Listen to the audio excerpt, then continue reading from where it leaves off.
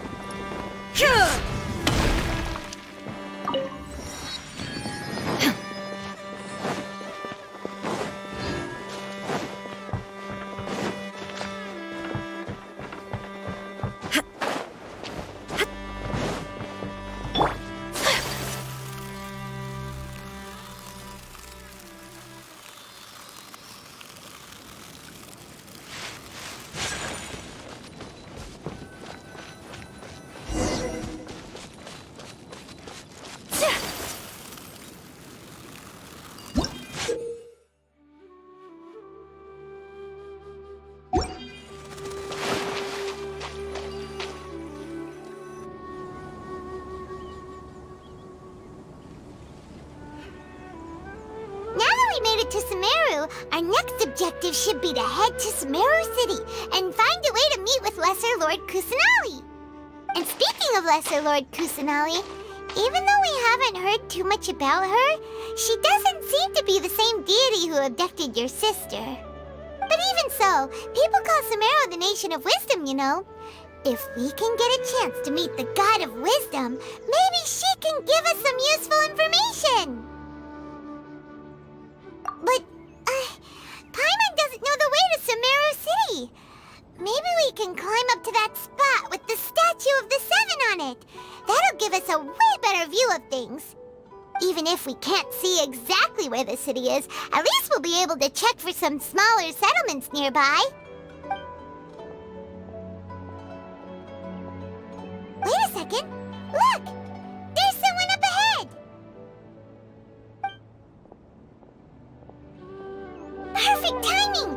Now we can just ask for directions rather than wander around like lost adventurers. Hey there! We're not from around here and seem to have gotten a little lost. We'd like to ask for some directions. Huh? Did they not hear Paimon? Hey! You over there! Could you give us some directions? Huh? What's going on here? There's no way she could have missed that.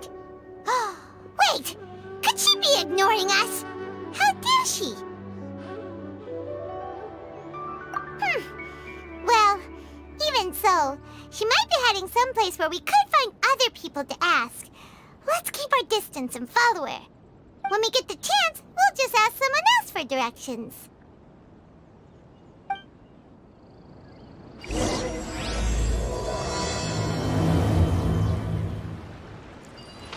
Come on, let's follow her. Just keep quiet. Make sure she doesn't notice us.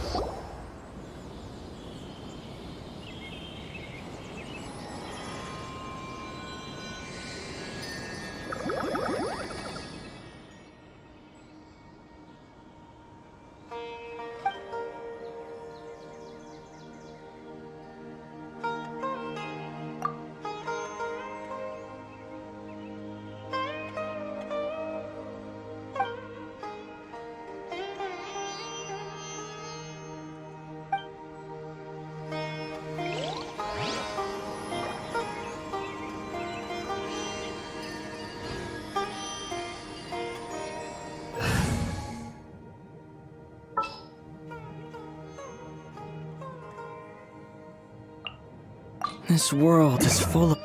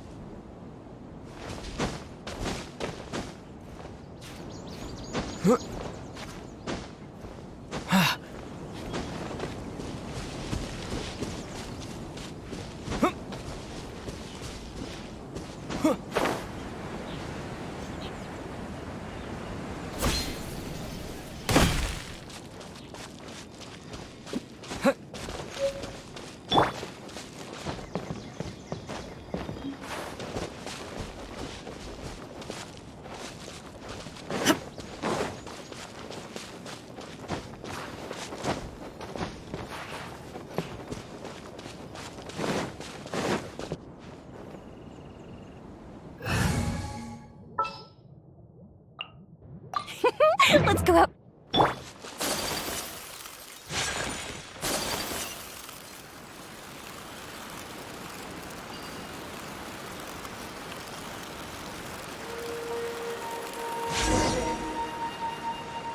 Huh? She just walked near that small waterfall and then suddenly vanished. Let's go take a closer look.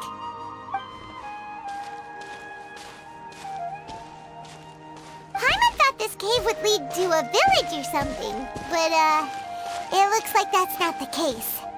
Look, she's sitting over there. Wait, she couldn't possibly be living here, could she?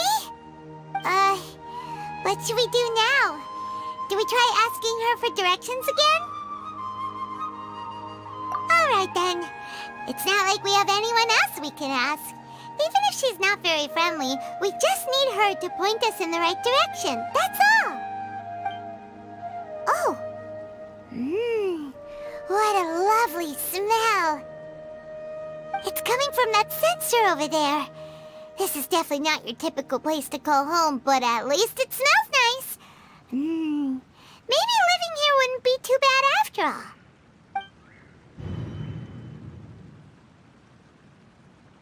Huh? What's the matter? You don't look too good. What? Is the smell making you feel sick? Strange. Paimon doesn't feel anything.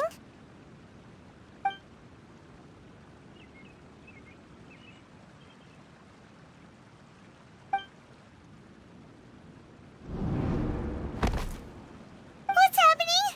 Traveler? This is no time for a nap. Oh, come on, wake up.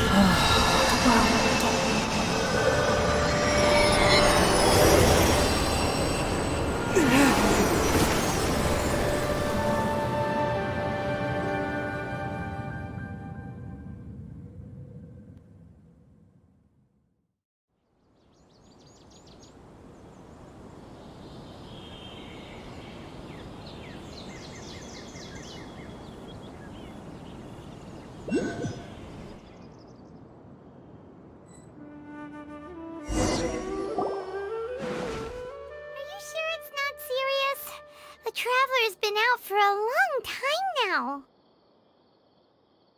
Yes, you can relax. Believe me, Master is extremely knowledgeable.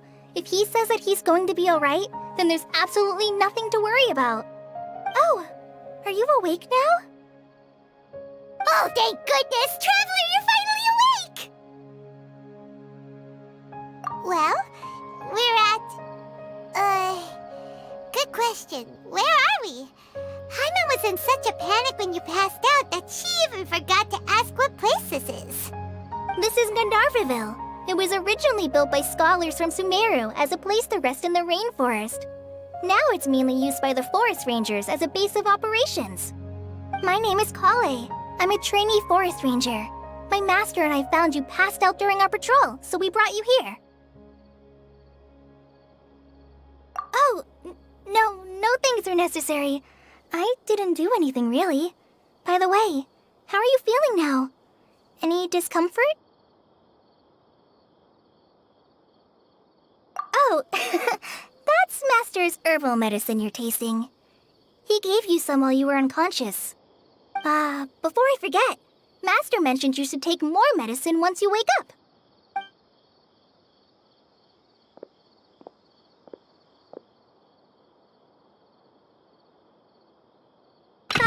Whoops! Kale, what's the matter? Were you trying to retrieve the medicine? As I've already told you, you must be careful with these. All right, I'll get it for you once I'm finished here. Sorry, Master. Now, the guide to Avidya Forest's edible fungi is clearly posted on our bulletin board.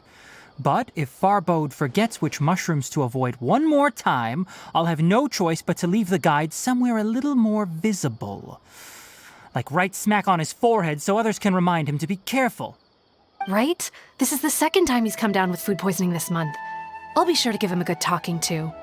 Yes, please do. If, on the off chance, Farbode simply enjoys having little imaginary fairies dance before his eyes, then we'll just let him be. But the next time he requires any of our medicine, be sure to charge him accordingly.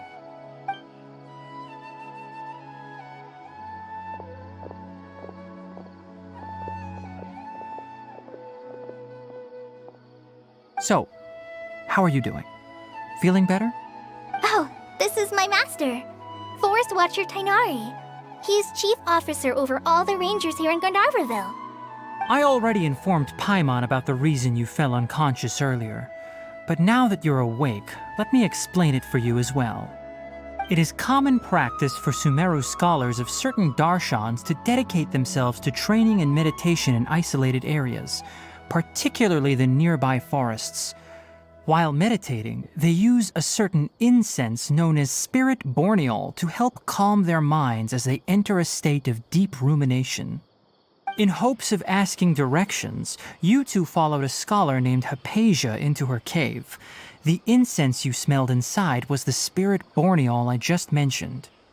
That incense typically has no effect on most people, but for a very select few, it can have profound effects on one's cognition, as you experienced firsthand. Does that make sense?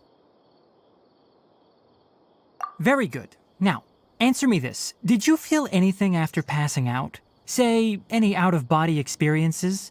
Or did you see anything while unconscious?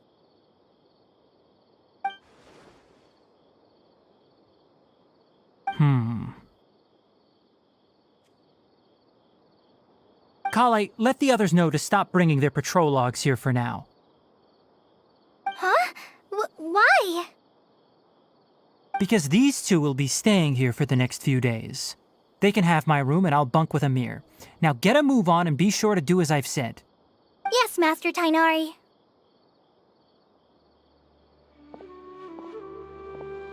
Wait, hold on a second. Can you tell us what's going on? Sure, let me fill you in. I originally planned to send you on your way once you finished your medicine.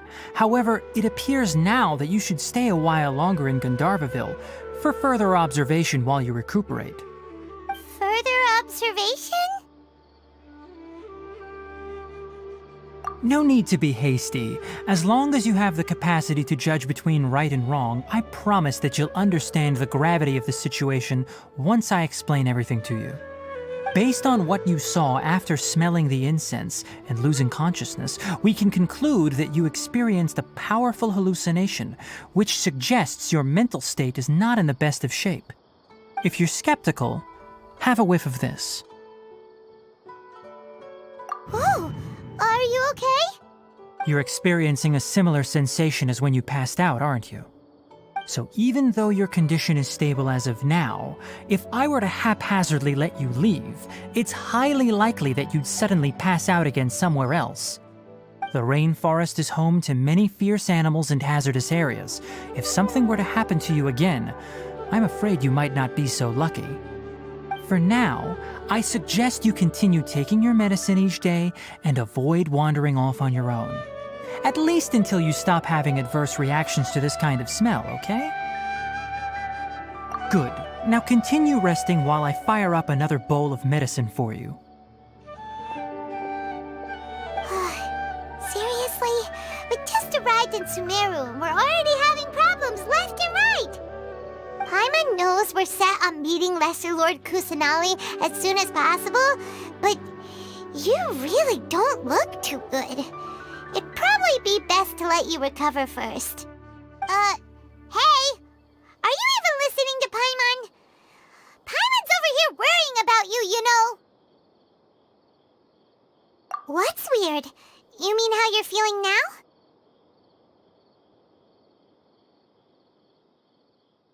You mean the vision of tree roots and red skies you saw?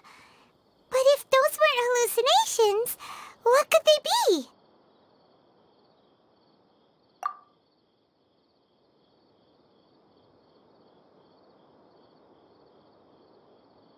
Well, considering how unique you are, Paimon trusts your judgment here. But why didn't you say anything about it to Tainari? If he misjudged your condition, then there's a chance you could get worse, right? Huh? You mean that Tainari already knows that what you saw weren't hallucinations? But if that's the case, why would he try to hide that from us? Oh, Paimon gets it now. That explains why you were so quiet earlier. Well, that settles it then. We'll stay here to rest up and figure out what's going on with your hallucinations. But it seems like asking Tainari might not be an option anymore. What do you think we should do? Good idea. Kale's pretty friendly. We can ask her tomorrow about what she knows regarding the Dendro Archon and customs in Sumeru.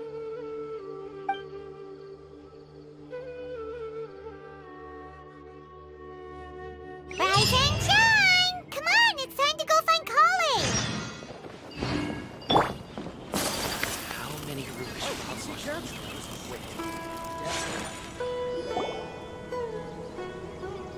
All right, next let's see. Right hand. Yes, not bad. But please remember that you still need to be careful. Understand?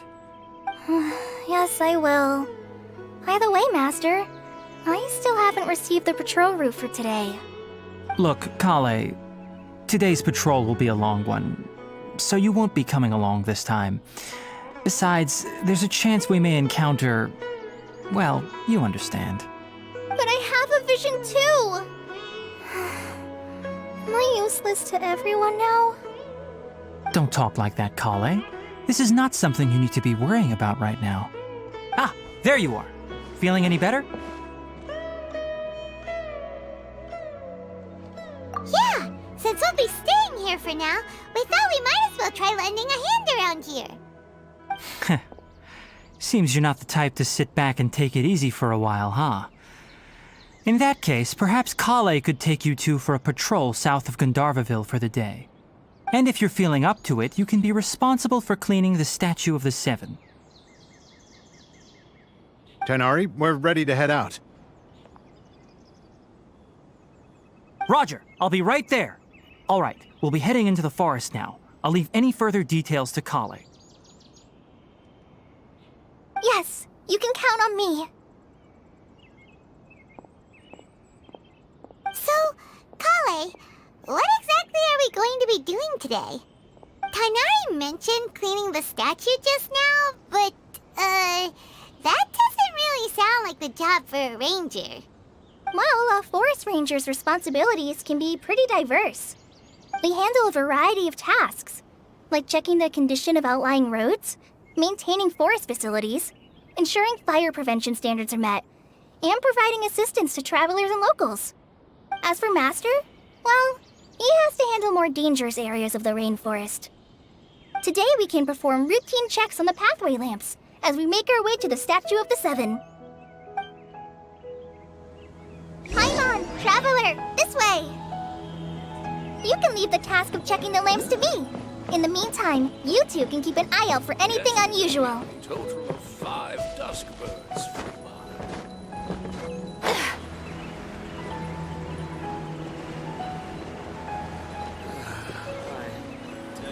Nothing wrong with these 2 lamps. Let's move to the next ones.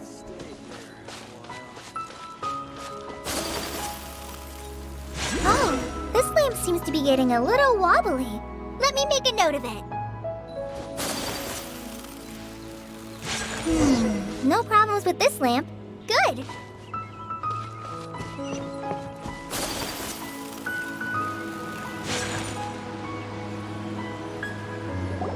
The Statue of the Seven is up on top of that large rock formation. You must have seen it when you came down this road before. It's pretty high up there, isn't it? Don't worry. If you're afraid you can't make it up there, I'm sure Master wouldn't mind if you don't clean the statue. Oh? I guess I'll leave it up to you then. There's not much footing once you reach the statue, so be careful up there. Paimon will fly up with you and help you with those hard-to-reach areas. By the way, Kale, do you know anything about the Dendro Archon? You know, what's she like? That depends. Are you referring to Greater Lord Rukkhadevata or Lesser Lord Kusanali? Huh? Greater Lord Rukkhadevata? Oh, is that the name of the former Dendro Archon? Uh-huh. Greater Lord Rukkhadevata was Sumeru's first Dendro Archon. She created the rainforest as well as the wall of Samiel around the desert. Her works provided a means of peaceful living for everyone.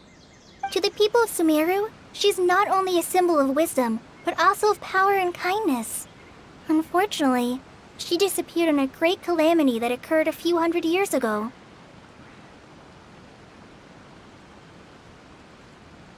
According to what Master has told me, the sages later found the newly born Dendro Archon and whisked her back to Sumeru. To celebrate the reinstatement of their lost deity, the sages dubbed her Lesser Lord Kusanali and let her reside in the sanctuary of Siristana. Uh-huh. Then what happened? Well, and then... I'm not too sure what happened, to be honest. Huh? You're not too sure? But aren't you from Sumeru? Yeah, I'm from Sumeru. But... Maybe it's difficult to discuss this topic with strangers. If that's the case, then don't worry, we understand. No, it's not that. I'm not trying to hide something from you. Besides, I don't consider you two strangers. Anyway, you two know Amber, right? Wait, Amber? You mean... Yes, that's her. I once lived in Mondstadt for a while, and she helped me a lot during that time. You could even say that she helped me become a new person. There's no one like Amber. She lives life to the fullest while always adhering to her strong sense of justice. She's ready to answer the call for action at any moment, but is also very understanding of others. She's like the spark that lights the fire in everyone's heart around her. If you ask me, she's a prime example of a true outrider. She's the first person anyone coming to Mondstadt will meet. You can't help but be enthralled by her charm and enthusiasm, causing you to fall in love with the lands of Mondstadt and... Oh,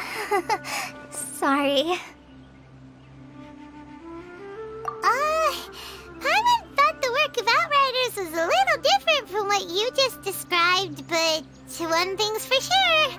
You really like Amber. Sorry.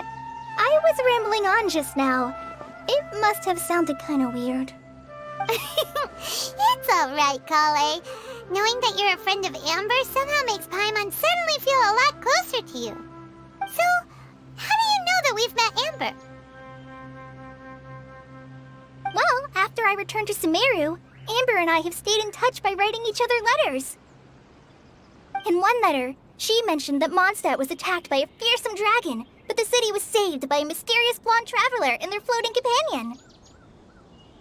I knew you two were the ones she mentioned in the letter the moment I saw you.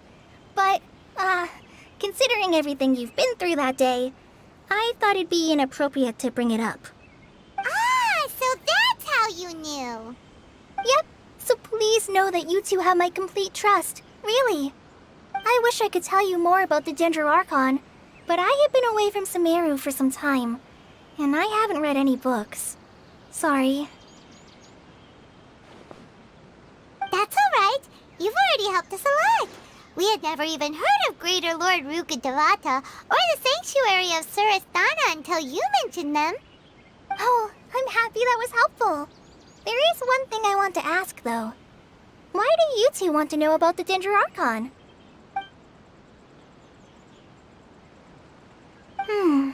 So that's why you're here.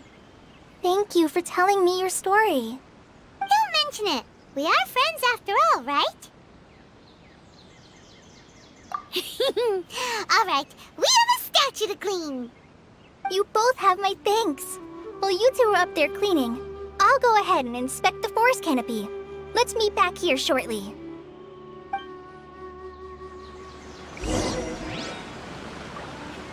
I'm not a very good climber, so I'll just let you handle the statue. I'll go check the facilities up ahead. By the way, once we're done with our work here, would you like to chat some more?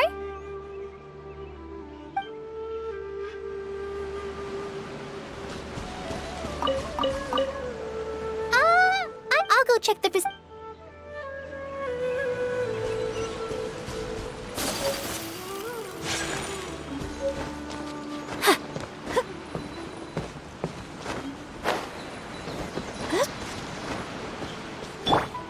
Coming to be! Huh.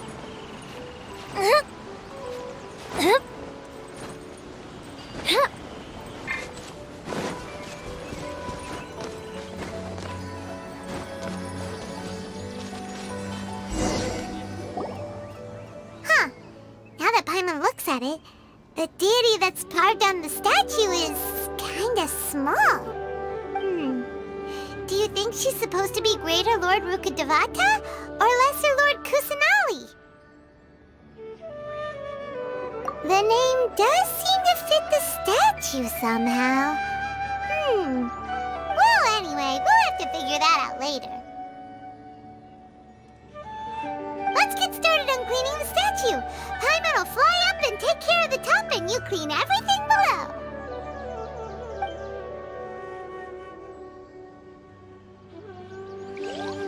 Nice work! That's one clean statue. Let's head down and meet up with Kale.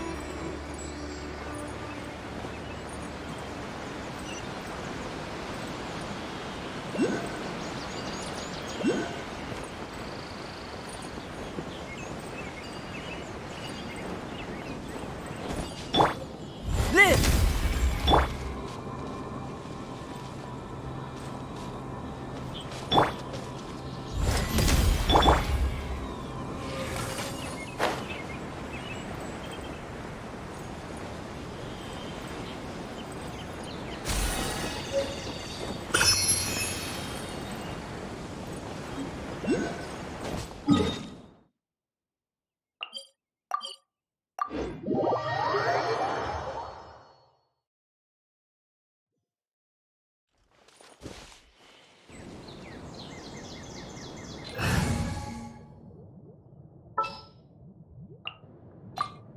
This world is...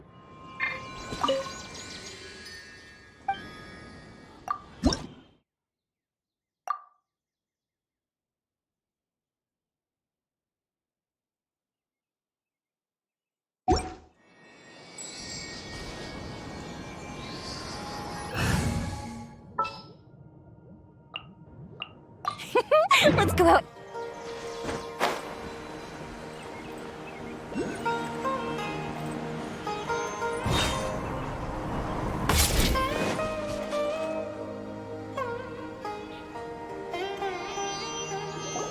Kale, we're back!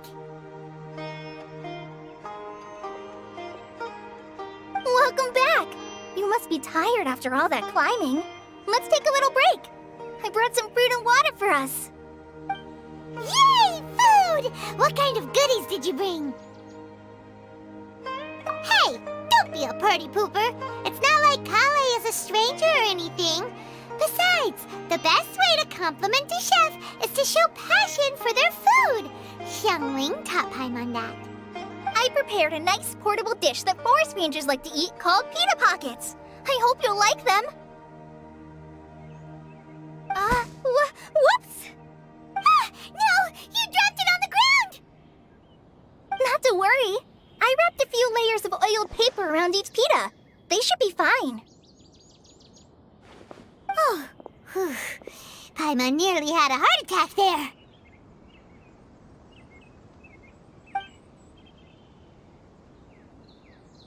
Those pitas are amazing! You're quite the cook, Kale. Thank goodness you wrapped them in paper. Paimon wouldn't have been able to sleep at night knowing something so tasty had been wasted. You really know how to compliment the chef, Paimon. Since you liked it so much, I'll be sure to give you a copy of the recipe sometime. I'll even include all my personal cooking pointers, so you'll be making your own pita pockets in no time. Yay! Thanks, Kale! It's hard to believe someone as diligent as you could have clumsy moments, too. Oh, I guess it happens from time to time. So, Kale, don't you think that Tainari's a little too strict with you? He won't let you touch anything without his permission. Paimon knocks stuff over all the time flying around the Traveler, but he's never said anything. Everyone has their clumsy moments. No, you've got the wrong idea about Master. Sure, he may seem a bit harsh at first, but with some time, you'll see that he's actually very kind-hearted. I've heard the veteran rangers say that Master is from some ancient and mysterious race that is known for their cunning wit and reclusive nature. Oh, by the way, you've heard of the Academia, right? Well, there's a group called,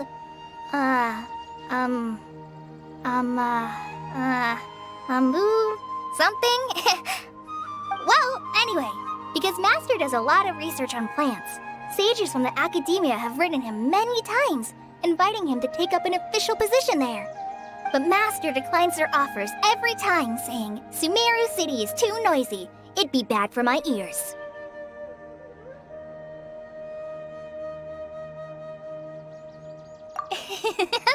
I know, right? I've always wanted to pet them too. Anyway, Master could have easily left the rainforest to take up a position at the Academia, but he chose to stay here instead as a forest watcher, helping the locals every day and passing on his knowledge to trainees. In fact, Master's the one who taught me how to make pita pockets. Really? Paimon would have never guessed that. Oh, speaking of Tainari, he was the one who took care of you after finding you passed out yesterday. He even carried you all the way here. Paimon's still kinda upset, though. He kept scolding Paimon the entire way here. Oh no, I'm sorry. Master might have been overreacting a little. But, it's mostly because Paimon wouldn't stop yelling, Why, oh why, is he going to die? It probably started to get under Master's skin after a while. Hey! Don't laugh! Paimon was genuinely concerned about you.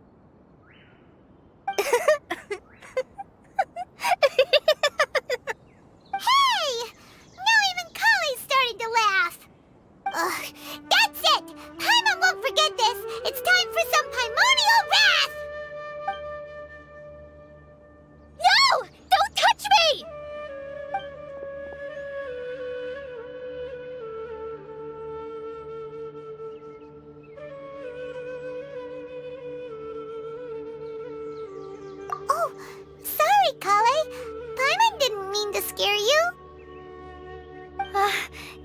No, I just... I didn't mean that. Kale, are you okay? What's the matter? No, I'm... I'm fine. I'm sorry. I must have startled you both reacting like that. Oh, well, it's getting late now. Let's hurry back to Gandharville. I think Master and the others should be back by now, too.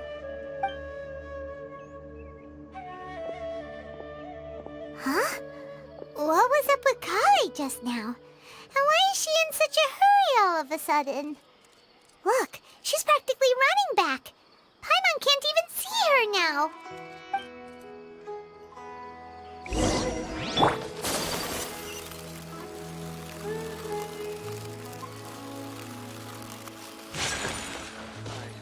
Dead on my feet.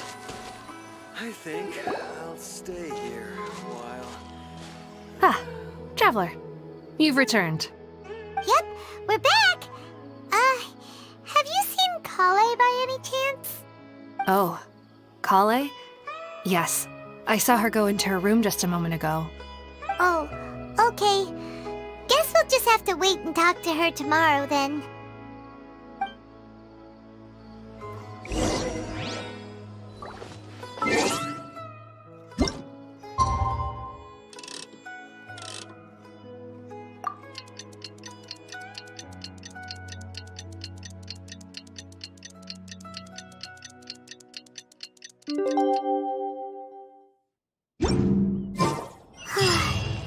Paimon was thinking all night about what happened with Kale, and still can't figure out what the problem might be. Maybe she's in a better mood now. Let's go check on her.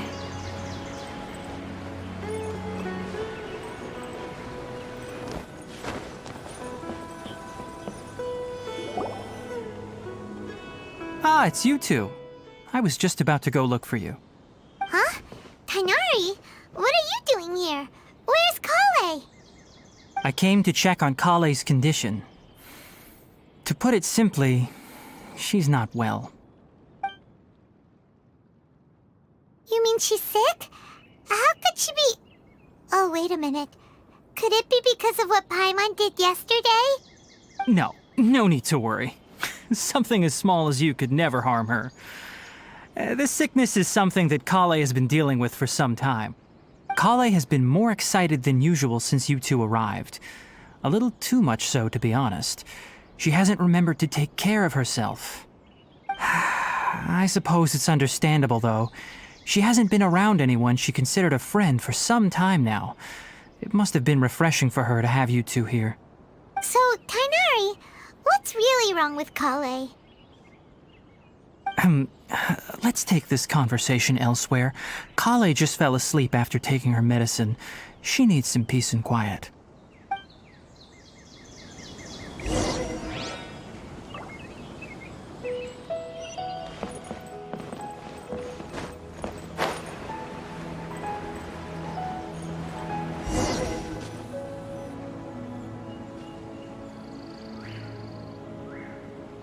All right, let's continue our conversation here, shall we?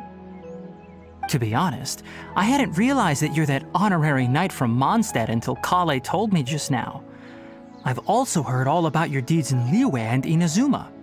So, just to clarify, what I'm about to tell you about Kale is not because of who you are or your past feats. Instead, I am going to tell you because... well, because Kale asked me to. And honestly speaking, I was against Kale revealing her past to you. But she insisted, saying you two treated her with sincerity and as a friend. So now she wishes to reciprocate the gesture. So, Tainari, what exactly is wrong with Kale? You said this is something she's been dealing with for some time. Just how serious is it? Right. Ever since she was a child, she's been afflicted with a disease called Elazar. Elazar? Yes, it's a disease unique to the lands of Sumeru. It is characterized by dark and hardened scales that form on the body. At first, the afflicted may only feel mild numbness on the affected area of the skin. However, as the disease progresses, one may begin feeling fatigued and even experience peripheral paresthesia. In its final stages, the disease strips a person of the ability to control their own body, and they effectively become completely immobile. That sounds terrifying. Wait, hold on. So when Kale seemed to be acting a little clumsy earlier, it was because... Correct. That would be the effects of Elazar, which is precisely why I do not want her carrying or holding anything, lest she ends up hurting herself. With appropriate treatment, the disease can be effectively controlled before it progresses to a more serious stage.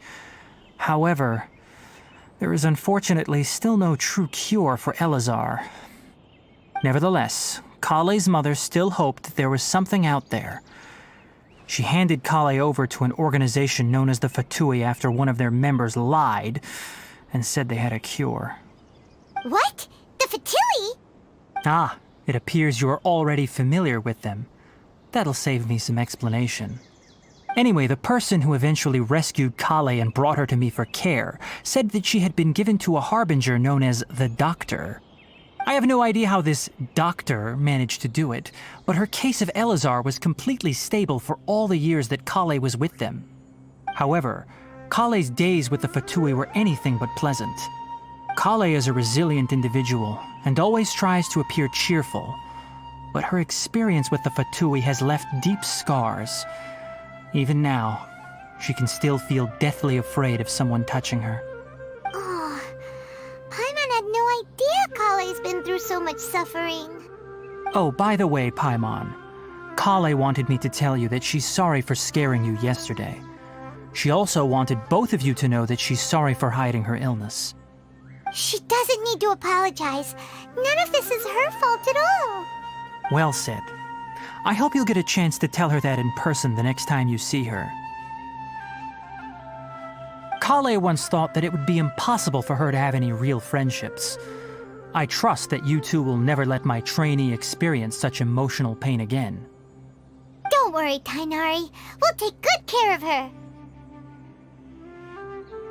Well, it's not too serious at this point. She overexerted herself the last couple of days, which is what led to her breakdown this time. As long as she has taken her medicine and gets plenty of rest, she should get better.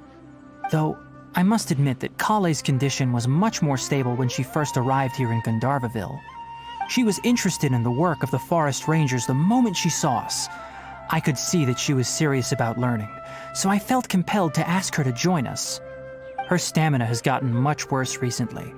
Though a moderate amount of physical exercise is always necessary, I'm afraid the long-distance patrols are a little too much for her now.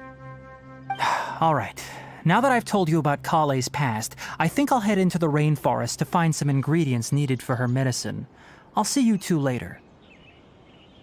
Yeah, we'd like to do something to help Kale too. All right, but I must warn you two. The rainforest is a dangerous place, especially for someone who's still recovering like the Traveler. You must follow closely and listen to every instruction. No problemo. Let's go then. We'll be looking for a plant known as lunar lotus. It's often used to help those afflicted with Elazar recover their energy. Hey, Tainari? Where exactly are we going to find this plant? Lunar lotus can be found all over the rainforest, but it often grows right here around Gandharvaville. Given the name, it sounds like we should be looking for it in the water. You are correct. Lunar lotus grows in the water. When fully matured, they look like giant blue flowers floating on the water's surface. Quite an attractive species, if you ask me. The large petals are actually the plant's leaves and sepals, which surround a very small flower. You should note that many of the plants found in Sumeru have names that are contrary to their species. Take the Kalpalata, for example. The plant is not a lotus at all, but rather a vine. And then there's the Sumeru rose, which is not a rose, completely contrary to its name. Oh, okay then. pick of flowers with Tainari.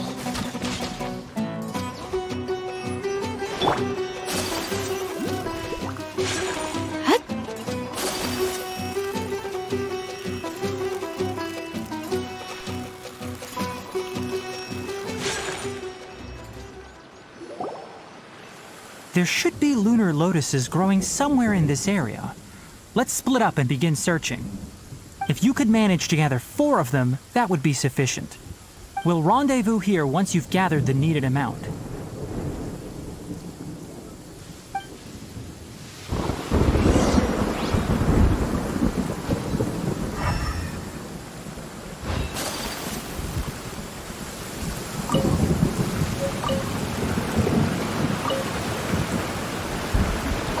Alright, we've gathered enough lunar lotuses. Let's head back to meet Tainari.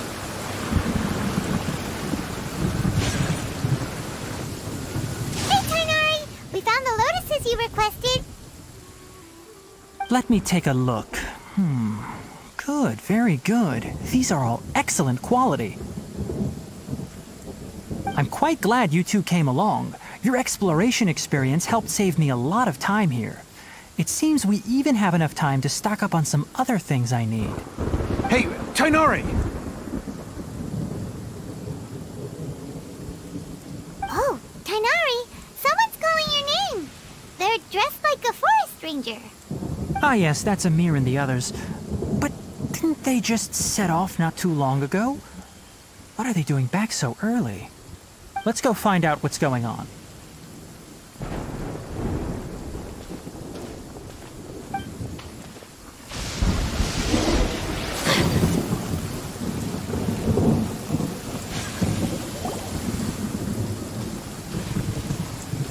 Tainari, thank goodness we found you here. We were just about to head back and find you at Gandharvaville. What's going on? We just discovered a withering zone. The Withering is back? But the patrol route you were on should have been already clear just a week ago. It reappeared so quickly. Can you tell me the exact location? It's up ahead, deep in the river valley. It's appeared in a spot that blocks nearly the entire narrow part of the valley area, so we decided to come find you as quickly as possible. And the radius of the contamination? Sorry, I couldn't get it clear enough for you to tell. No one in our patrol team had a vision, and it appeared to still be spreading, so we didn't risk getting any closer. Okay, I understand. You made the right decision. I'll go deal with it right away. In the meantime, please guide these two back to Gandharvaville. Wait, Tainari, why don't you let us help you? You two have only just arrived in Sumeru. You're still unfamiliar with many things in these lands. There's a unique type of anomaly that occurs in the Sumeru rainforest. It's called the Withering. The affected areas not only cause nearby vegetation to wither, but it's also lethal to wildlife and even people. If you don't carry a vision, then you should think twice before approaching such places. Yes, Amir is absolutely right. I wasn't kidding when I said the rainforest is a dangerous place. As Amir said, only someone with a vision, that is, the power to manipulate elements, will be able to resist the Withering's corrosive effects for a time. That's right. If any of the forest rangers without a vision come across a withering zone, we first make a record of the location and then have a ranger with the proper abilities deal with it, like Tainari here. Only someone with a vision can venture within a withering zone and find a way to deal with it. But you don't seem to carry a vision. Don't worry, he may not have a vision, but he's a real pro at using the power of the elements. It seems the rumors about you are true. In that case, all right, you two may accompany me.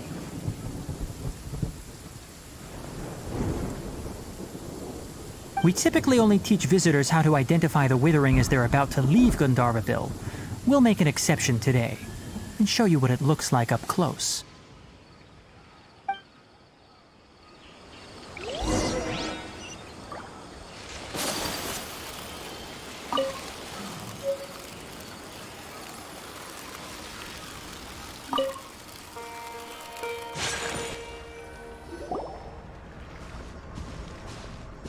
Stop.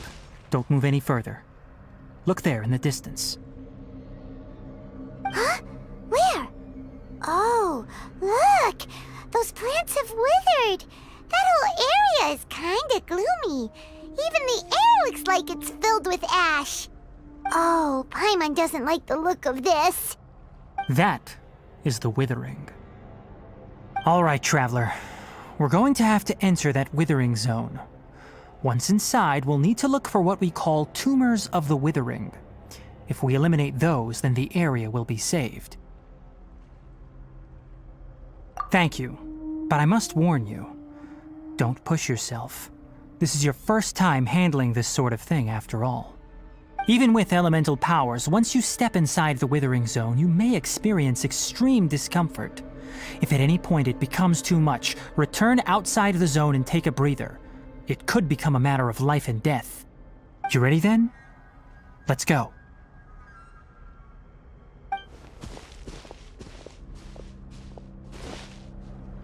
First, we must locate any branches sustaining the withering zone.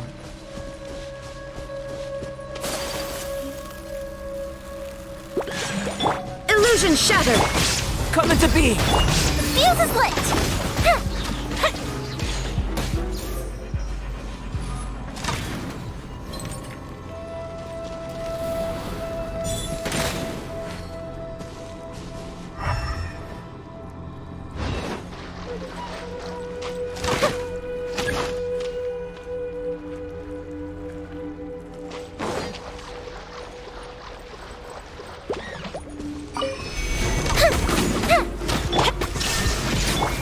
Fire hazard!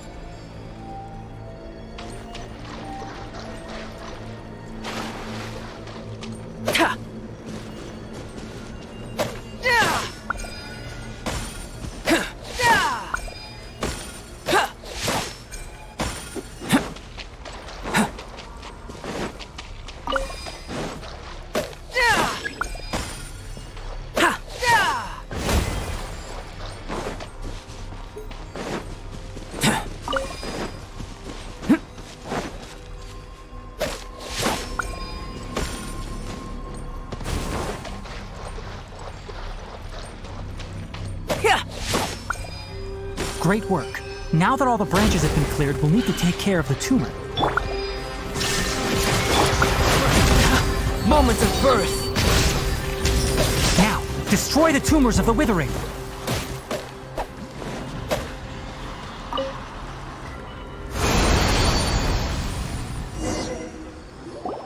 We did it! Everything's returning to normal now! Yes, thanks to you two. We were able to quickly restore this area back to normal. Tainari?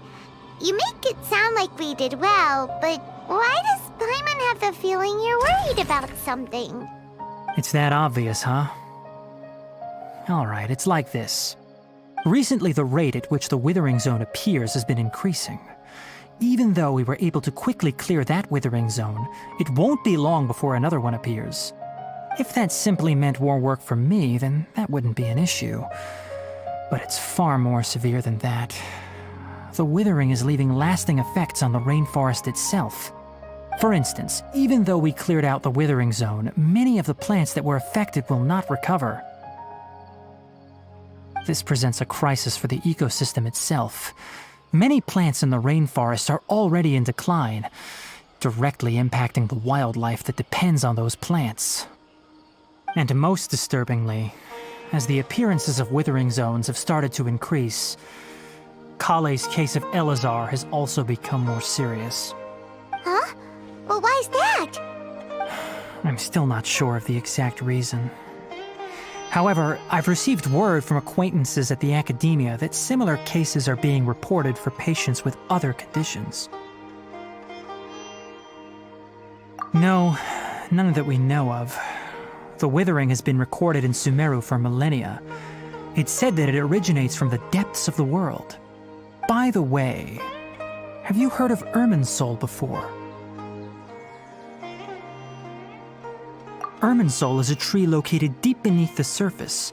Although it isn't like any tree we know in a biological sense, you can basically think of it as a large tree that grows downwards rather than upwards. I'm sure you've heard of ley lines, right? They're like the roots of Irminsul, spreading and extending from a massive cavern deep underground all the way up to the surface.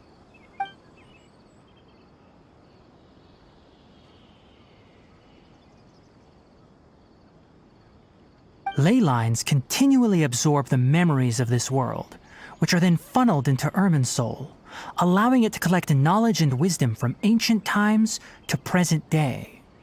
The Dendro Archon is known as the God of Wisdom because her consciousness is directly connected to it. It is also said that the Dendro Archon's power is a manifestation of Irminsul. And as for the Withering, its emergence is related to a disease that's affecting it. That's right. My ancestors learned of this from Greater Lord Rukkhadevata's familiars a long time ago. But even those mysterious creatures did not know of a cure for Irminsul. I'm afraid we Rangers will be battling the Withering Zones here for a long time until a cure is found. Alright, that's enough on this topic for the time being. Now that we've taken care of things here, it's time for us to head back to Gandharvaville.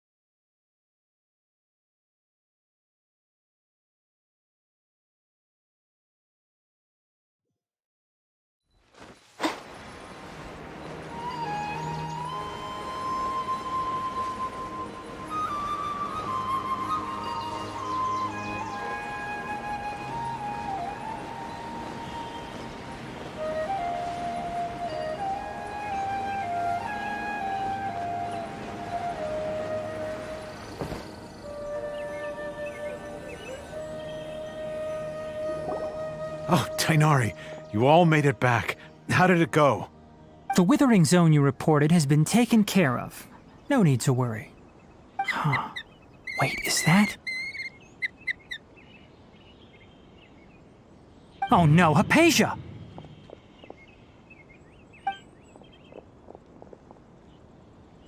Huh? What's wrong, Tainari? This Duskbird is Hypatia's designated courier for urgent news. You do remember her, don't you? She's the scholar you and Paimon were following when you first arrived in Sumeru. Oh, her? How could we forget? So did something happen? Let me see what's written in the letter first. Oh. So what's it say? And what's with that weird expression on your face? Just let Paimon read it. Huh? All Paimon sees are 3 squiggly lines. Yes, allow me to explain. After we brought you from Hypatia's cave to Gandharvaville, Hypatia resumed her meditation. She must have just finished. It's been nearly 3 days since she's had anything to eat, and it appears she's forgotten to prepare some rations. This letter is her asking us for help. We need to go. What? You mean she's been sitting there for 3 days? Hey, wait, how did you know all that from just a few lines on the paper? Well, obviously because this has happened before. Last time she drew 5 lines, and by the time we found her... Well, I'd prefer not to remember that. Needless to say, Hypatia's been through worse, but we should still get to her as quickly as possible. I've got some emergency rations set aside for times like these. Paimon, Traveler, could you two bring these to her? Wait, you want us to bring her the rations? But will the Traveler be okay if her cave is still filled with that funny incense? Let's find out. Here, Traveler, take a smell and see. So, how do you feel? Huh? Really? You're not feeling even a little drowsy? But wait, how'd you know that he'd be okay this time, Tainari? Back when we were clearing the Withering Zone, I observed that he could adeptly manipulate the Dendro element. I knew then that he would be fine. And if I may ask, when I was telling you two about Irminsul's ley lines, was what I described similar at all to what you saw while you were unconscious? That's correct. Those weren't hallucinations at all. Though I don't intend to apologize for deceiving you. Because what you saw is of significant importance. Not just for the nation of Sumeru, but the entire world of Tevat. My forefathers were shown much favor by Greater Lord Rukkhadevata. We took an oath to protect this nation together with her. Now that that duty has fallen to me, it was part of my responsibilities to ascertain whether you could be entrusted with the fate of Sumeru. Now, after seeing you in action with my own eyes, you have earned my confidence, and I no longer feel the need to hide any secrets from you. When you passed out, your consciousness had connected directly with Irminsul. What you witnessed were actually real memories contained within Irminsul itself. I could try to tell you more, but it would be better if you went to ask Hypatia instead. Her focus on meditation and use of Spirit Borneol are aimed at establishing a connection with Irminsul, just as you did.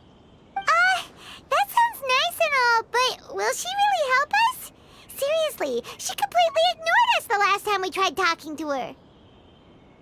That was because when you ran into her, she was in a special phase of her training. During that time, she must avoid communicating with others. Please, wait here for a moment.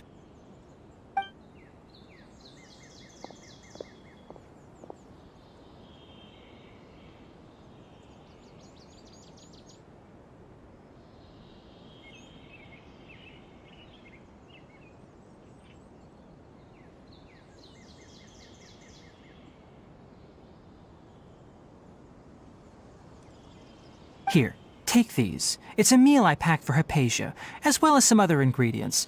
I'm sure it'll come in handy. Also, here's a letter that I would like you to give to her. Just show it to her and she'll answer any questions you may have. No. I should be the one thanking you. You've both been a great help these last few days. Hypatia should still be in the cave. Let's go inside and see how she's doing. Anyway, please take good care of Hypatia. I'll go prepare Kale's medicine now. Using the lunar lotuses while they're still fresh will significantly boost their effectiveness. Rest assured, Kale will recover quickly as long as she has her medicine. Yesterday, a total of 5 Duskbirds.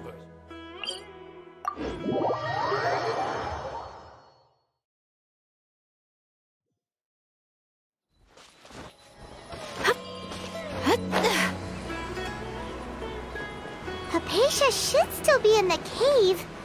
Let's go inside and see how she's doing.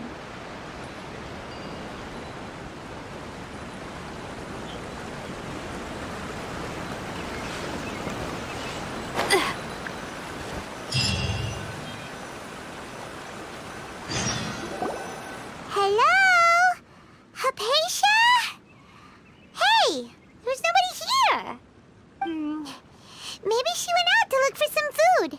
Let's try looking around the area.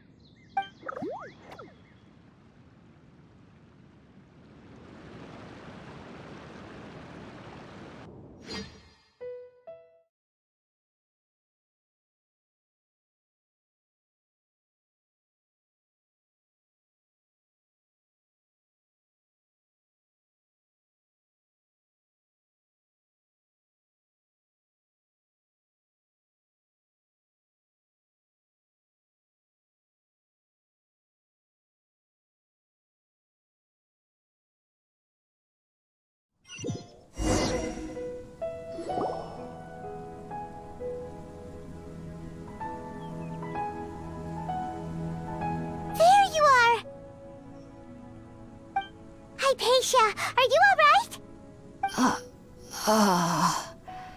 So hungry. Need water. There's no way we can get her to eat in her current condition. Let's try finding some water first.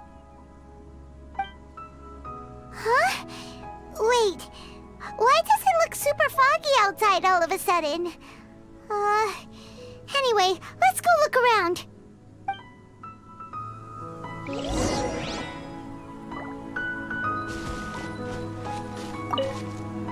So hungry.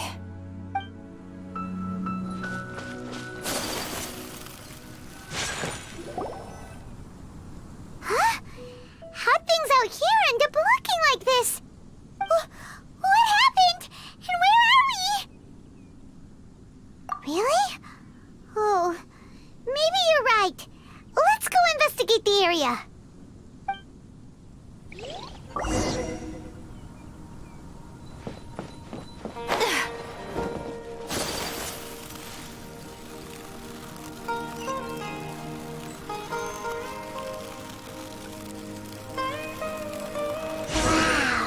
This place is huge! Paimon knew there's something off about that cave. Let's think of a way to get over there and have a closer look. Who knows? Maybe we'll find a lead of some kind.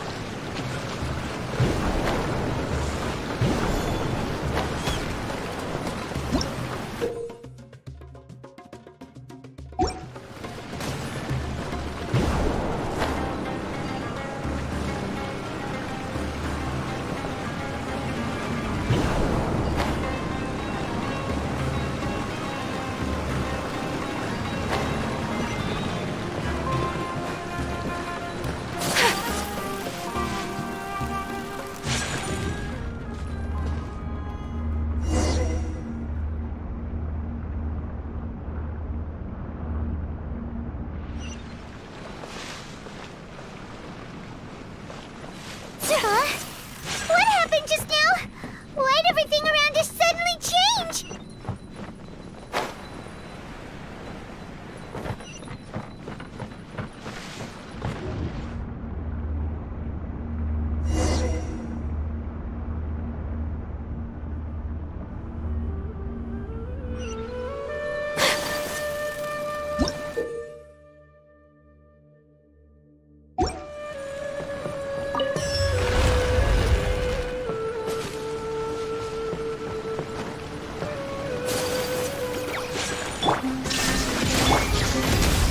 Time for a light show!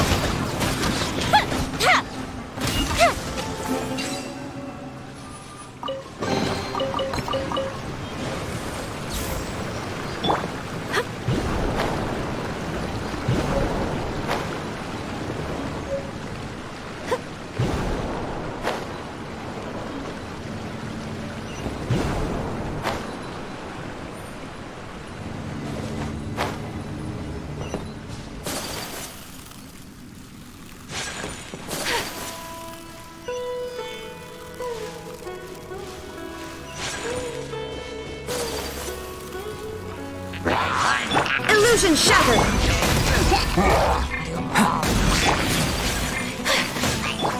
Fire hazard!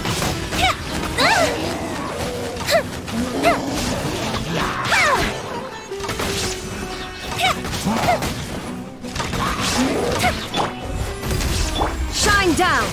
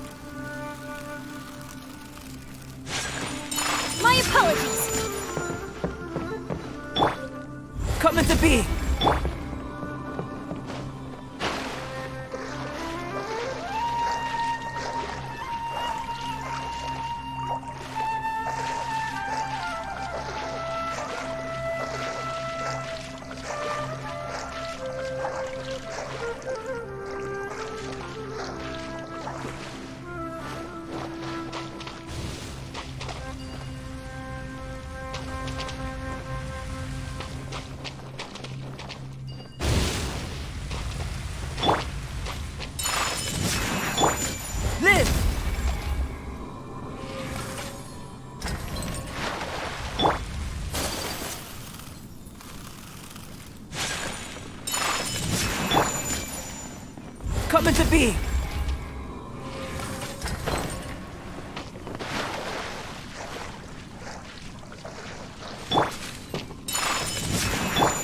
Live!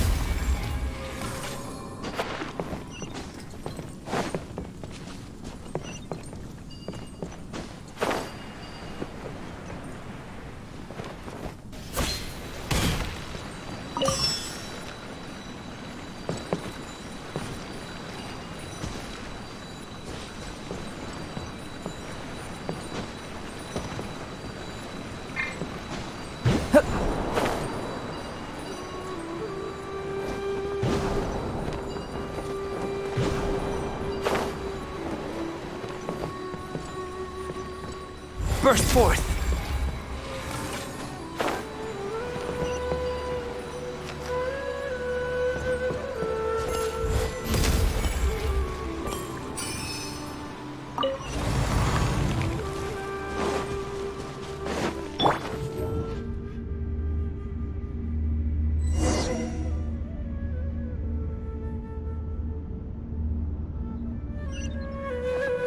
What in Tibet is going on here?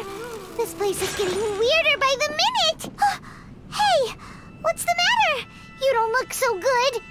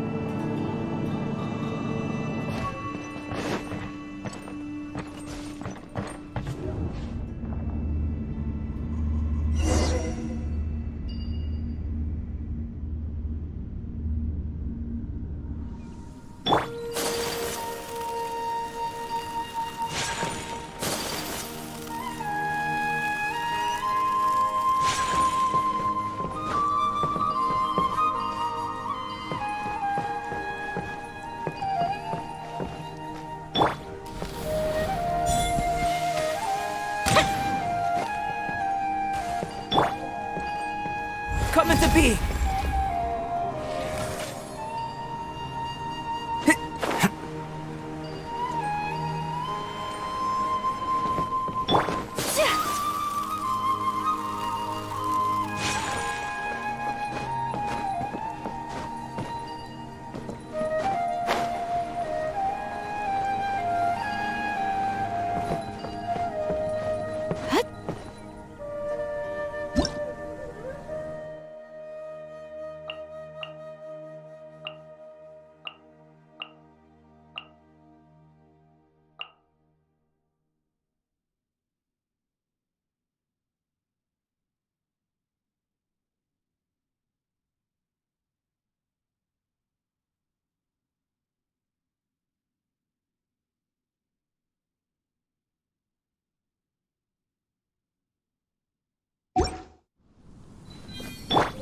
burst forth.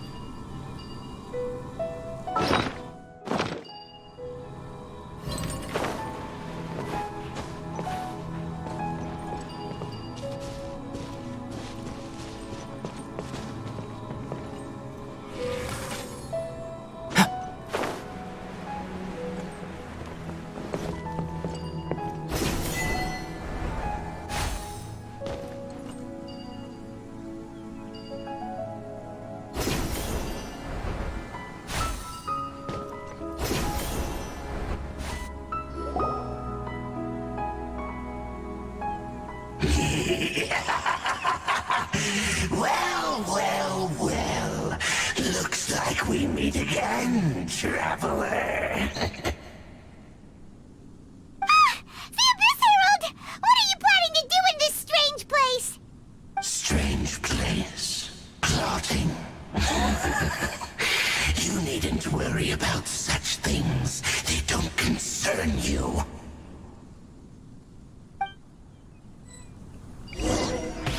Bow before the abyss. Illusion shattered!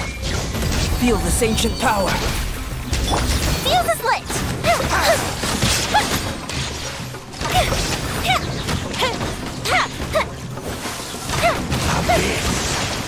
comes the fireworks! Shine down! Take flight! Kami-sato out! Sumeru! Yeah! Yeah! Yeah! Illusion shattered! Live! My apologies! Huh? Why can't we beat this guy? Oh, Paimon doesn't get it! We faced others like him before! What's wrong this time? Traveler, though you may have managed to avert countless crises before, your good fortune was bound to end sooner or later. It's time you realize how weak and powerless you really are. Your sister. Oh, pitiful traveler. Are you really so ignorant? Or are you just living in complete denial? Her Highness has long since forsaken you. Your meager existence in her eyes is that of an annoying bug, only to be stepped upon. The bonds of love and family which drive you to find your sibling are utterly gone. Your journey is meaningless. But don't you fret now. Today will be your last. Now die!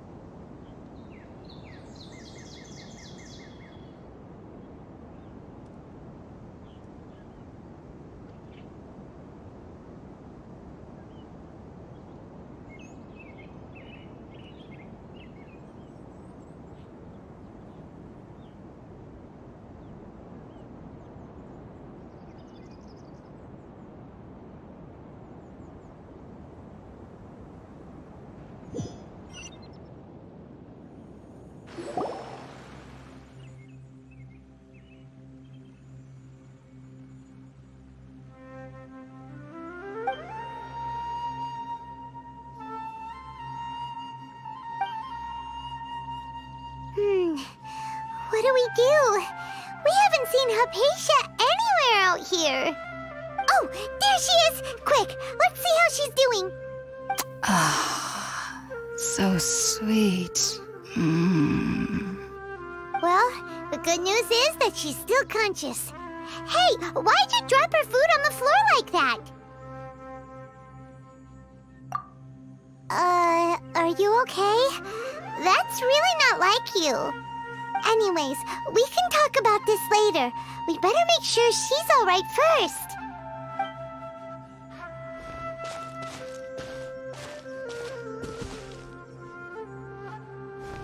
Whoa! Wait a sec. Look at all this fruit lying around her. We can put that to good use.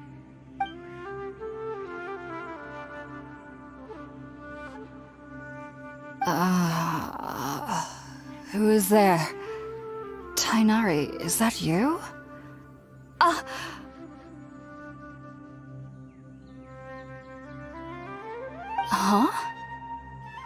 It's okay. You can relax, Hypatia. Tainari sent us here to bring you some food and water. Here, we have a letter that he asked us to give you.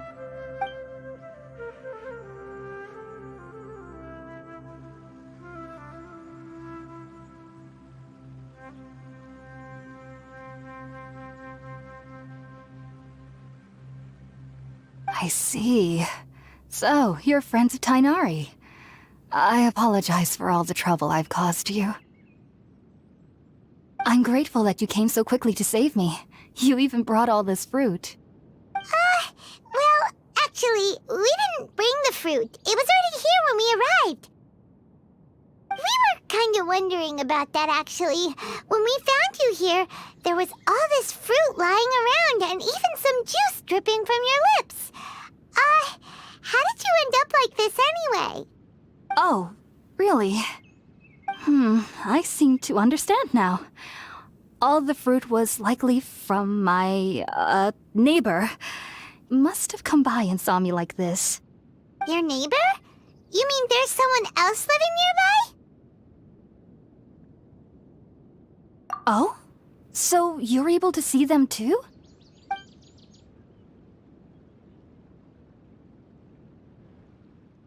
Wait, hold on a second, Traveler. You say that before we arrived, you saw some mysterious creature and suddenly had a strange dream? Isn't that a little too crazy to believe? No, I actually do believe what the Traveler is saying. I myself had a similar experience once before and ended up scaring my timid little neighbor here. You needn't worry. They mean you no harm. They only dragged you into the dream because they hoped to buy themselves a little time in order to scurry away. So, Hypatia, just what kind of creature is your neighbor exactly? I'm not sure what it's called, to be honest. But I do know that they have some sort of deeper connection with the Dendro Archon. I know this because the first time I saw them was also the exact day my consciousness was able to form a connection with Irminsul. Even after I opened my eyes and stopped meditating, my heart was still pounding, and my mind was racing with all the knowledge that I had touched. And at that very moment, I suddenly noticed a small figure at the opening of the cave. In my curiosity, I began to walk over to the creature. They must have already been used to me living in the cave, because they didn't seem to mind me approaching them. They just kept doing whatever they were up to. It wasn't until I crouched down next to them that they suddenly realized that I could see them. Oh! And then? And then I had a dream. By the time I came to, they were nowhere to be seen. I was convinced they'd never show up again. But sure enough, I saw them nearby a few days later. And they weren't alone. I feel like they aren't as afraid of me as the first time I approached them. But I never would have expected them to save me. Yes, no doubt about that. By the way, Tainari mentioned in his letter that you had questions for me regarding Irminsul.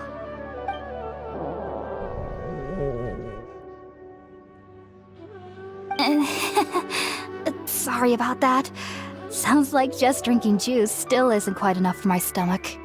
Well, if somebody hadn't dropped the food earlier... need to prepare something ourselves.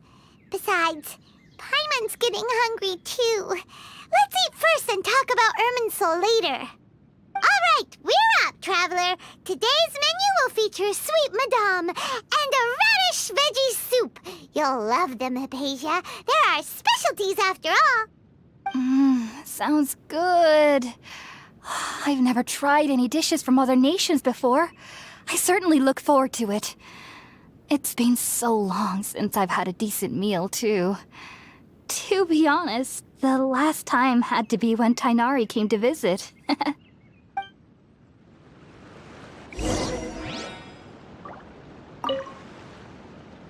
Are you already finished cooking? Smells delectable. I'm truly thankful whenever I can enjoy a proper meal like this. Cooking really isn't my forte.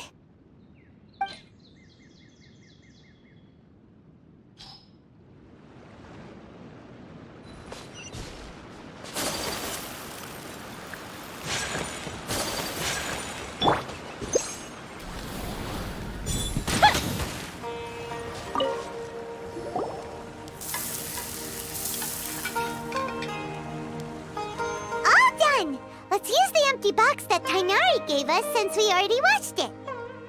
Oh, it smells amazing! And the box is a nice touch too! Let's go serve this up and start eating with Hypatia!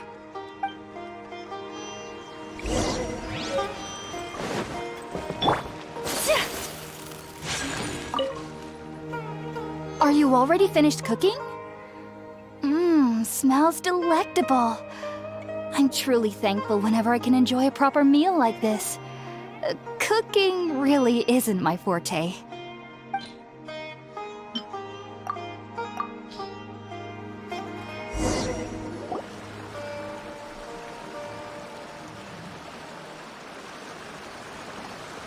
Even though everything you mentioned was in Tainari's letter, it's still hard to believe you were able to connect with Irminsul immediately after smelling Spiritborn eel for the first time.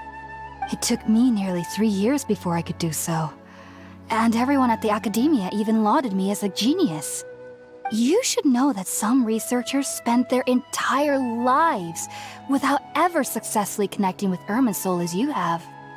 So why does this incense allow people to connect to Irminsul? The ingredients used to make Spiritborn eel primarily consist of plants created by Greater Lord Rukkhadevata. These special ingredients are conducive to heightening our senses to the Dendro Archon's power. Since the root of the Dendro Archon's power lies within Irminsul, we can occasionally tap into her powers to peer into the depths of the earth. That's all right. I'm sure you'll come to a clearer understanding as you remain in Sumeru. Makes sense. But Paimon's got a question. Why was he sensitive to the smell of those plants for such a long time? That was primarily due to his body's unique constitution.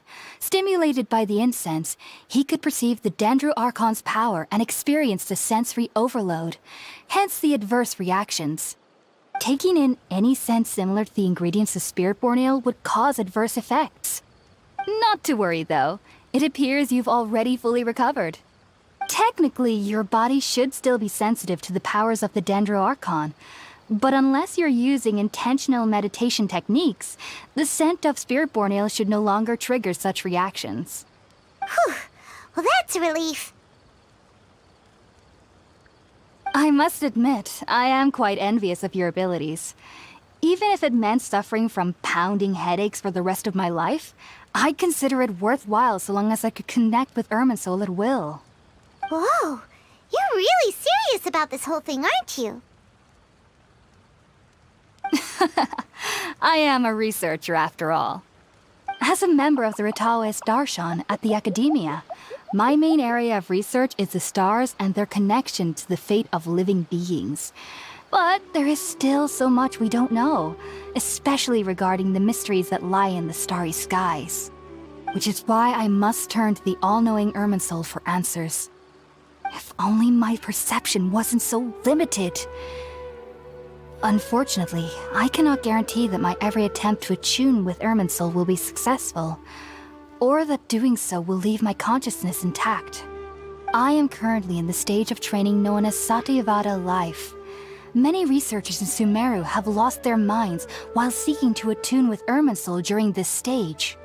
Sages have said that Irminsul contains divine knowledge, and touching such knowledge without the proper preparations and abilities will only lead to one's mind caving in on itself. That's why we meditate alone. We need to ensure that our minds will be calm while minimizing the possibility of involving anyone else. Whoa! So knowledge from Irminsul can be super dangerous! Aren't you afraid of the risks, Hypatia? Of course I do. Especially during nights that are pitch black with no moonlight, and dead silent without even the sound of insects. However, I've been feeling better as of late. I don't get as scared anymore knowing that I have a little neighbor living nearby. I believe that being able to see them is a sort of blessing from the Dendro Archon. But what's strangest of all is that they're clearly an envoy of the God of Wisdom herself. And they have the curious power to make people dream. What's so strange about that? It doesn't sound so out of place for a divine being, does it? Well, it's strange because nearly nobody in Sumeru can ever dream. Oh, is that true? Yes, well, to an extent. Only children can dream in Sumeru. Adults, however, never do. The sages say that wisdom implies rationality, but that which occurs in dreams is often neither rational nor logical. Yes, if one struggles with anxieties, those emotions could influence their dreams. The fact that the people of Sumeru do not have dreams is seen as a blessing by the sages. They believe that Greater Lord Rukkhadevata, the God of Wisdom, is keeping us away from the foolish delusions you encounter in your sleep. I was born into a family of scholars in Sumeru City. Ever since I was a child, my parents would always tell me that I'll know I've grown up once I stop dreaming.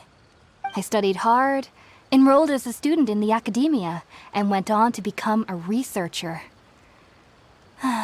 Sure enough, I never dreamed again. But then, on the day I scared the little Aranara, I suddenly saw a dream again. It was incredible. Though I don't exactly remember what I saw, I clearly recall the feeling. I suddenly felt like I was a child again. Back then, I was foolish and ignorant as any youth would be, but I was free of fear. Maybe dreaming isn't as bad as we've made it out to be. Just be sure not to speak of this if you travel to Sumeru City. They'll look at you as if you've lost your mind. So, do you have any thoughts about the things he saw when he connected with Irminsul? Sorry. I'm afraid I don't have any answers as of now. All I can say is that what you saw is a memory contained within Irminsul itself. World forget me. What could that possibly mean? If only I could ascend past Satyavada life and begin Paripurna life, I might have some more answers for you. If you two are ever in the area again, please be sure to come and see me. There's no need to be thanking me. You two are my saviors.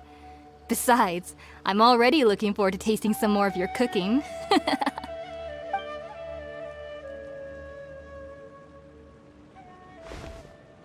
Now that we know Hypatia is alright and had the chance to ask her some questions, Paimon thinks it's about time to head back to Gandharvaville.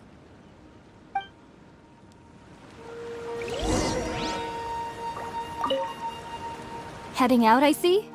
If there's anything else you'd ever like to ask about, you know where to find me. Even though that little neighbor of mine was able to induce a state of dreaming, I doubt they were able to control the actual contents of the dream. The end of your dream seemed quite terrifying. Perhaps there's something that's troubling you deep inside? Not to worry, though. I'm sure you'll be able to handle whatever comes your way in the real world. As someone from Sumeru who cannot dream, I needn't ever worry about nightmares.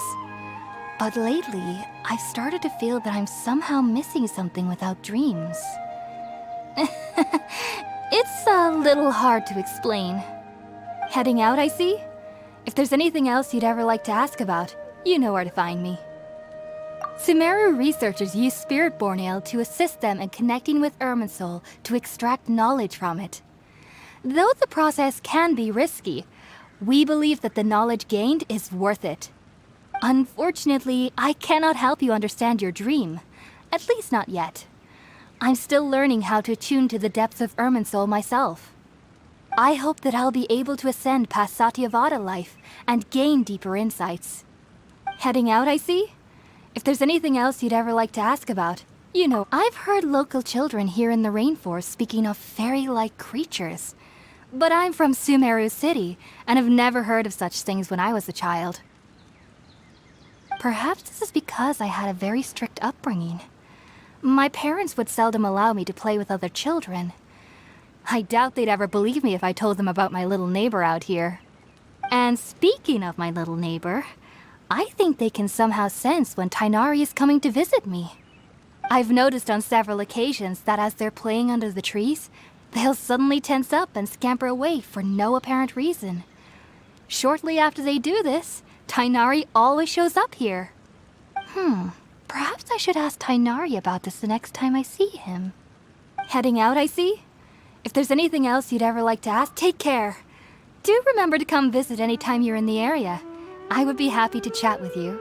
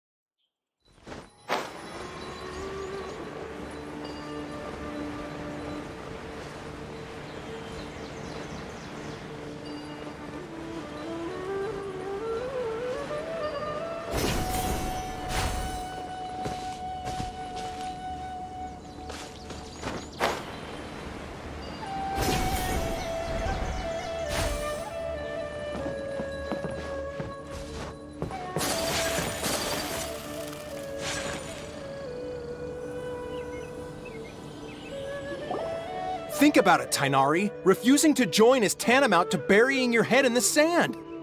I understand that you're a forest watcher and that it's your duty to combat the effects of withering zones, but isn't it evident that such work is not a lasting solution to the problem?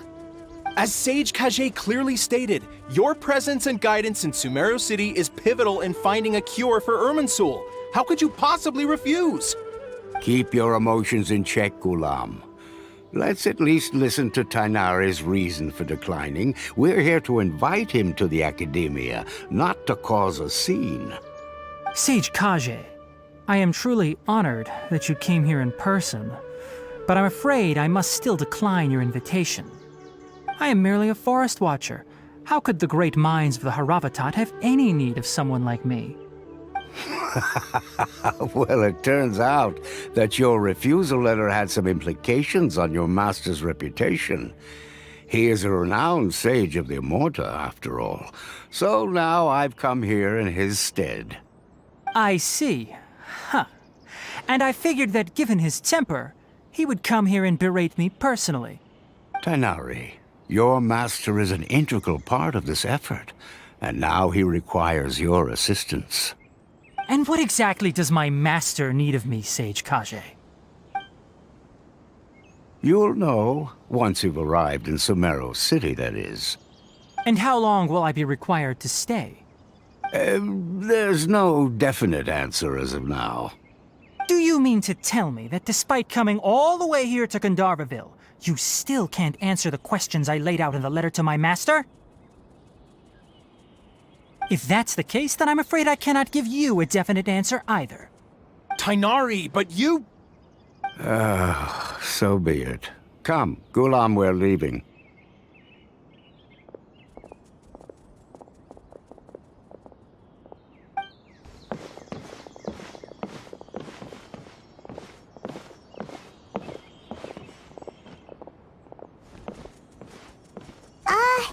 Tighnari, what was that all about? It's nothing. Some people from the academia wanted me to go to Sumeru City to assist them with a project, but I had to refuse on account of all my responsibilities here. But all that can wait. How did things go with Hypatia? It was quite the eventful trip, but the main thing is that she's safe and sound. She answered a bunch of questions for us, too. Very good.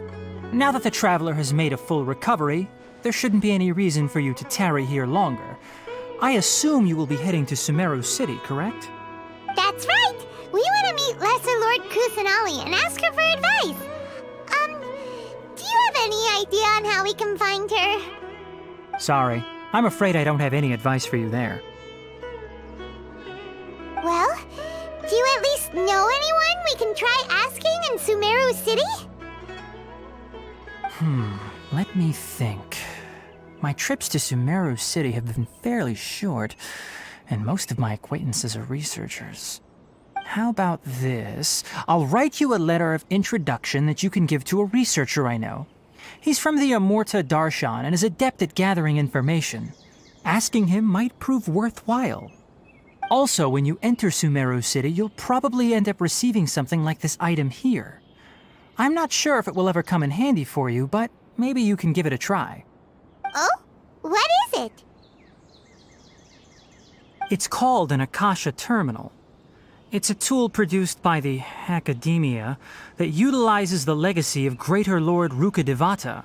Some say that this very item is the basis of Sumeru's reputation as the City of Wisdom. Needless to say, this device and its usage fall under the Academia's expertise, so I'll leave it to them to show you how to use it. Great! Next up, Sumeru City! But wait, before that... That's right! Tainari, we have something important to say to Kale before we leave. Is she doing better now? Yes, she's doing much better. After being confined to her bed all this time, I thought a little walk would do her some good. Last I saw her, she was taking the path towards the North Crossing. She knew you two would be leaving soon, so she must have wanted to see you off. Thanks, Tainari. All right, let's go! Farewell, and good luck to you both.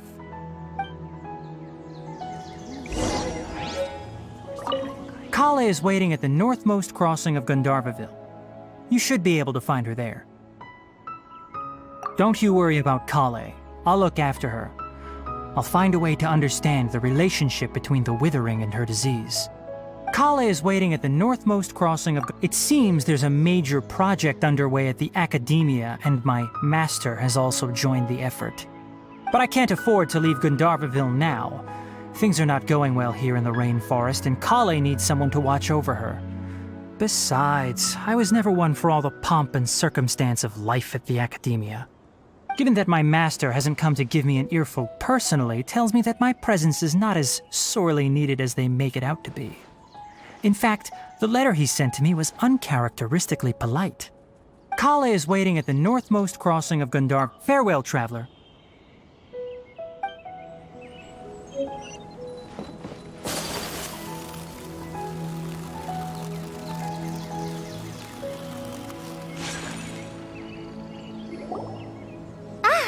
I've been waiting for you two.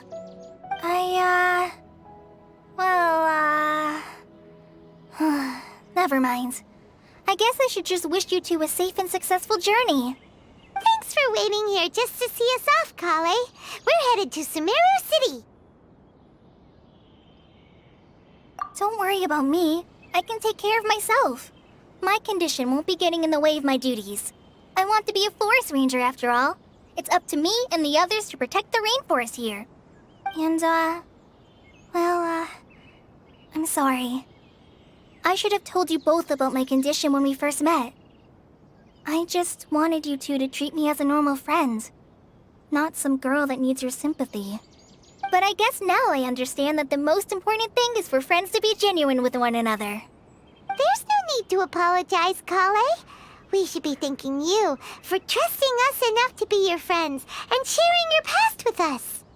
We're probably still gonna worry about your condition, but that's because we're friends and we care about you. Thank you. That means a lot. Before you leave, I have something for you. Oh? What is it? It's my recipe for pita pockets. I told you that I'd give you a copy, remember? My handwriting is a little, messy, so please don't laugh. Yay! Thanks, Kale. Now we can eat those scrumptious little pitas whenever and wherever we like. I hope that whenever you eat them, you'll both remember your time here in Gandharvaville. Well then, I, trainee Forest Ranger Kale, bid you both farewell. Please visit Gandharvaville again. The Rangers will always be ready to assist you here.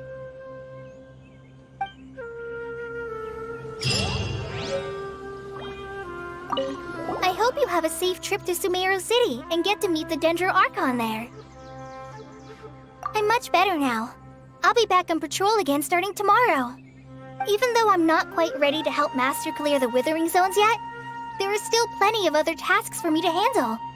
Oh, and Traveler, if you ever see Amber again during your travels, please don't mention my illness to her, okay?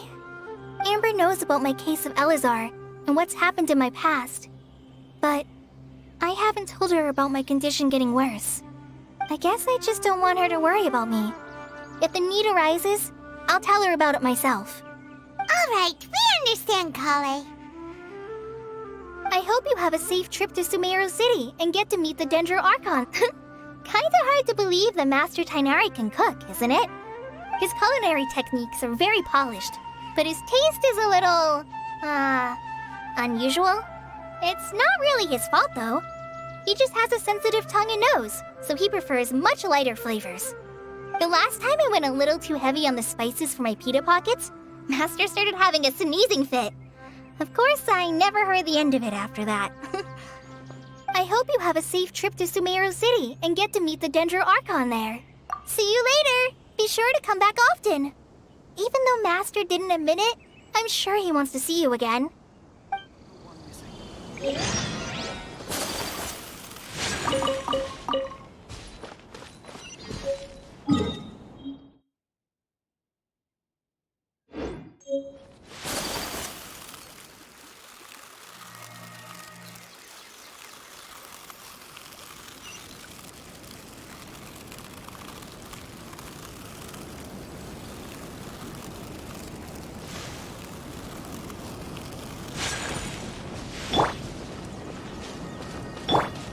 Coming to be!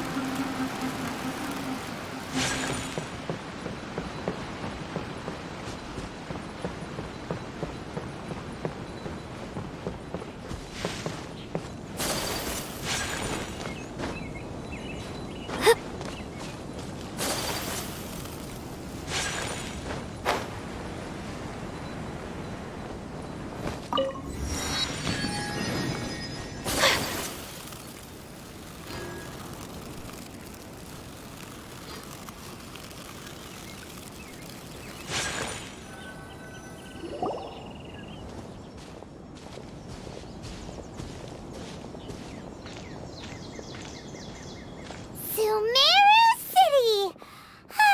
We finally made it! Oh, did you see that? When those people entered the city, something on their heads lit up. One moment, please, you two. It appears this is your first time visiting Sumeru City. Oh, yeah, that's right. But how did you know that?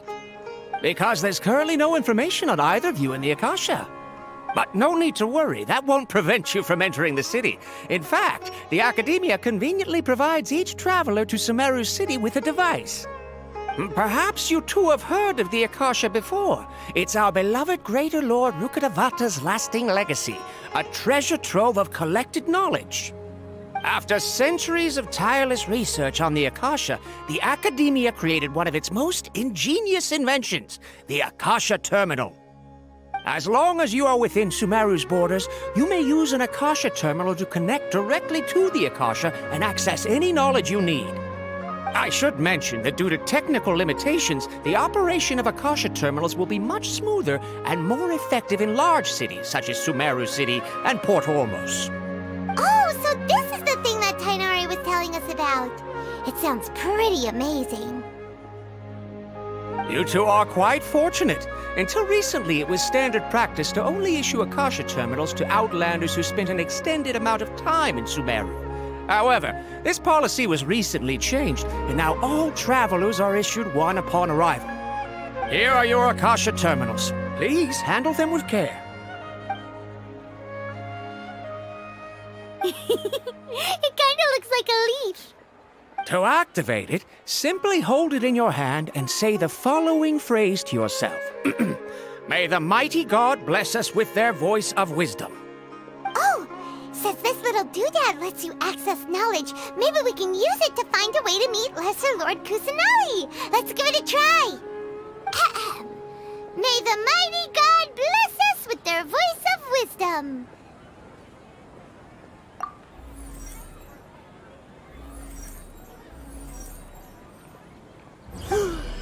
Whoa!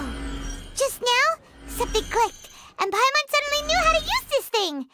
It seems all we need to do is concentrate on what we want to know, and bam! You get it. Oh, that'll come in real handy. Exactly. That is the power of the Akasha. And with that, let me officially welcome you both to Sumeru City. May the wisdom of the Dendro Archon always be your guide. Okay, now that we're in, we can check the Akasha about Lesser Lord Kusanali. Let Paimon try. 500 years ago, the sages found a newly born deity from within some scorched ruins. The deity now resides in the sanctuary of Suristana. Seems pretty similar to what Kale was telling us. Okay, next, let's concentrate on asking how to meet her.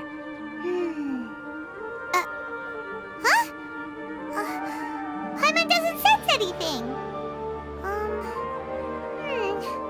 The Akasha didn't respond to Paimon's question. Oh, come on! Ugh. Focusing on this question feels like when you have something you're trying to remember and it's on the tip of your tongue, but you just can't think of it. Ugh. Paimon's brain is exhausted. Oh, smart idea! But what are you going to ask it?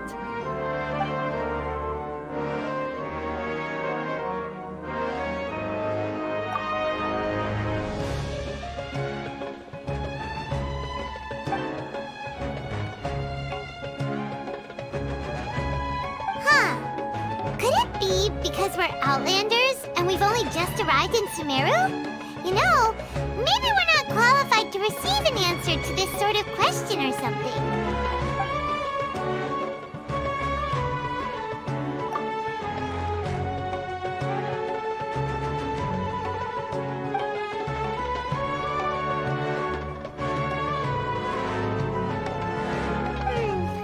You too? Well, glad it's not just Paimon.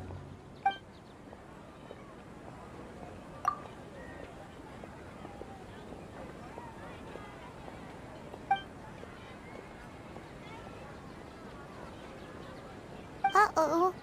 Paimon's getting all teary-eyed all of a sudden. It feels like the people of Sumeru really missed their Archon. Well, seems no matter which way we try, we can't find anything that'll lead us to Lesser Lord Kusanali. Guess our only choice now is to try meeting with the researcher that Tainari recommended. He's from Sumeru and even has a position in the Academia. Maybe he'll be able to access more info from the Akasha. Let's see. Tainari wrote an address on the letter's envelope. Oh, it's not far from the city's gate. Let's head over and have a look. Hopefully he's at home.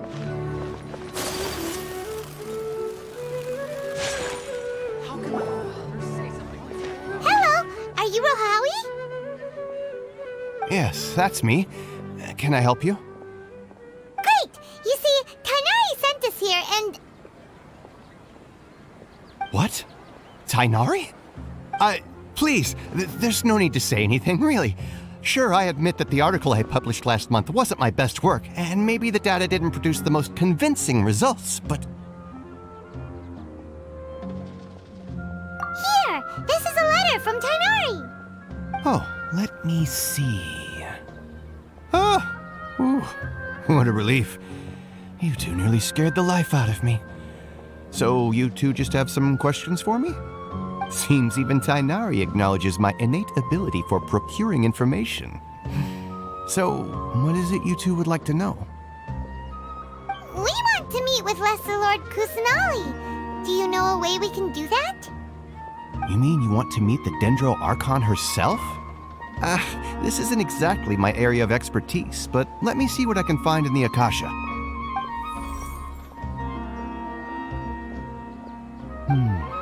Sorry, the Akasha didn't respond to my query. What? You too? But what about your abilities for getting information and all that? Paimon was sure you'd be able to access more info than we did. Well, as I said, this isn't my area of expertise. I am but a lowly researcher, so the Akasha doesn't see a need for me to know more about the Dendro Archon. All I know is that ever since Lesser Lord Kusanali returned to Sumeru, she's never left the Sanctuary of Sorasthana or made a public appearance. Huh. Didn't expect her to be such a mysterious figure. The Dendro Archon is somewhat of a recluse. Perhaps she just doesn't want to entertain visitors, which would explain the lack of information in the Akasha. But then what can we do? No need to worry just yet. I'm only hypothesizing here. You could certainly try asking around and see if anyone else has ideas. And besides, you two should consider the bright side of things. Not being able to see Lesser Lord Kusanali may not be a bad thing. In this world, there will always be information you cannot obtain from the Akasha and things you can never accomplish. Knowing when to yield is a form of wisdom. Take me, for example. It's a miracle if my brain cells can spit out one paper every 3 years. But Tainari? That guy can publish 3 papers in just a single year. Okay. Thanks for your advice. Don't mention it.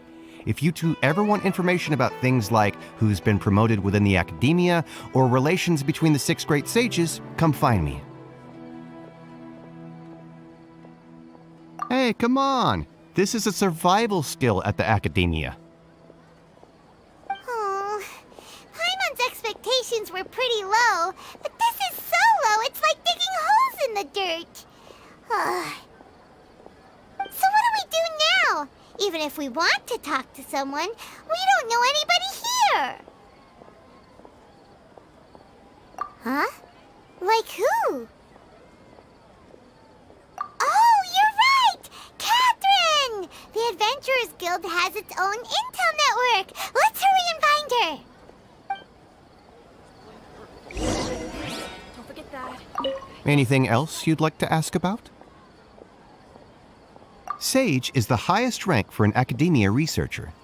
Since the institution's founding, each of the 6 great sages represent the finest mind and leader of their respective darshan. One grand sage is chosen from among the 6 sages to serve as the head of the academia.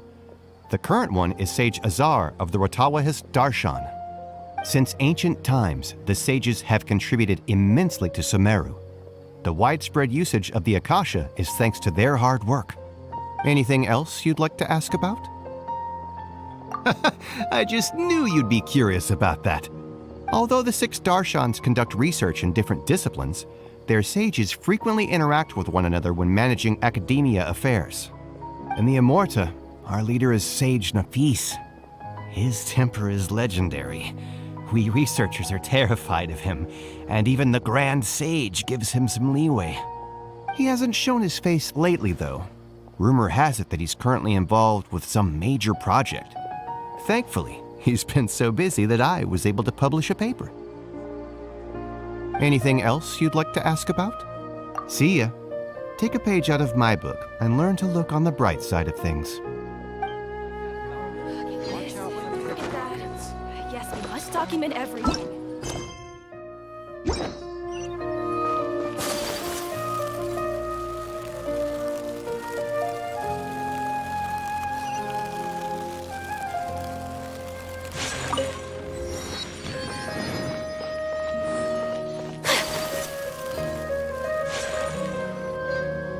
Ad Astra Abyssask. Hello, Traveler in Paimon. Catherine, we need your help with something. Understood.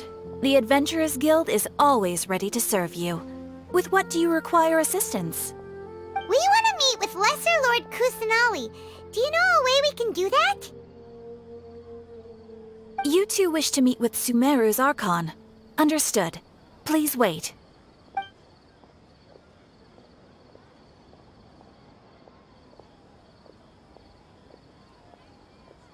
I apologize, but I am unable to call up any relevant information in the Akasha. I'm also unable to locate any pertinent information in my personal memory. Aww, another dead end. Well, if Catherine can't help us, then we really don't know anyone else to ask now. Please do not worry. I may know of someone who can help you two. In Sumeru, the Adventurers Guild does not serve as the vanguard of information. Rather, there are numerous active mercenary groups collectively known as the Eremites.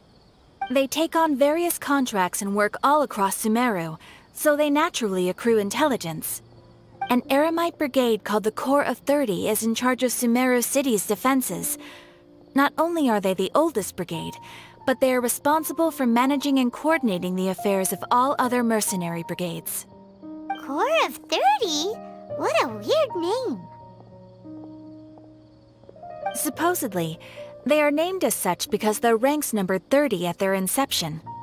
Asfand, an advisor with the Corps of 30, maintains good relations with the Adventurers Guild. Though he's already retired, he and his words carry great weight within mercenary circles. If you'd like to get in contact with him, you can find him at the Corps of 30's headquarters, the Citadel of Rexar. You're welcome. I wish you two the best of luck. We look forward to your exploits in Sumeru. Alright, off to the Citadel of Rexar we go!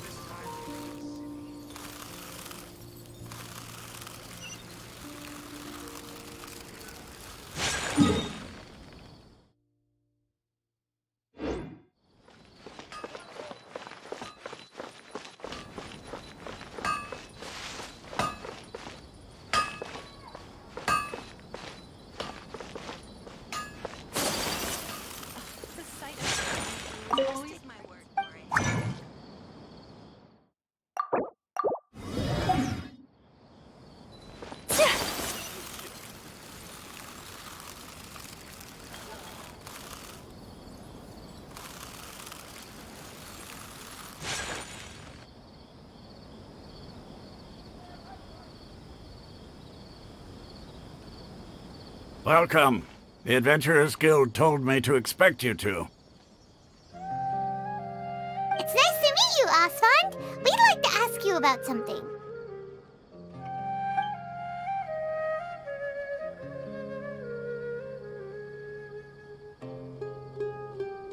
I see. So, Catherine's the one who sent you this way. Ha! It's true that the Eremites' network is vast, but even I can't help you meet the Dendro Archon. Wait, seriously? That's it? Afraid so. The Eremites aren't terribly religious, so we don't know much about divinities. As far as the Akasha goes, we can access even less than you. We originally came from the desert. The gods there died off long ago. Since those days, we've used our own two hands to carve out a living. We don't beg gods for their aid. It isn't just us, though. If you ask me, I think most in Sumeru aren't interested in Lesser Lord Kusanali. Oh? Why's that? Just take the Academia, for example. They're the ones who truly rule Sumeru. Although they believe in gods, most of them only care for the late Greater Lord Rugadavada. In their eyes, she was the one who founded Sumeru and gifted us with the Akasha. Lesser Lord Kusanali just happened to inherit her legacy. Because of the Academia's influence, most citizens are more familiar with Greater Lord Rugadavada and hold her in greater esteem. Not to mention that Lesser Lord Kusanali never makes an appearance, and the Academia never announces anything about her. As far as the people of Sumeru are concerned, she's just a god that exists. And that's all. Really? Aw. After hearing all of that, Paimon sort of feels bad for Lesser Lord Kusanali. Ha! But who knows? We're all just guessing when it comes down to it. Besides, I'm sure the God of Wisdom doesn't worry about her reputation among people like us. All right. Well, thanks for the info, Osfond. No problem. Always happy to help out the Adventurers Guild. Rephrase the request.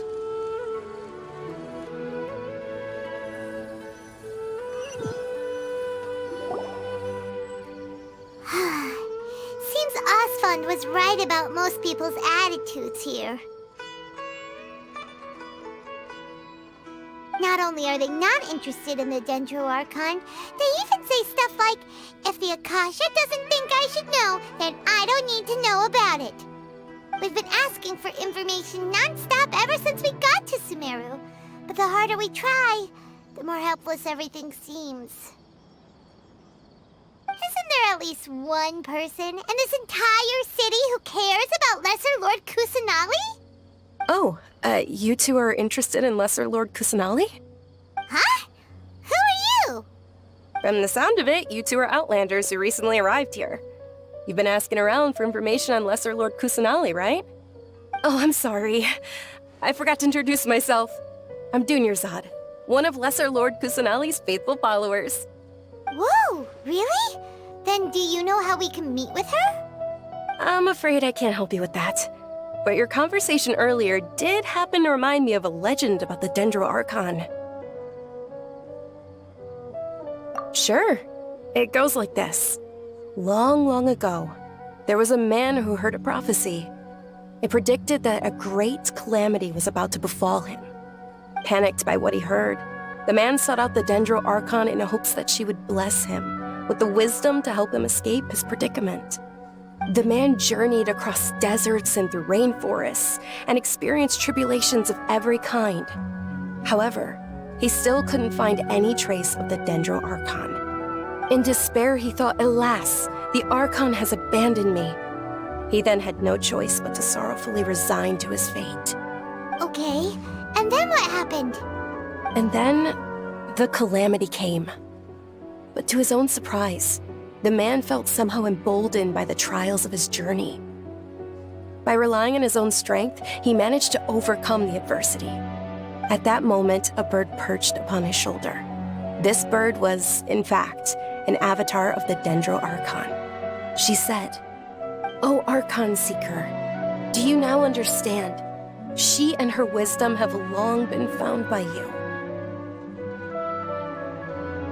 Along your journey, we were in every flower and blade of grass, every ray of sparkling sun, and every breath of dancing wind. So long as you continue to think and ponder, we'll be wherever you go." Yeah, thanks for the story! Paimon feels all warm and fuzzy inside after that. In a way, it seems like this story is also one of the Dendro Archon's avatars. Dunyarzad, since you worship Lesser Lord Kusanali, can you tell us anything else about her? Of course. So did you two know that, I'm terribly sorry, but it seems something's come up now. Let's chat another day.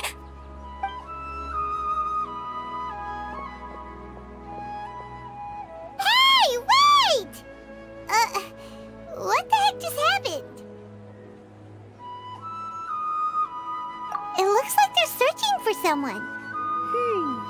Dunyarzad was acting super nervous just now.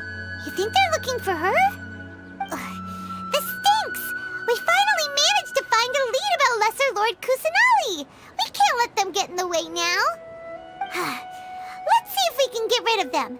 Then we can catch up with Dunyarzad. Hey, have you two seen a brown-haired girl wearing a purple top and a long blue dress? We're looking for her. Did she have bandages wrapped around her wrists? Yes, that's her. Did you see which direction she went? Yeah, she went that way. Quick, after her!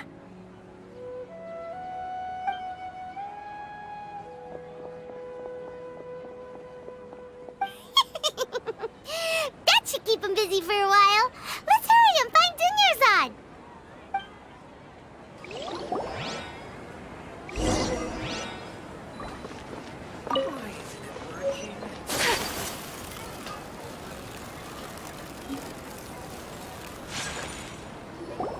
There you are, Dunyarzad. We thought you might have been long gone by now. Oh, it's you two. Oh, you startled me there. You can relax now. We threw those people looking for you off the trail. Really? Thank you so much. Unfortunately, I believe there's still more of them out there looking for me. Uh-oh, looks like there's some coming this way. Huh? More of them? Then what are we standing here for? Run! No, wait, my body isn't in the best shape. It's difficult for me to run. Okay, sounds good. There's a tavern on the other side of the port we can go to. They probably wouldn't expect me to hide in a place like that. All right, let's move out. Stay behind us. We'll keep an eye out for anyone looking for you.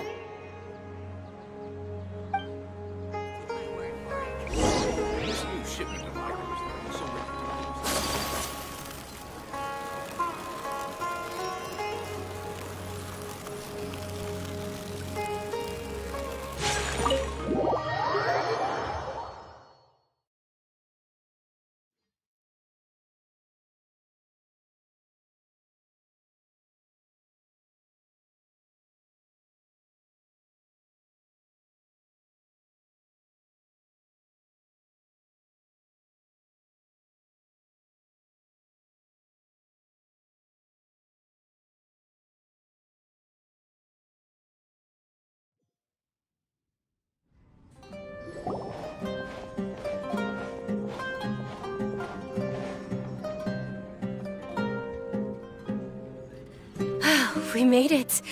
Oh, they shouldn't be able to find us now. Wait, stand down, Dia.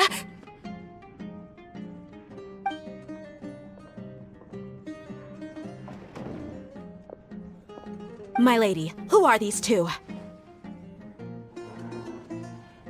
They're travelers that I met on the street just a moment ago. They happened to notice that you were all searching for me, so they helped me hide. I see. In that case, you two should scram. There's nothing here for you.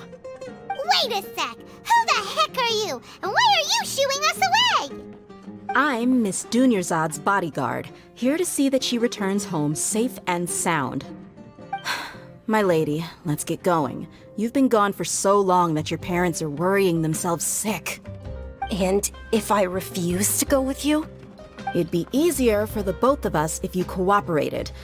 But if you insist on not going, then I'll have to carry you like a sack of potatoes. Hey!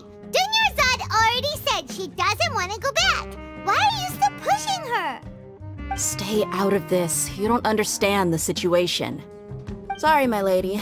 Even though I'm your bodyguard, your parents are my employers. I have to answer to them. How much? Wait, what? How much more do I have to pay you to become your employer? So you never listen to my parents ever again. Double? A triple? Give me some time and I'll get that much. My lady, this isn't about Mora. I don't know what you think of us Eremites, but let me say this. I like Mora, but I'll never go against my principles.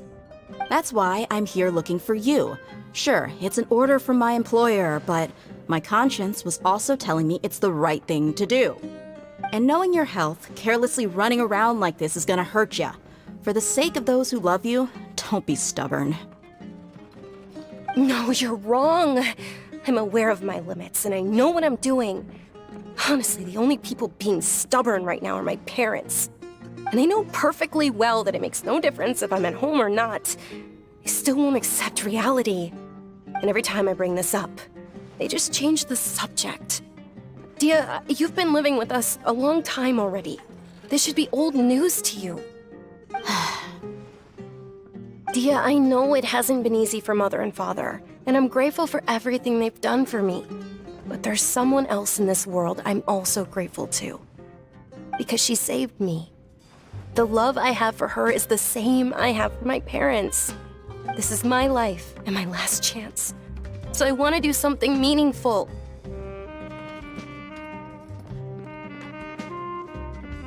My lady, are you sure what you're doing now is meaningful? Yes, I'm sure. At least, it is to me. Fine, I won't ask you to return home anymore. But let me make something very clear. I'm only doing this because I respect your determination, not because I agree with you. Thank you, Dia. Sorry for being so rude just now. My nerves were acting up. And I even brought up your payment in such an offensive way. Don't worry about it, my lady. I did say that I like Mora. Besides, that's our next topic of conversation. Today's little excursion caused such a ruckus that every single bodyguard at the estate was deployed. It wouldn't be easy to hide things from your old man. Since this definitely won't be your last escapade, here's a little tip. You should at least make it look like your room and things are still in order when you leave. Also, you'll need someone to cover you for when you're out and about. So, I'll let you hire me, my lady. This way, everyone wins. As for the pay, let's say half of what your father pays me. We can settle the bill when we return to the estate. Okay, deal. Yay! Looks like they've reached an understanding.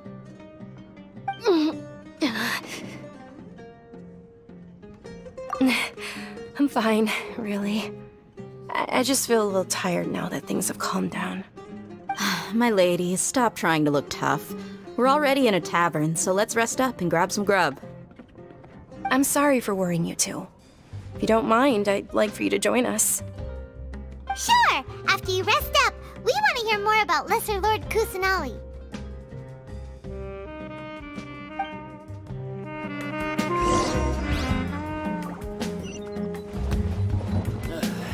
You just can't beat the atmosphere here. Ha! Well, if it isn't Dia. Haven't seen you in nearly half a year. Word on the street is that you're a bodyguard for the Homayani family now. Ha! Don't you find that kind of work boring? Nah, you get used to it. How about a menu over here? You got it. Huh?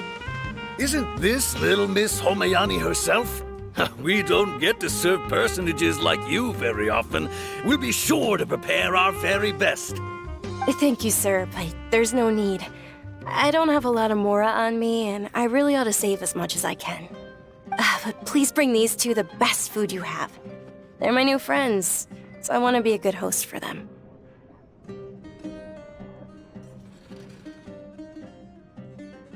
Wait, we're paying for ourselves now? Aw, Paimon kinda wanted to try something fancy, but we aren't exactly loaded. Guess Paimon will settle for something ordinary. How about our coconut charcoal cakes? They're our signature snack, and they run cheap. Look, other customers over there are eating some now. They look kind of burnt and dry. Paimon will pass.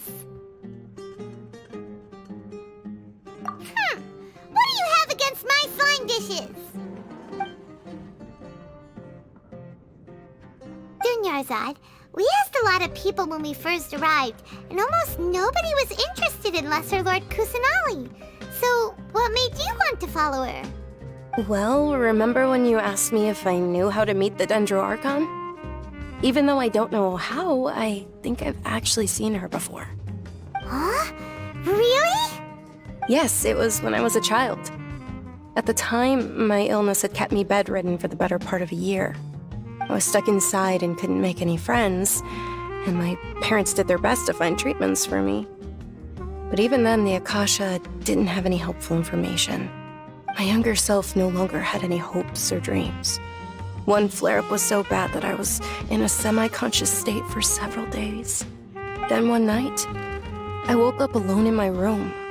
I was terrified. My body was paralyzed. Even if I cried, there was no sound. At that moment, an ethereal voice spoke in my mind. Dunyarzad, don't be scared. You don't have to cry. Dunyarzad, don't be scared. You don't have to cry. Who are you? How do you know my name? How do I explain this? You might not be able to understand, but actually, I know everything about you. Really? Of course. I know that you're scared of thunder, that you hate taking medicine every morning, and that you love counting the petals on your mom's skirt. Wow, you really do know everything. Dunyarzad, is there anything you want? What? Not really. I can't go anywhere or do anything. Huh? But aren't you a child? All children have wishes. Tell me what you want, and maybe I can make it happen. But can you make my illness go away? Oh. I'm sorry. But I'm not powerful enough to do that right now. Then, can you be my friend? After that, the voice said, "Okay, I'll be your friend." Although my body was suffering during those days, that voice encouraged me and told me many wondrous things. Beyond my window was the flourishing Sumeru city. Beyond the city was a lush rainforest. And beyond that was the wall of Samiel, deserts, and all of Tevat. Once I finally made it through that bout of illness, I couldn't hear that voice anymore. I told my mother about it, but she said that I must have been dreaming. But I know that that voice wasn't a figment of my imagination. Before that, I had never heard of Tevat.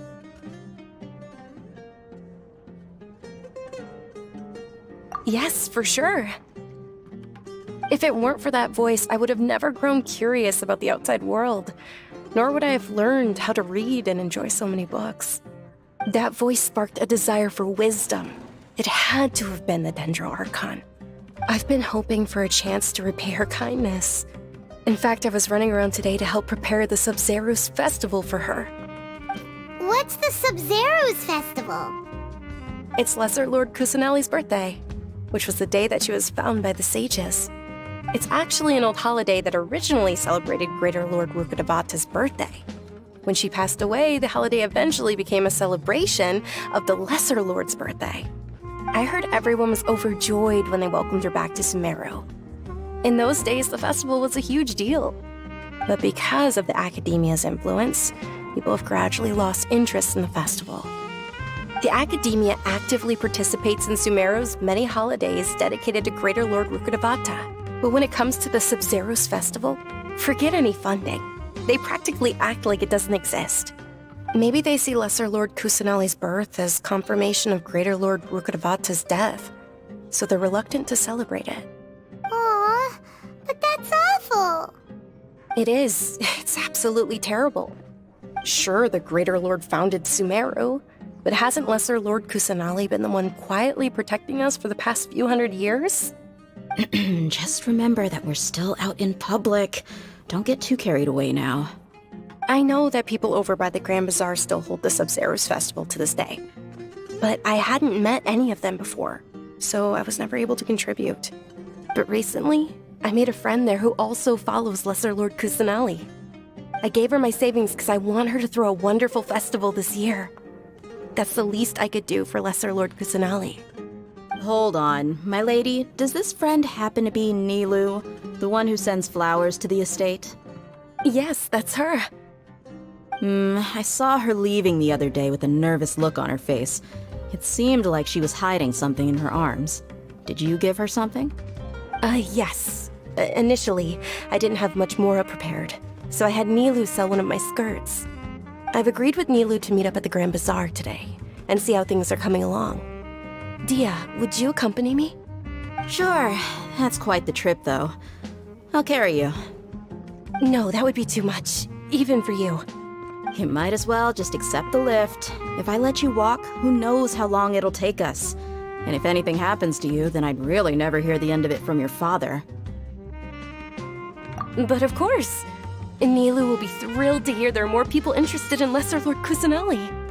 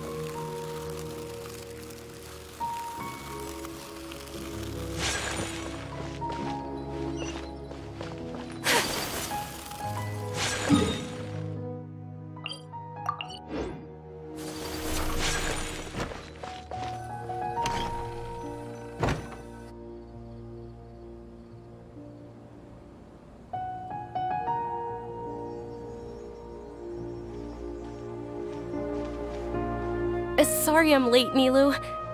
Oh, Dunyarzad. It was taking you so long that I assumed you got trapped at home, but you made it in the end. Uh-oh. But if Dia's here, that means you got caught, right? You could say that, but everything worked out. She's on our side now. Not completely. Oh, and who are these two? Oh, meet the Traveler and Paimon, my two newest friends. They're visitors who just arrived at Sumeru City and are looking for information on Lesser Lord Kusanali. So you're followers from another land? That's wonderful. You two absolutely mustn't miss the Sub-Zero's festival. By the way, Dunyarzad, we've already started decorating the Grand Bazaar. It looks spectacular, thanks to your generous contribution. You're very welcome. It's the only thing I could do. Do you still have enough Mora? Probably? But don't sweat it. We've already finished renovating the stage. Come on, I'll show you.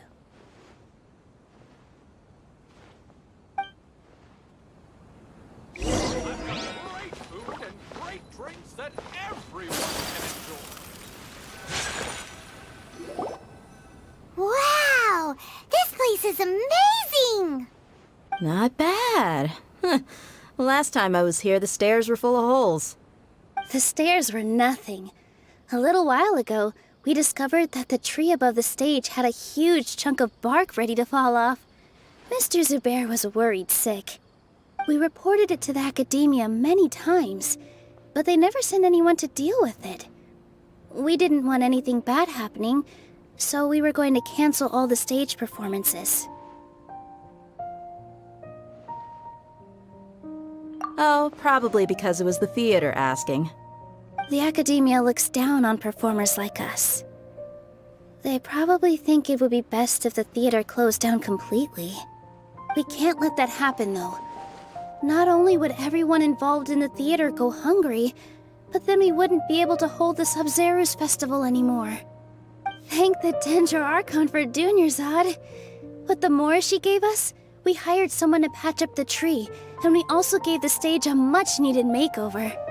The stage is going to be even prettier when it's festival time.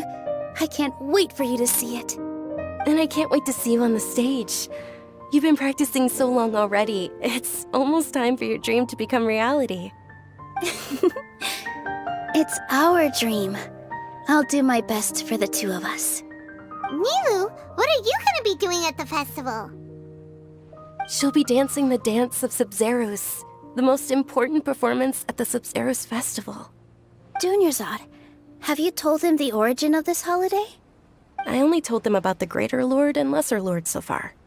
Okay, then I'll tell you two about how this holiday came to be.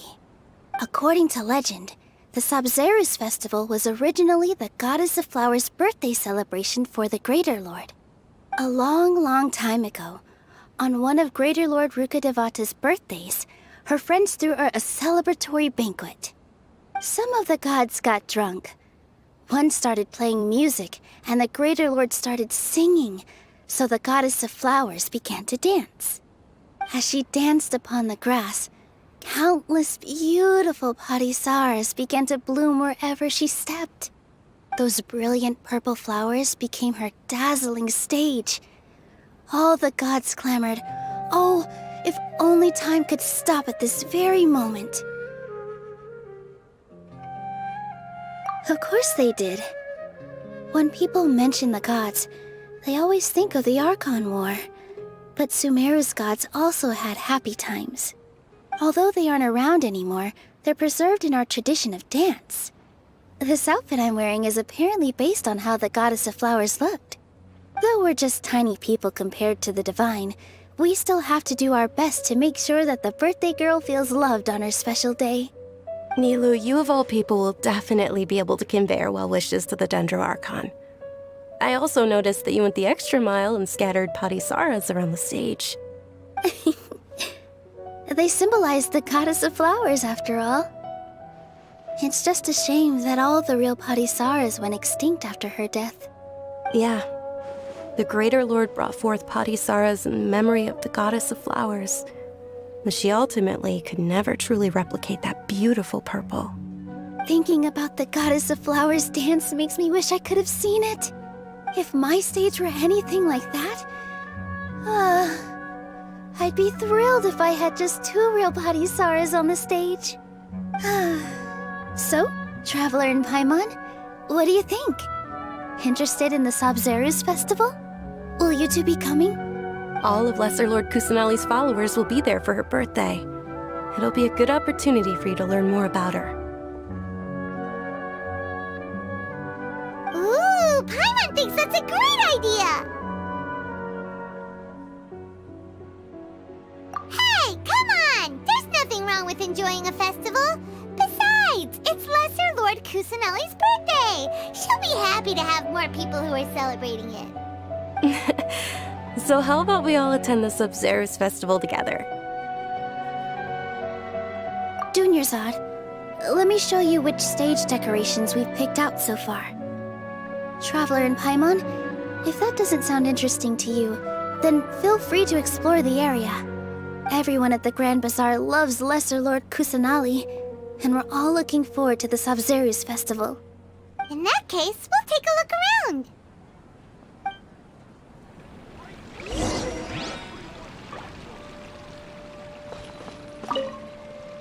Huh. Revamping the stage for the festival couldn't have been easy, that's for sure. I bet this year's festival will be one to remember. I don't know much about the Grand Bazaar, but I do know that the residents here have a penchant for song and dance. Two things that the Academia doesn't particularly approve of. Oh, and the perfume sold around here is a lot better than what you'll find elsewhere. The fragrances are longer lasting and they're gentler on your skin and... I mean, that's what I've heard at least.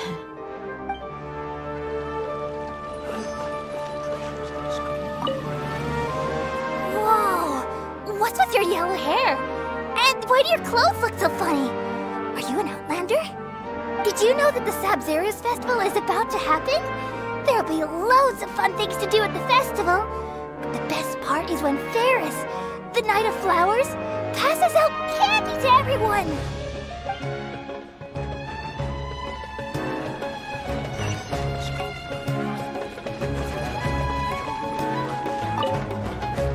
Things are really shaping up, and there's a buzz around the festival this year. We're expecting people from all over to come by this year and buy things during the festivities. Don't be fooled into thinking that Sumeru City has the best of everything. Some festival snacks are only offered here in the Grand Bazaar.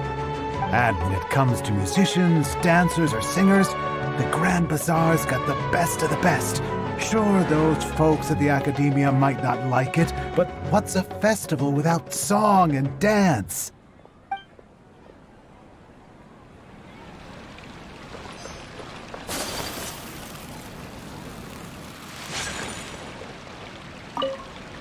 Milu, your outfit looks amazing.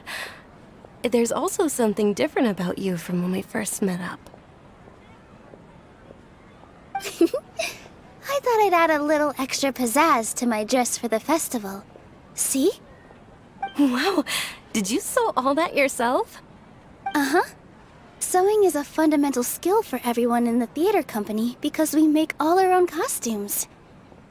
Did you know that Mr. Zubair not only can make costumes, but props too? I've noticed that you can't keep your eyes off that crown over there. Would you like to try it on? May I? Of course! The legends say that the Goddess of Flowers had beautiful horns on her head, so this crown was made to reflect that.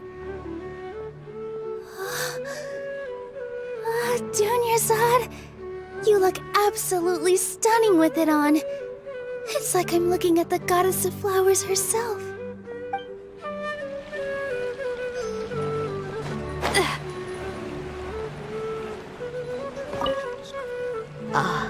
Dancing at the Sub-Zeru's festival. You know, I also danced when I was younger. As a child, I even asked my grandmother why we performed the dance for the Lesser Lord when it was originally done to honor the Greater Lord. My grandmother said that Greater Lord Rukkhadevata is a beloved deity and honored by all. And Lesser Lord Kusanali is too. If the Goddess of Flowers ever knew Lesser Lord Kusanali, then she would certainly have wished to be her friend and hold celebrations for her too. The Sub-Zeru's festival has been losing its appeal over the years. That is, until a wealthy benefactor stepped in this year and brought the festival back to life. I heard she forked out a lot of mora to make it all happen.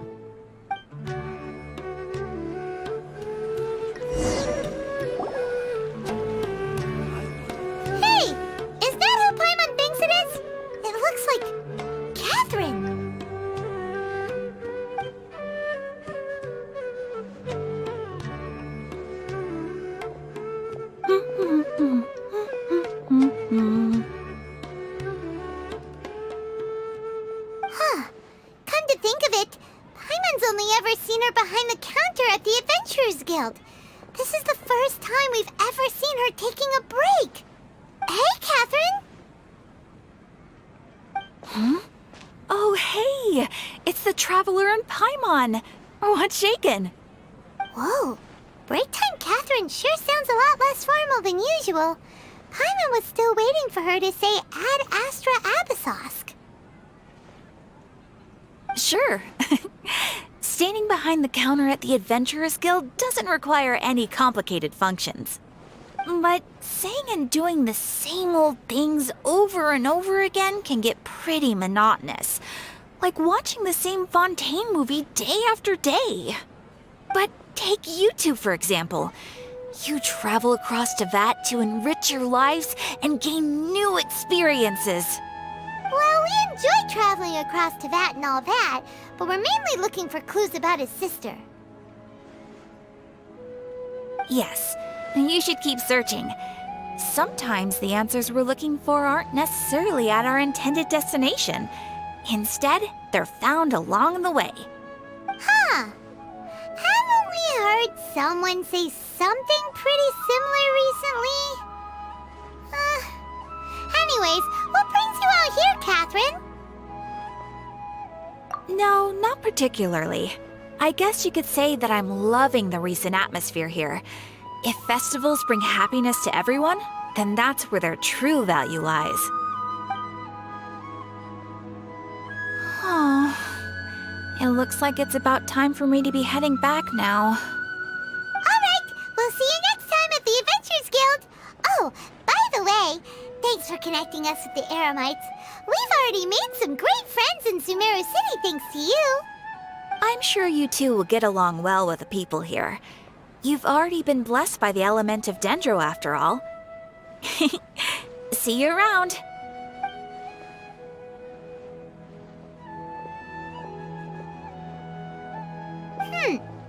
There's something really different about Catherine today.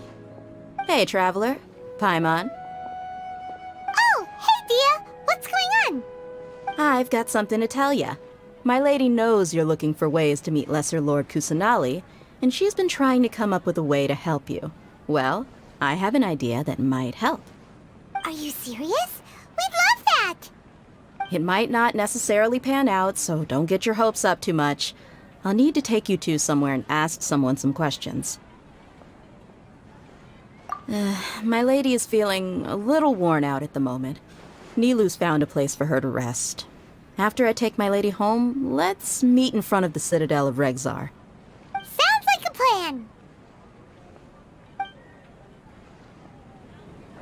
Let's head over to the Citadel of Regzar and wait for Dia! Winter spice is here. We've got all...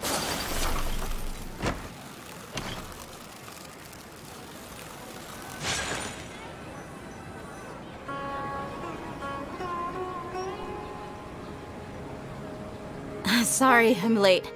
It took some convincing for the Master and Mistress to believe that Miss Dunyarzad was only sitting in the port for a while because she was in a bad mood.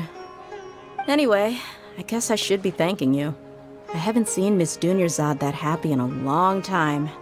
If it wasn't for you two, she probably would have been caught and dragged back much earlier. You sure sound a whole lot nicer than when we first met, Dia. Who would have thought you had such a soft spot for Dunyarzad? It's called being a professional. I'm a bodyguard, and I work for whoever's paying.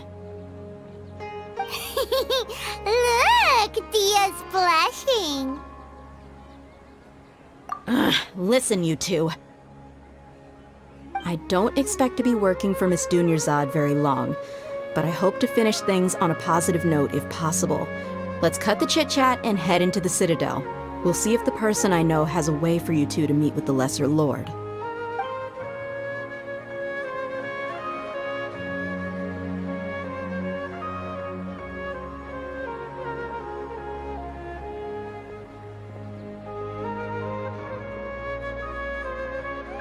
Oh, hey, Chief. Ha, Dia! What are you doing here?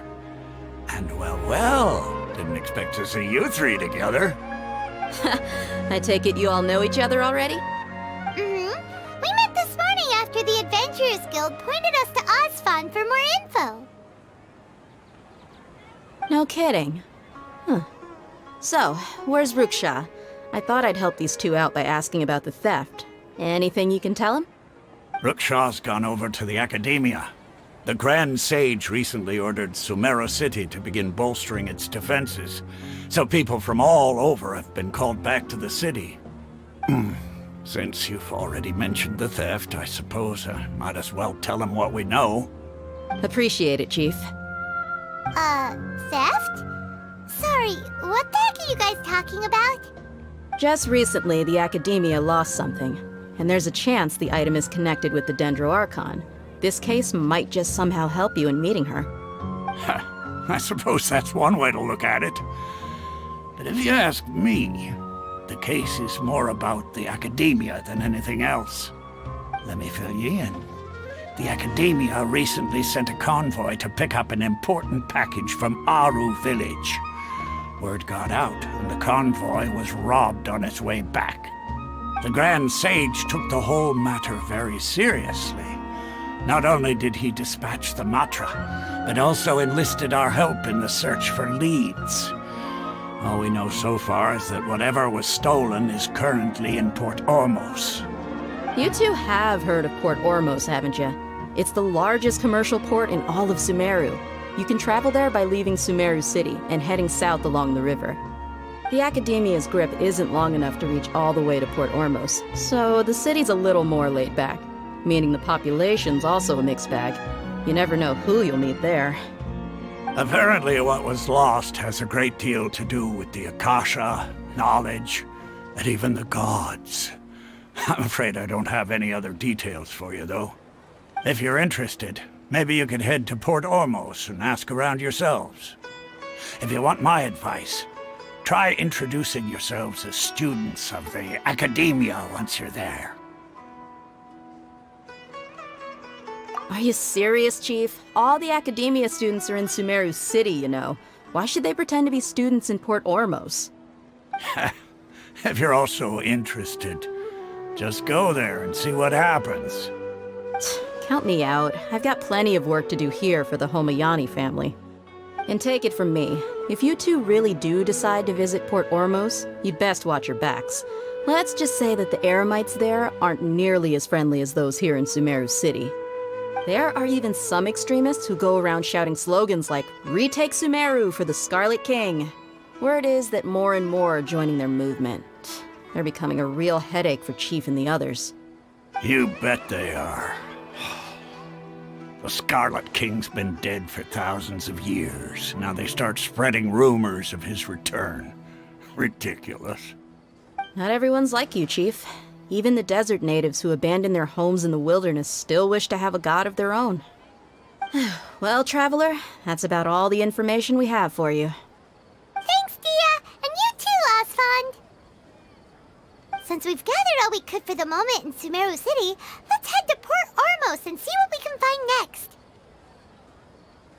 Miss Dunyarzad is looking forward to seeing you both at the Sub-Zeru's festival, so be sure to get yourselves back here in time for that. Good. Then we'll see you both at the Sub-Zeru's festival.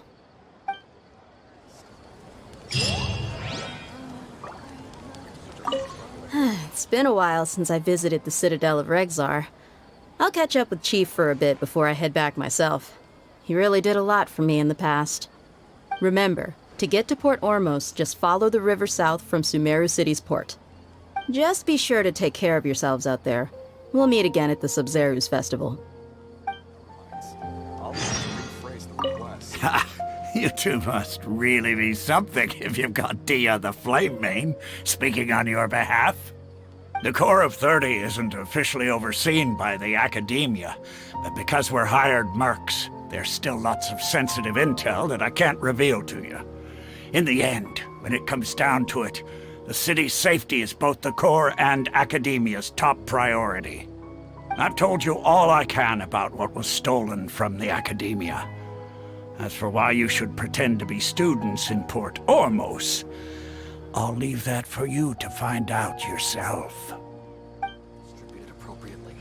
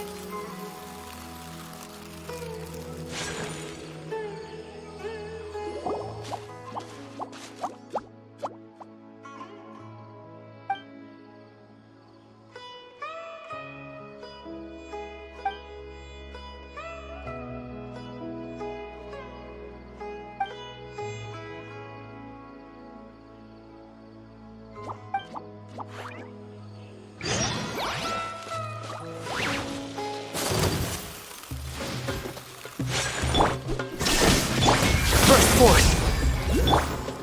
Take flight!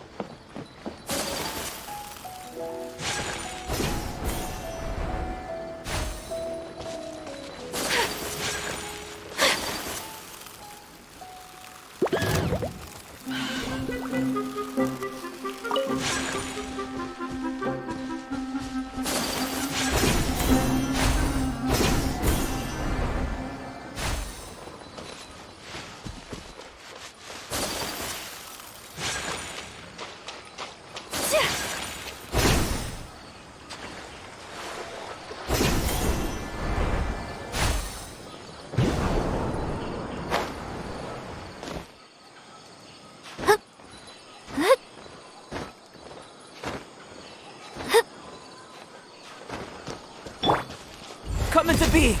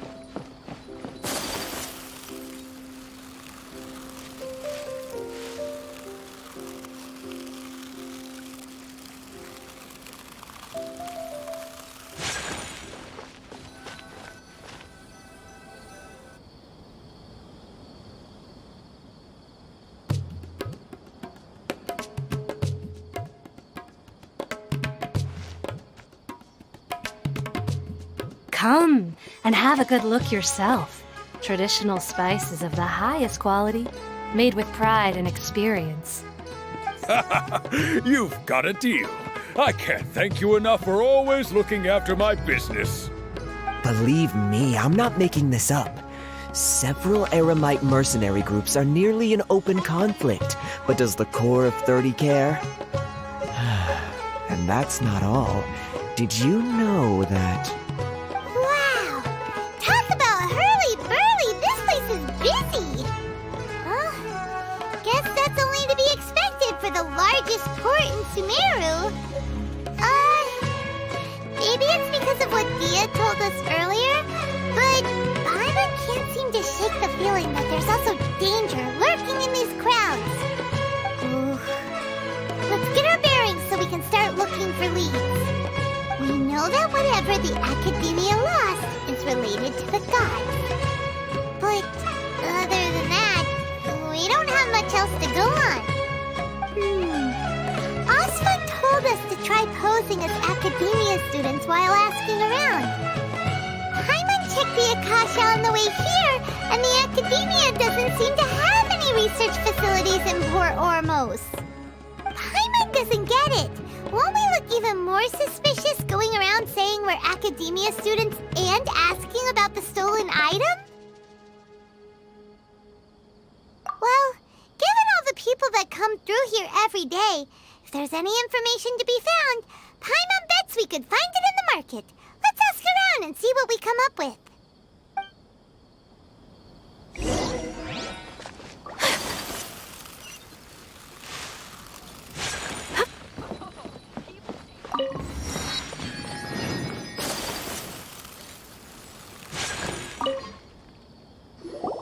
Welcome. Welcome. How can I help you two? Hi there. We would like to ask you a question. Do students from the Academia ever come to Port Ormos? Of course. Especially around this time of year. Students from Sumeru City that are about to graduate often come to Port Ormos to cut loose a little. Many people often talk about how hard it is to get accepted into the Academia, let alone graduate. But those who finish their studies and go on to become full-time researchers at the Academia have it even harder. Sure, we may not be Sumeru City, but Port Ormos offers beautiful scenery and a stress-free environment. Some even say it's good luck to come to Port Ormos, so students and researchers come flocking here when things get to be too much at the Academia. You see over there? Those are students from the Academia. They've been looking worried and miserable ever since they got here a few days ago. If you ask me, the life of a merchant is better. So long as the Akasha teaches us what we need, then life is good. Those students seem to be discussing something. Let's see if we can listen in.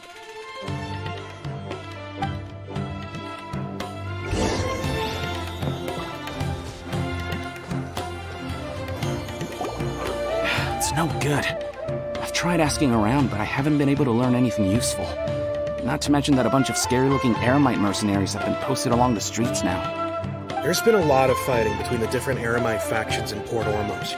If we choose to move on our own, then it would be wise to steer clear of them. Especially the group that's constantly shouting some stuff about the Scarlet King and some resurrection.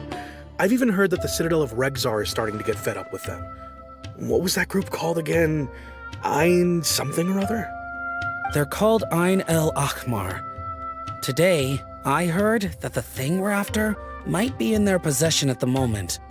Wait, come again? Don't you see? Many of the Eremites in Port Ormos deal with trading this kind of thing. They're usually pretty wary of outsiders, but not so with students of the Academia. It's because the kind of goods that students are looking for aren't the kind of goods that Eremites are after. As long as they know you're a student, then deals can be made. I've heard that Ein al-Hakmar likes to set up shop at the Jafar Tavern. Supposedly, if you're willing to part with 500,000 Mora, they'll give you info on anything. Wait, did you say 500,000? If information alone costs that much, then how could we ever afford to buy what we're looking for? I guess we might as well give up on trying to graduate this way. I wouldn't worry too much. Our field of research is very niche.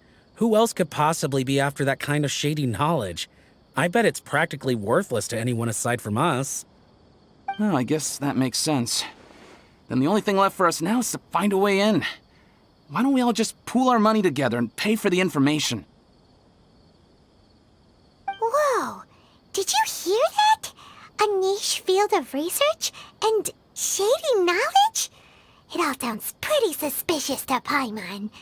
Is knowledge something people just buy and sell like that? So, what's our plan?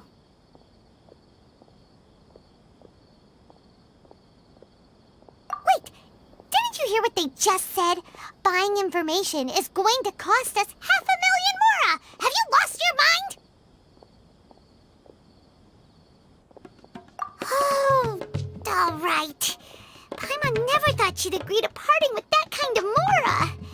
But if you know what you're doing, then we should give it a shot.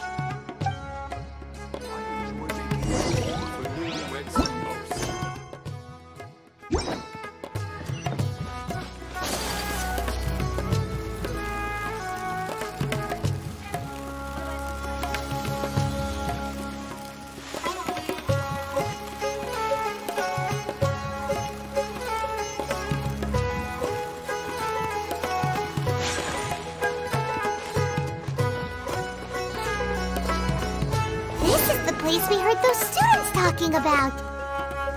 Let's find a seat somewhere and see if we can spot the group they mentioned.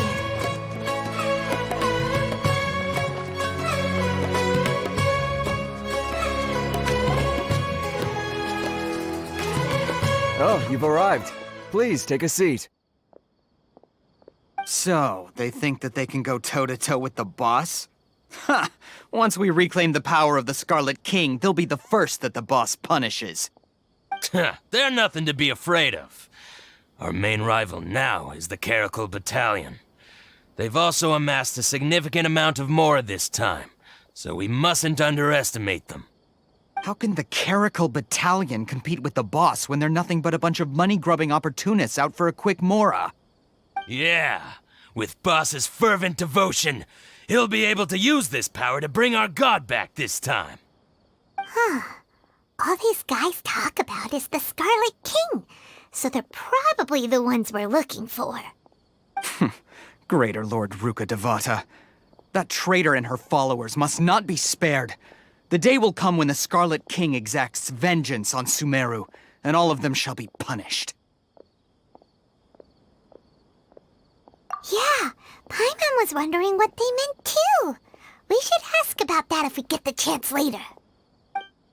Should I adjust the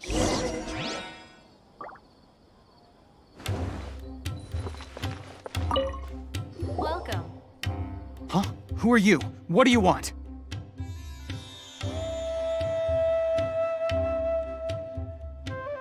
A student?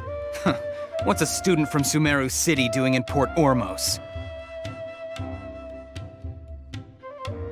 Ah, well, if it's info you want, you've come to the right place. The question is, can you afford it?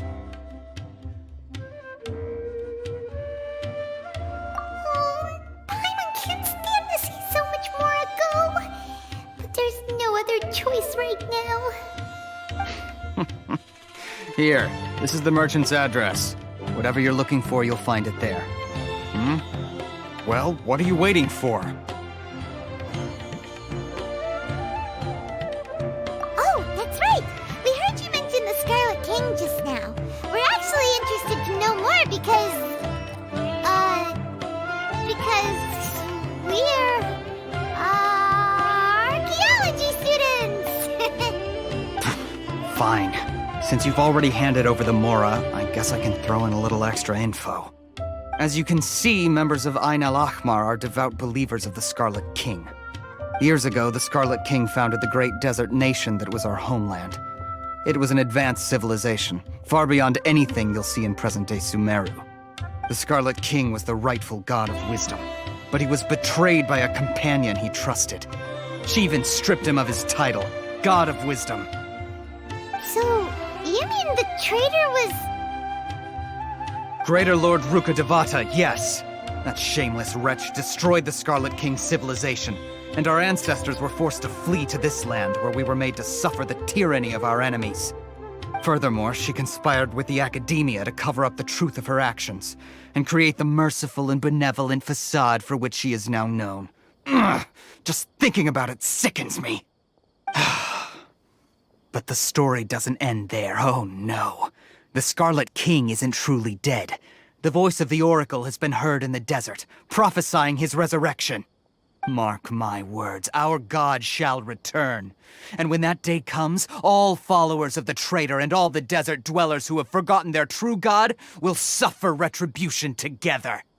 If what I'm saying makes you shiver with fear, it might not be too late for you to become a believer of the Scarlet King.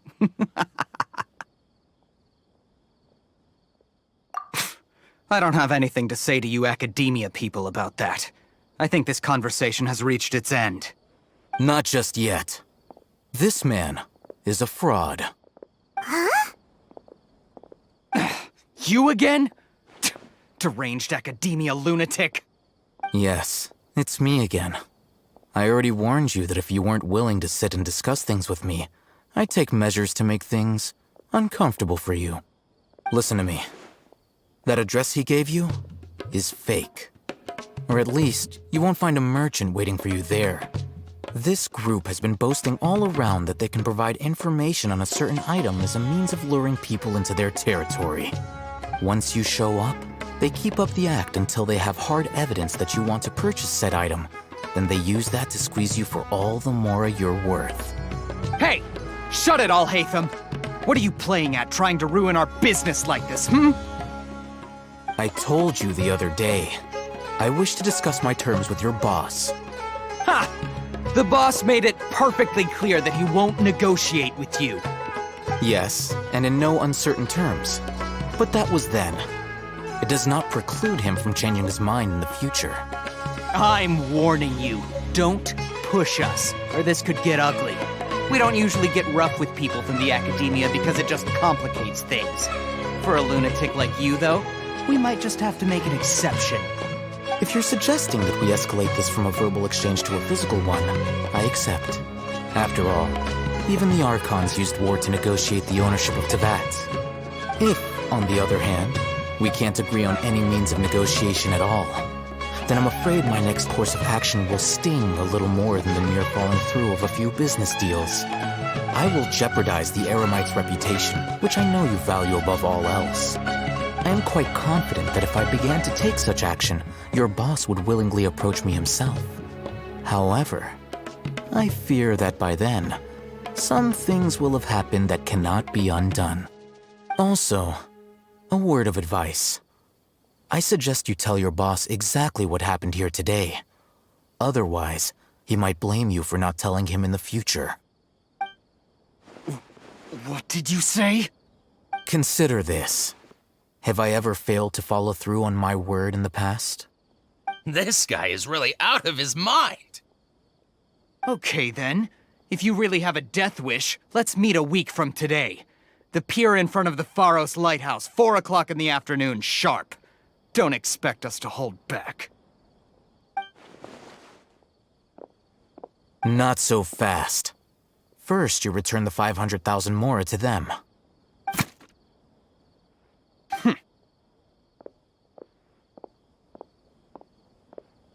Please, I beg you, don't provoke them. We can't afford any trouble with this crowd. They haven't even paid for their food yet. Ah, Mr. Iman. There appears to be fewer staff in the restaurant recently. This wouldn't happen to be because they're all busy spreading the word to the students, would it? Well... Someone who chooses to do business with a group like that really can't afford to get so flustered the instant someone confronts them about it. Consider the meal compensation for our silence. I'd say you're getting an excellent deal. Whoa, did you see that? He not only got us our Mora back, but sent the Amorites running too! Plus, he seems to know a lot about what's going on around here. Let's catch up with him and ask some questions! He went that way! After him!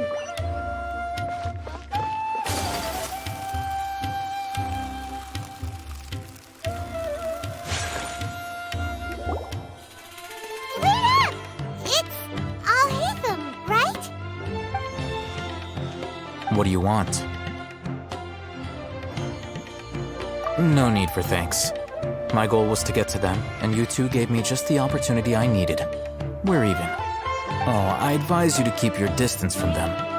Since they weren't able to make off with your Mora in the end, they might harass you again in the future. All right. Goodbye. Hold your horses! We still have something to ask you about! Since you tore through their scam right in front of them, you must know the real story about certain something, no? Who exactly are you two? And why are you inquiring about that? A student. Right. Look, you should know that those thugs conducting business with you had nothing to do with your lie.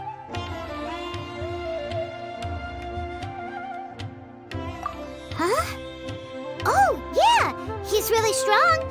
Weren't you saying something about a physical exchange? We can help with that. He doesn't even have a vision. Forget it. Maybe not, but he can still use elemental energy.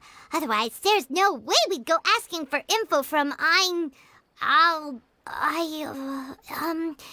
guys like that.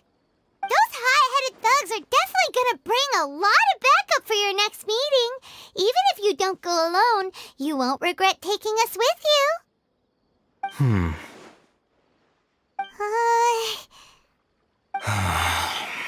All right, I accept.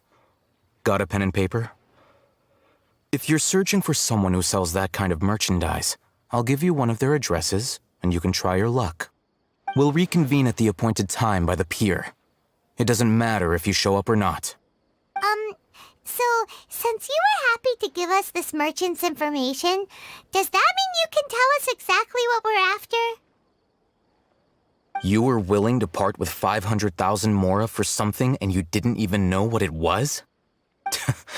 Okay. Well, if you truly are as skilled as you claim, then you can beat the answer out of them when they become hostile. Look, if you've been making inquiries, then you have to know something by now. Tell me what you know so far, so I don't waste time repeating information.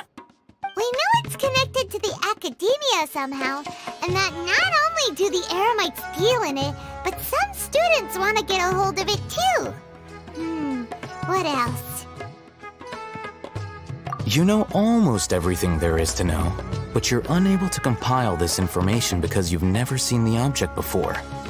This is what you've been looking for. Paimon can't tell what it is. It looks like some kind of ornament. This is a knowledge capsule. To put it simply, it's a vessel that can store a fixed quantity of canned knowledge. It's like a miniature Akasha. Anyone who links it to their personal Akasha terminal instantly becomes privy to its contents. Correct. Anyone. Unlike the Akasha, which heavily regulates who can access what information, knowledge capsules confer their contents without any requisites. That's amazing.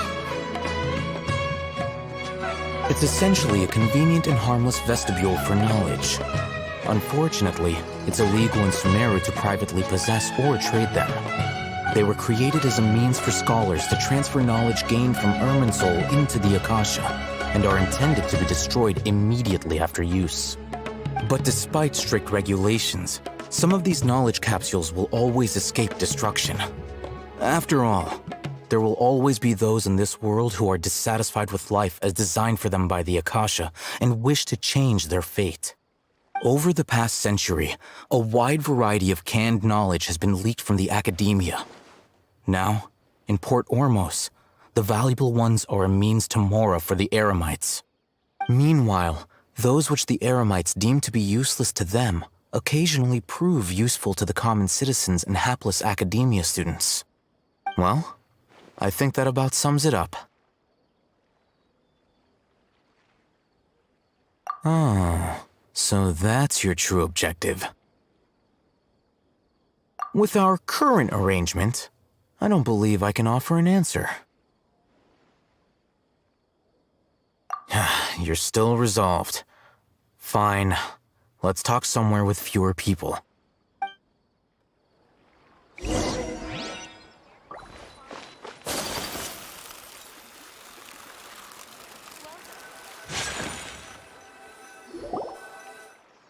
Let's continue our conversation here. If you wish to learn more about the knowledge capsule that the Academia lost, then you must help me with something. I need you to find someone named Dory, a traveling merchant. Unlike the peddlers who hawk inferior knowledge capsules, she often has quality goods in stock. Some say that as long as there is profit to be made, there is nothing she won't dare to sell. She's guarded against people from the Academia because most of her wares don't comply with Academia regulations. I think she blacklisted me. I met with her informant, but it soon became clear that they had no intention of letting me get any further. Become one of Dory's customers and earn her trust. This is my condition for further collaboration. Why do you want us to meet with her? Until you complete this task, you don't have question privileges. Fine. So how do we go about doing this? You two are outlanders who haven't been here for long, so Dory should view you as safe clients. I'll give you the informant's address and their contact password. Beyond the password, though, I have no way of knowing what other tricks she might have up her sleeve. You'll have to improvise. This is kind of nerve-wracking. The true challenge begins after you meet her. She has a keen nose for Mora and a shrewd eye for wares, and she only likes customers who she deems to have good taste. I'll prepare some funds for you. Buy her highest quality wares and earn her approval. But we only just saw a knowledge capsule for the first time. We don't know how to tell which ones are good and which ones are bad. Is that something we can learn quickly? That's true. Have you two heard of elemental sight? Oh, that's a surprise. Guess I'll have to hold you in higher regard. Anyway, that ability should resolve your issue.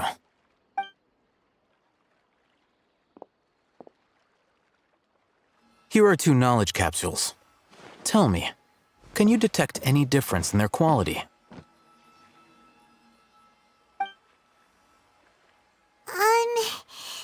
They look the same to Paimon. Try inspecting them with elemental sight. How'd it go? Did you see anything? Rumor has it that higher quality knowledge capsules generally appear brighter when viewed through elemental sight. That's because knowledge originates from Irminsul, the root of Dendro power itself. The more powerful the knowledge, the richer it is in Dendro energy. However, some canned knowledge with a high concentration of elemental energy is of little use in contemporary times, so those capsules are of little value. Using elemental sight is merely a stopgap measure, but it should suffice for earning Dory's trust. That sounds pretty impressive. Here's a sheet with the informant's location and contact password, and here is the Mora for purchasing canned knowledge. Don't be cheap. You'll need to spend to catch Dory's eye. If there's any Mora left over, just keep it. Oh, and be sure to exercise some caution. There have been Matra present in Port Ormos lately. Your efforts will be for naught if they catch you. Matra?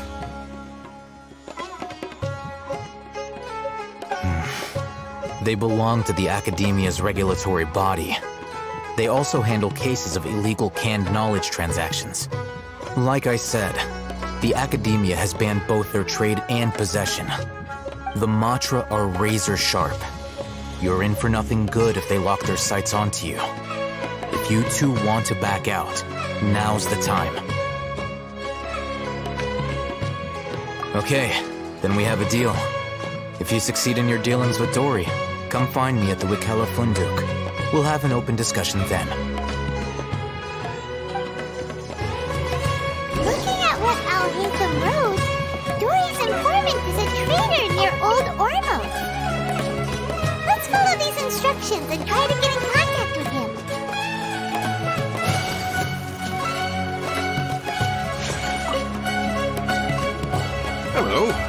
you two looking to buy?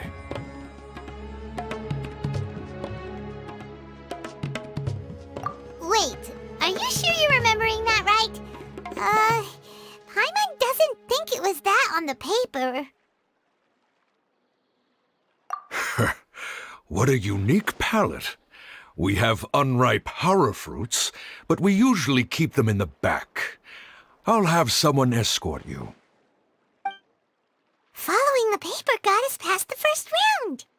Ronak, these two want to buy unripe hara fruits.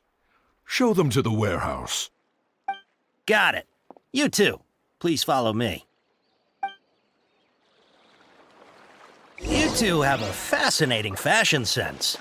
We haven't seen a customer wearing a Sumeru rose for quite some time. Hold on. Let me think. Sumeru rose means common merch. No, look again. We're obviously wearing morning flowers. Ah, my mistake. I do apologize. Whew. That pop quiz sure was scary. The warehouse is up ahead. Please follow me.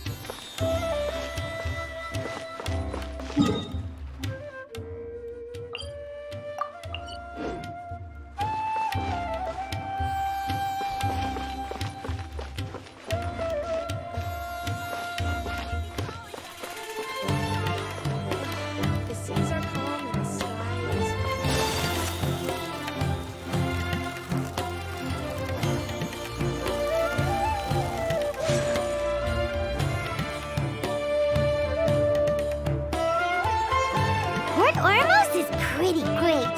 There's so many new and interesting things, not to mention all the tasty food. Sumeru's largest commercial port sure lives up to its name. Look at all the merchants, and everyone seems excited just to be here. How did things end up like this? All thanks to your artistic license. That's how. I should have made you wait until we got an update from Tanja. But when I finished the prototype Aranara yesterday, you agreed that the kids would like it. That's why we tried bringing it out for a test run today.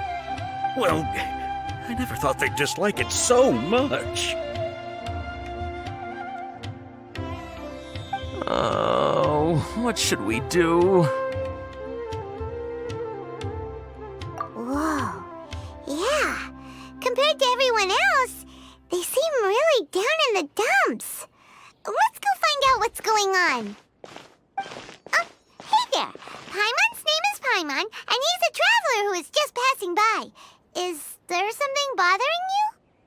Oh, I noticed you two a moment ago. Welcome to Akara Crafts, the best toy store in Port Ormos. At least for now. What's bothering us is this prototype Aranara. To start with, could I get your opinion on it? Prototype Aranara? You mean this wood carving here? It looks like a mushroom monster to Paimon. Oh, no. The prototype Aranara is something that brings joy and laughter to children. At least in theory. Not the first negative feedback we've had. So, what exactly is a prototype Aranara? So for context, Aranara are magical creatures in Sumeru fairy tales that live in the forest. For the store's 20th anniversary, we plan to release a series of hand-carved toys based on the Aranara stories that kids know and love. This is a prototype we made to get an idea of how they would react. But when we put it out there, The reaction was not quite what we'd anticipated. They thought it looked like a mushroom too, huh? No, worse than that, actually. I can't quite describe it, though. And I'm also not very good with kids. Maybe you could ask them for yourselves.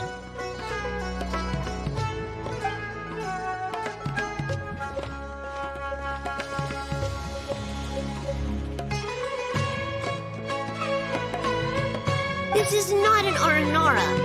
No way. I've read Uncle Tanja's Aranara and the Ill Little Fungus. It says that Aranara are supposed to be chubby and squishy. The carving looks nothing like that. Toys do look better when they're round and chubby. Uncle Tonder said in Aranara's vow that you can deceive the eyes, but you can't deceive the heart. This carving makes me feel lost and confused inside. I don't think the creator put his heart into it at all. It's nothing like an Aranara. Ooh, didn't put his heart into it, huh? Oh, sounds like one of those things that's easier said than understood. Kassid and Alia didn't like this carving, but I think it's okay. It doesn't look too happy, so it's kind of pitiful in a cute way. Oh, a positive review! Yeah, so I would totally ask my dad to get it for me, if it wasn't meant to be an Aranara. Oh, well, that took a sudden turn for the worse. We asked the children for their opinions. Oh, how did it go? Has it maybe, grown on them at all? Oh, this is such a shame. Why isn't Tanger back from Gandharvaville yet? Oh, the kids kept mentioning an Uncle Tanger, too. Who is he exactly? Uncle Tanger is a famous children's author here in Port Ormos. He wrote quite a few stories in the past, but none of them were popular among children. Just like our prototype Aranara.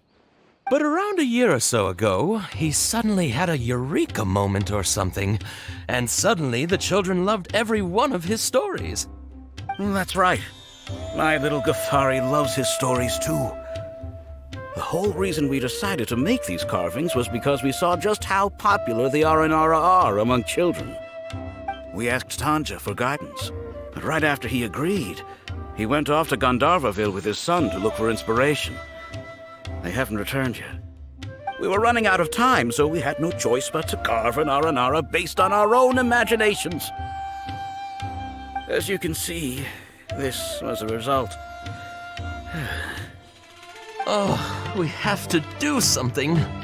Hey, since you're the famous traveler, could you do us a favor and look for Tanger in Gandharvaville, He doesn't have to come in person if he's too busy. Just ask him to write down his suggestions and bring his notes back to us, if you could. Please, if only to put a smile on the children's faces. And, of course, you'll be well compensated for doing us the favor. They seem pretty desperate. Let's help them out. To see the kids smile. And also for our reward. Yay! Rewards!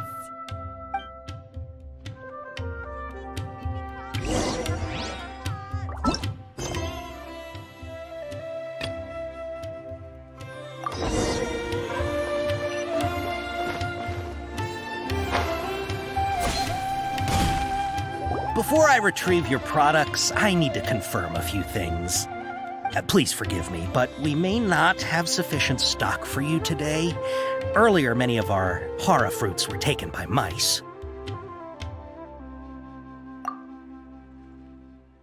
Hold on. That's not right. Taken by mice means they sold out. I'm sorry. But as things currently stand, we won't be able to fulfill your order. Why don't you two think things over? He's cautious of us. Let's take a closer look at the paper that Al-Haytham gave us.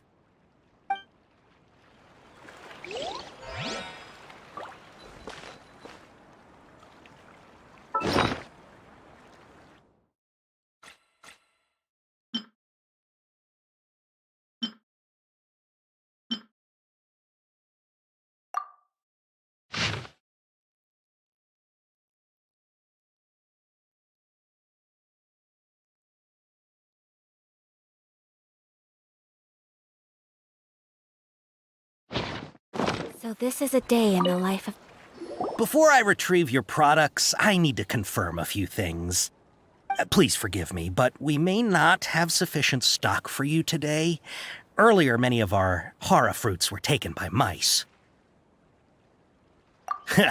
Thanks. If better goods come in, you'll be the first to know. You look like you have some skill.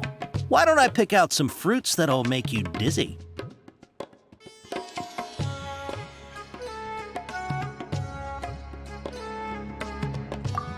Yep, that's the right answer.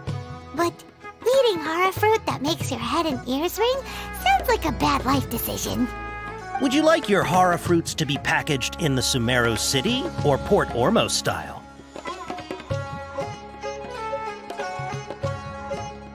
Wow, you two sure are generous customers. We'll be sure to package your products beautifully. Okay, everything has been confirmed. Miss Dory is waiting for you up at... Shoot, it's the Matra! Run! What? The mantra? Where?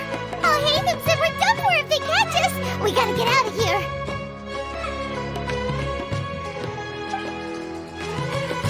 We don't know this area, so let's follow that informant.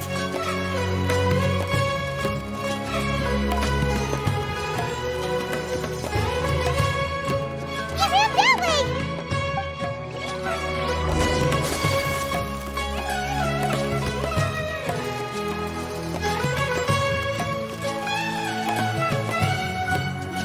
Look, he's over there!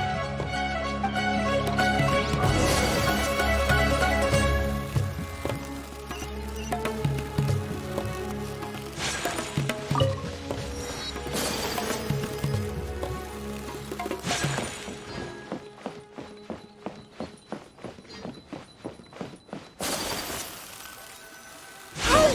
If you're hiding from the Rishbaland tiger, come this way! Another password! Huh? Oh, that voice came from behind the building on the right!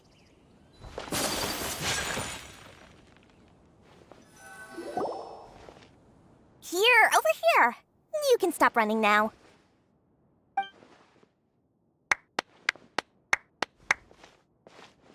So you were the one who was calling out to us just now. But, are we definitely gonna be safe here? These two good customers wish to buy some hara fruit, Miss Dory. And if there's nothing else, I'll just excuse myself.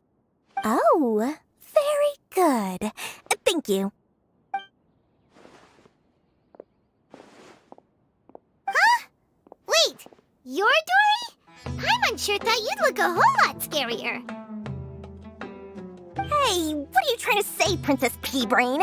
I can be scary enough when I need to be, believe you me.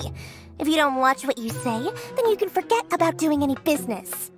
But it seems you two have actually done pretty well so far. Not only did you manage to find the informant, your reactions were also pretty sharp.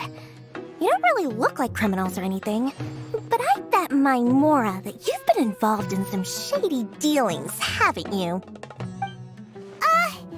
Paimon's not sure if that's supposed to be a compliment, but we'll take it. I can't risk doing business with people who start huffing and puffing after just a few paces.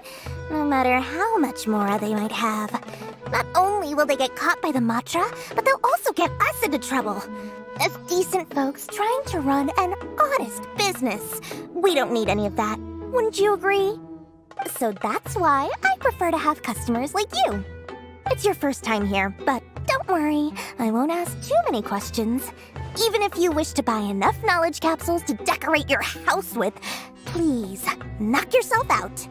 As long as you have lots of round, shiny Mora, then we're all good. Ah, yes, of course, of course. Go ahead, help yourselves. Voila! Wow, she has a trove of canned knowledge. Whew. She'd probably be in serious trouble if the Matra caught her with all this. What kind of products do you seek, my dear customers? Don't worry, I'm not interested in your reasons for buying. I can, however, offer some suggestions. Take this one, for example. An analysis of the sociological ideology and dialectics of the Hilichurls.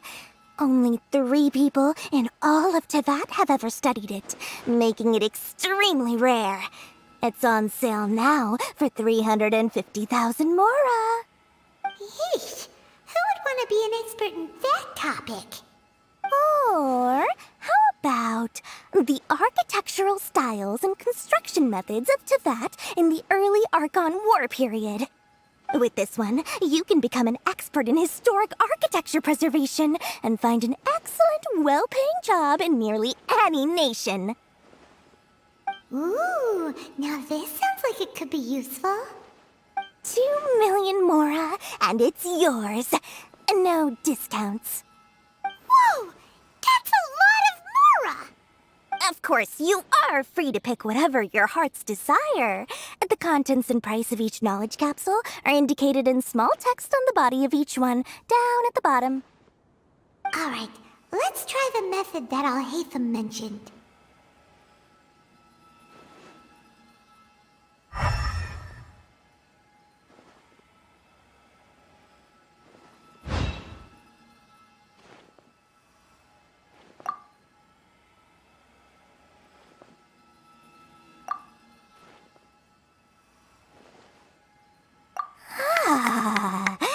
You've really got a good head on your shoulders, and quite the eye for quality.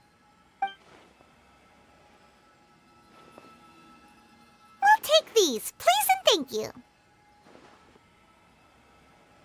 My oh my, you are blessed with a taste for both the exquisite and the extravagant. Customers like you are a rare breed. 1 in 100. No, 1 in 1,000 even.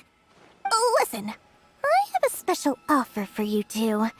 If you spend just 100,000 mora more, you can pick any knowledge capsule of your choice up to a value of 1 million mora. Say what now? Hey, did you hear that? Spend another 100K and we get a capsule worth a whole million! But all the canned knowledge we just bought is easily worth 500,000 mora. If we spend just a little more, we can get something worth 1 million mora. Isn't that a fantastic deal? Think about it. We've gone to all this trouble to get this canned knowledge. And so far, everything we bought belongs to Al-Haytham. Aren't you even the least bit curious about how this whole canned knowledge thing works? We're talking instant knowledge here. Don't you want to try it yourself? Come on, come on! We still have around 100,000 of Al-Haytham's mora left, so let's put it to good use by finding something useful for you. Ahem, you've got a deal, Dory! We'd like to spend an extra 100,000 mora. Excellent! Then please, select from this fine collection of canned knowledge over here. Hold on a second. Paimon thought we could choose whatever we wanted. Why can't we choose the ones from over there? Oh, but my dear customer, the knowledge capsules over here are worth 1 million mora each. I'm sure discerning customers like yourselves will be able to find something to your liking. Please, take your time. Uh-oh, Paimon has a bad feeling about this. Let's use Elemental Sight again to check these.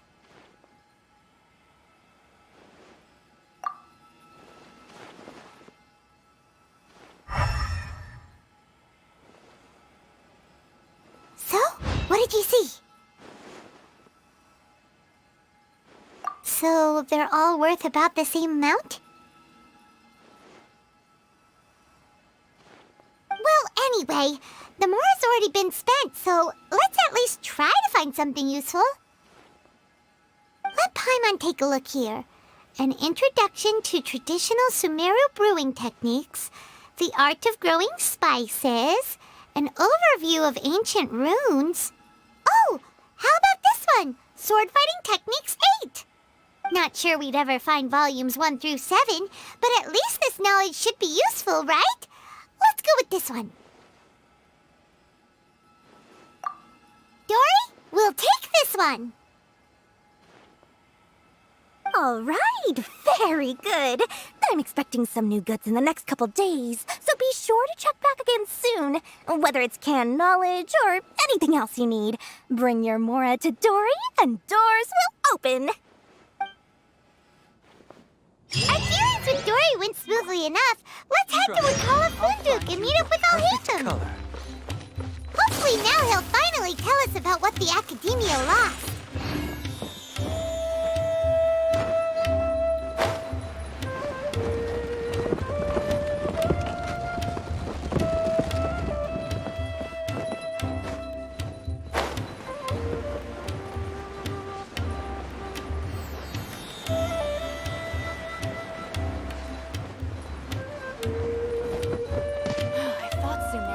Ha, you two made it. And from the looks on your faces, you were successful. Whoa, there's so many people from the Academia here. Why would you pick this place as our meetup spot? Well, Wakela Funduk is under the Academia's control, so naturally the Academia has people working here. I came to Port Ormos under the pretense of conducting official business.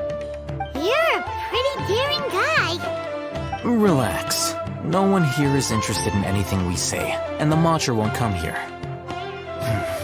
Okay now, tell me how your encounter with Dory went. Okay, we did what you asked. So, can you tell us about the knowledge capsule that the Academia lost now? Before that, I have to ask, why are you two so intent on tracking it down? You don't have to answer, of course. Yeah, he just wants to meet the God of Wisdom and ask her about something important. We've been in Sumeru for a while now, but we still haven't found a way. When we heard that the Academia had lost something that might be related to the gods, we came here in case it turned out to be our lucky break. In that case, you're on the right track. A short while ago, the Academia lost a knowledge capsule in the desert. It's supposedly a divine knowledge capsule. Use it, and you'll gain the wisdom of the gods. Wow, there's really such a thing as that? Hey, if we find it, do you think we could learn how to meet the Dendro Archon? Ooh, or how to find your sister? I highly doubt it has any mystical properties, but it does indeed exist. And it's right here, in Port Ormos. So, where exactly? That's what we need to find out next. I won't deny that. I am investigating because I'm curious as to what the divine knowledge capsule truly is. As you know, the Eremites in Port Ormos also have their eyes on it. It is an extremely precious item. The knowledge contained within may bring great power or wealth to whoever has it in their possession. Several brigades have been vying for ownership of it as of late, but there is still no victor. My personal finances and connections cannot compete with those of the Eremites. After attempting various methods, I finally managed to reach a tentative agreement with several brigades.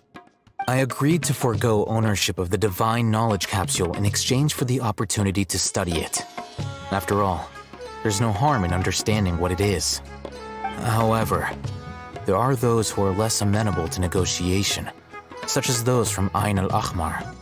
They adamantly believe that the divine knowledge capsule contains the Scarlet King's power, and that he will return to this world when they obtain it.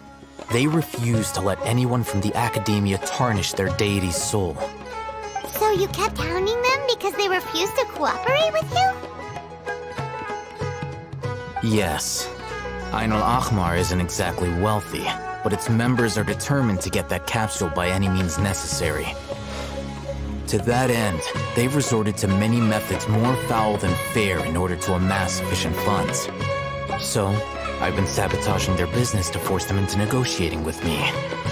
The Divine Knowledge Capsule should be up for a secret auction within the next few days. Each brigade will place their own bid, and the prize will be covertly given to the winner. To ensure the capsule's security and to evade the Matra's notice, the winning brigade will not publicly disclose their victory. Unless I know whose hands the Divine Knowledge Capsule ends up in, my agreements with them will fall through.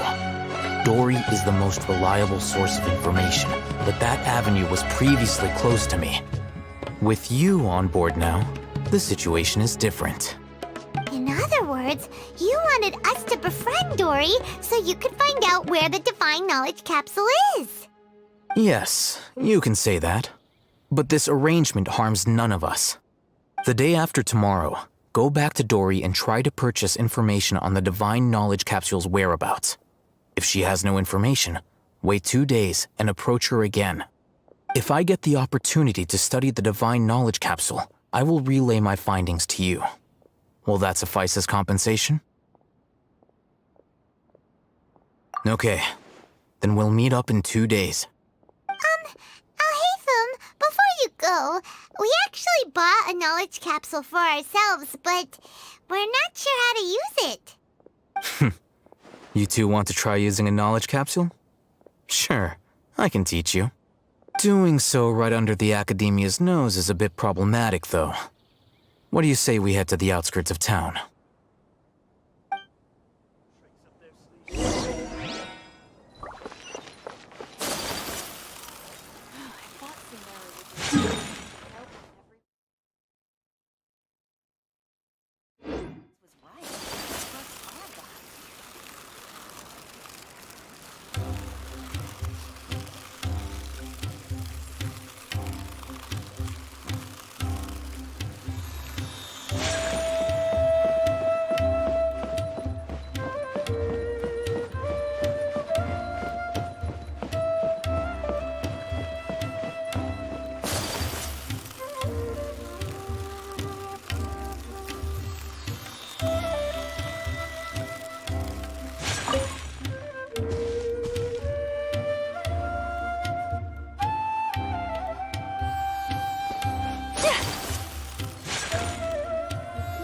All right, this place works. Show me the capsule you purchased. Here. Sword Fighting Techniques 8. Huh. A combat class knowledge capsule. This class is something of a rare find these days, since most have been taken by the Eremites to augment their battle capabilities. Really? Ah, yeah, what a great buy! If you want to determine the efficacy of this capsule, I can evaluate your combat ability. However, effects will likely be minimal if you already possess a high amount of strength. We can conduct a controlled experiment where you fight 2 battles, one before using this knowledge capsule and one after. While you fight, we can use an Akasha terminal to monitor your various physical parameters. There may be variances in your physical strength between the 2 tests, as well as a disparity in your opponent's abilities. But don't worry, I'll run statistical analyses afterward to mitigate any confounding effects. Wow! Haytham! You must have been one of those guys at the Academia who got top grades on everything! Paimon's curious about something, though. You definitely weren't one of those students who needed canned knowledge to graduate from the Academia, right? So why are you risking getting caught by the Matra for this capsule? When you are unable to understand a researcher's actions, most cases can be attributed to curiosity. This is but one theory. Sounds like you're trying to avoid the question. All right, let's begin the test. Just fight as you normally do.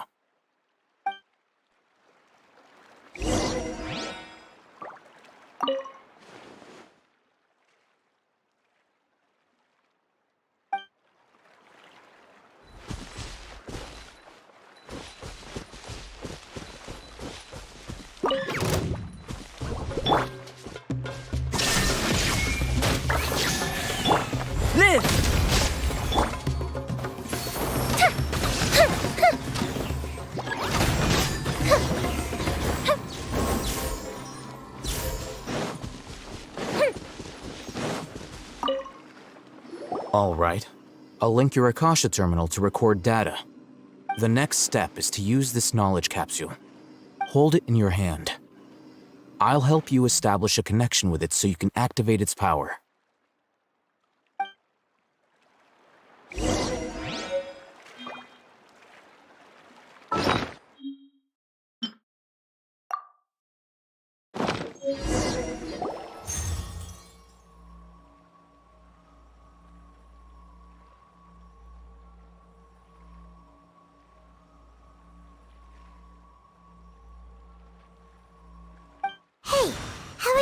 working.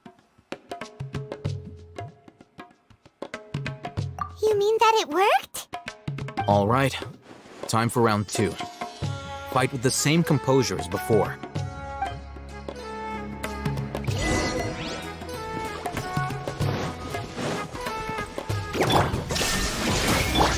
Coming to be!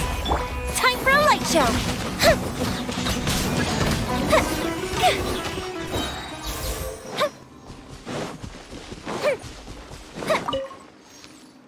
Now, I'll start recording data again. Oh, Hatham, how's it going? Well, the knowledge capsule you purchased did improve his combat capability. During the second fight, his overall fighting performance increased by 0.073%. Wait, how much?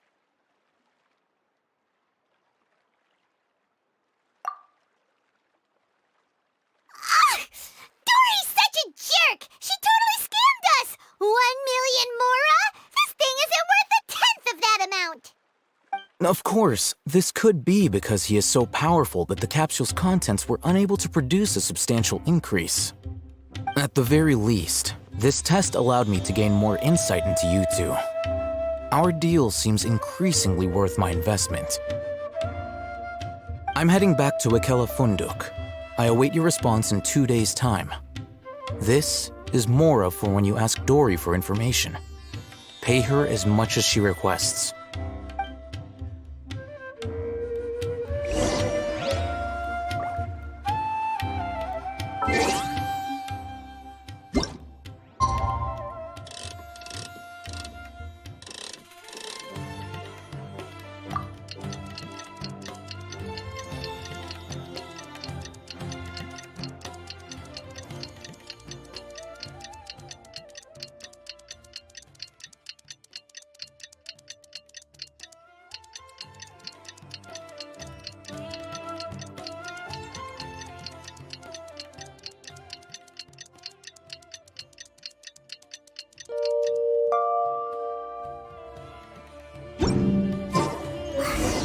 Let's see Dory today and ask her about where the Divine Knowledge Capsule is.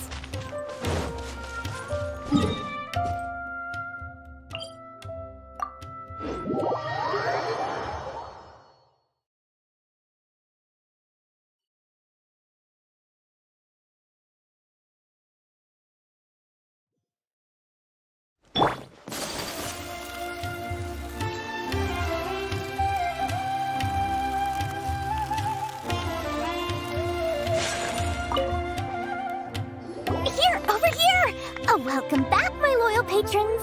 What can I do for you this time? You name it. Canned knowledge, supplies, or anything else you need. I'll find a way to get it. Where there's a waterfall of Mora, there's a way. Can you really get us anything we want? Anything at all? Aha! So it appears that canned knowledge alone is no longer sufficient for your opulent appetite. Then please oblige me. Tell me what you have in mind. Oh! I knew customers with pockets as deep as yours would undoubtedly crave something more profound than ordinary canned knowledge. But you know, that kind of information isn't going to be cheap. After all, I had to work really hard to weasel my way into the auction site. Not to mention that if anyone found out that I was the leaker, I would be in big, big trouble. But how can we be sure your information is accurate?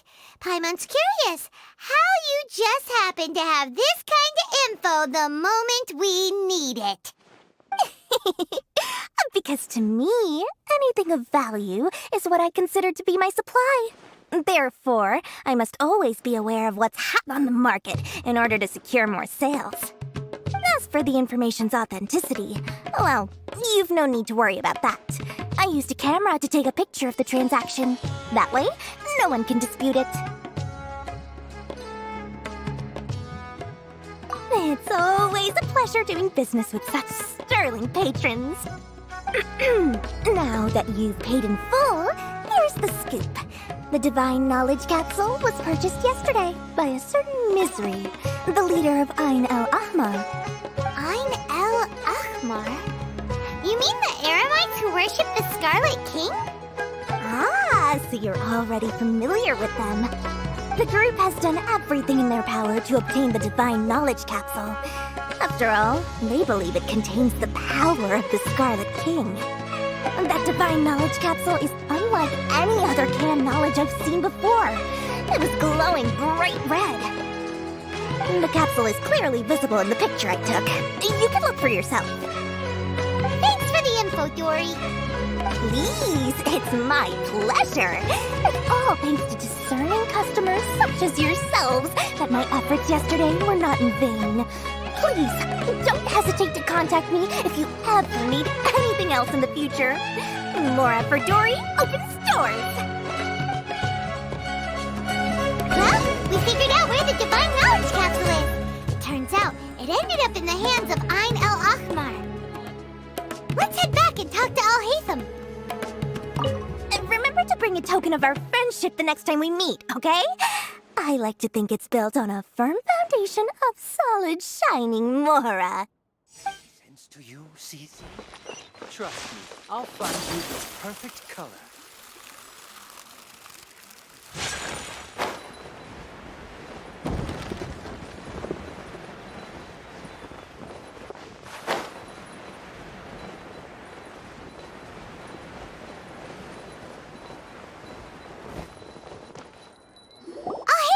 We got the info you wanted!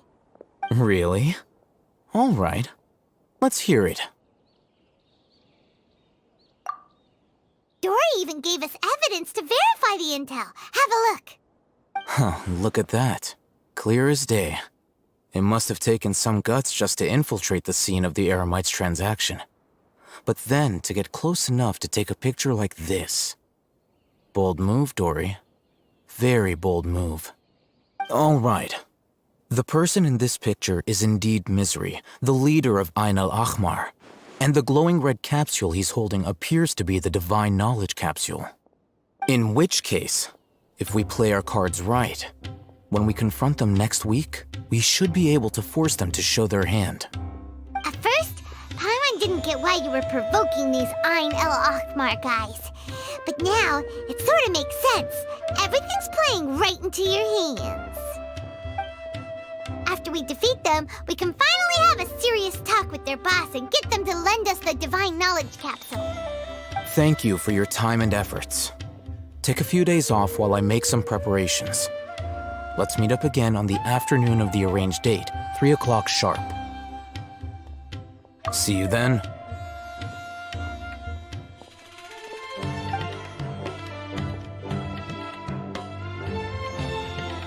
Al-Haytham sure is taking his time. Where could he be? Oh, there he is. Sorry to keep you waiting. Let's head to the pier in front of Pharos Lighthouse. Yep, let's go.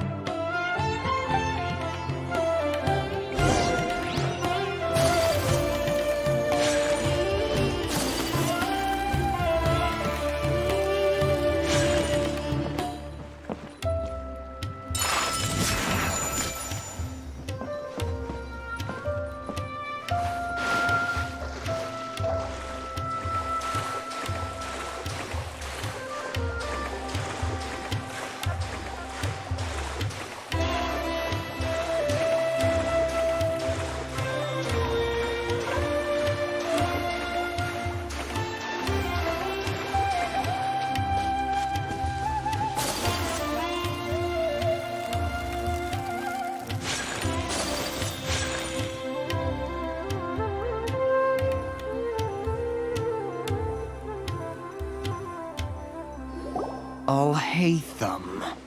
I knew you were crazy, but I didn't know you were crazy enough to actually show up. It was I who demanded that these negotiations take place. I was more worried that you might go back on your promise. But to your credit, it appears that you're sticking to your word. This is turning into quite an occasion. I also brought some backup. I assume you don't mind. Backup? Aren't you the brat from the restaurant the other day? You've come to support this lunatic because he helped you out? Fine. Your funeral. I'm not going to mince my words. Once we're done with you, you'll be nothing more than fish food. Get 'em, boys!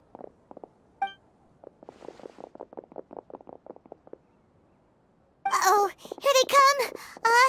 Good luck, you two.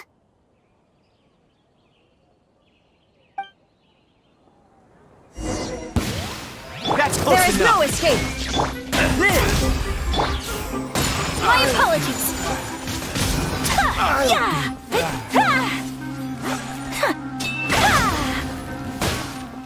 Following Fuse is lit!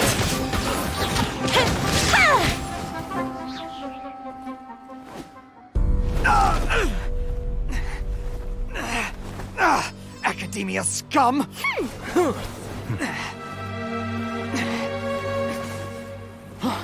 Boss! Finally! Did you use it? Great! Now we can...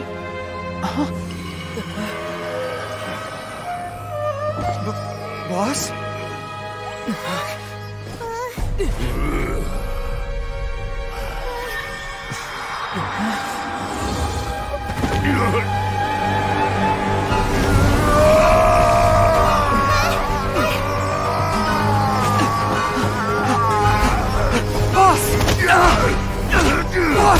What's wrong? What happened to him? We have to cut his Akasha connection, now.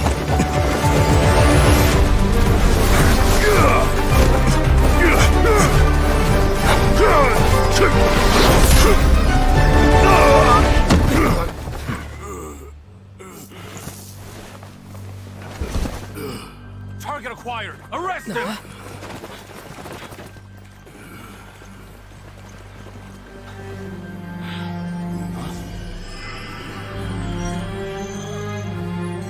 Do not impede our work. Is that understood, Al-Haytham? Of course. I was only trying to help. Take him away!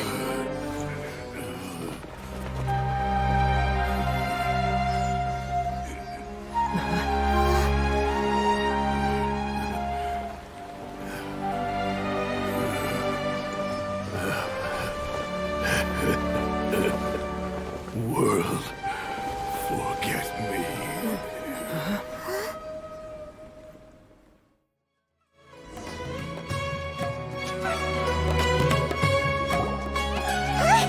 What in Tibet just happened?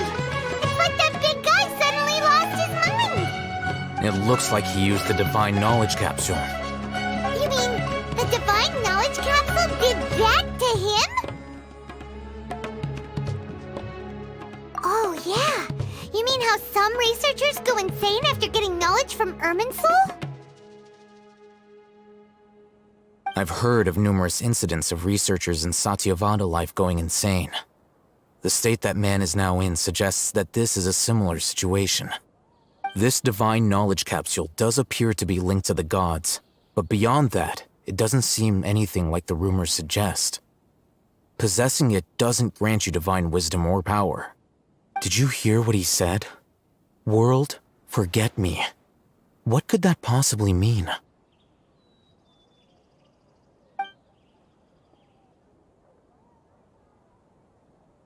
If the mantra took him away, then that means the Academia got the Divine Knowledge Capsule back, too. What a shame. We were so close. Still, Paimon didn't expect the Divine Knowledge Capsule would be so dangerous. Imagine if we tried to open it. Oh, who knows what would have happened to us? As things stand, there is no reason for me to remain in Port Ormos. I believe our collaboration has also reached its end. Oh, we were so busy trying to find the Divine Knowledge Capsule that Paimon forgot to ask you something. Since you're a member of the Academia, do you have any idea how we can go about meeting Lesser Lord Kusanali? Truthfully, I don't. Lesser Lord Kusanali appears to exist outside of Sumeru's entire administration. Most of the time, you wouldn't know she exists at all.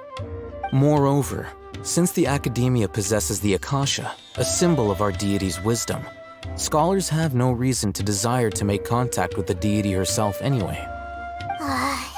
Everything about Lesser Lord Kusanali is such a I'm heading back to the Academia. How about you two? It's almost the day of the Sub-Zero's festival. Maybe we should head back too. We've been rushed off our feet over the past few days, so maybe a little rest and relaxation will do us good. Then we'll part ways here, Al-Haytham. Until we meet again.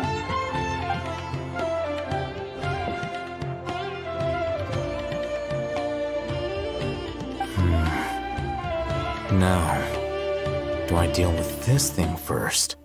Or should I produce the report that the higher-ups require?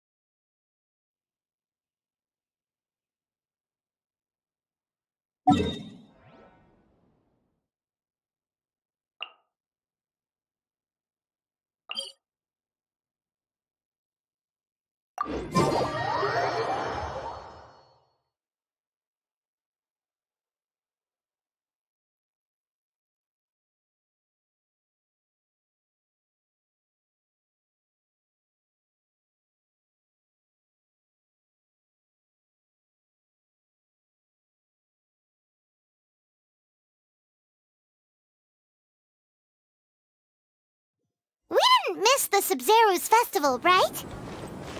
Let's hurry and find Dunyarzad. Paimon thinks she must be around the Grand Bazaar, since she showed us around there last time.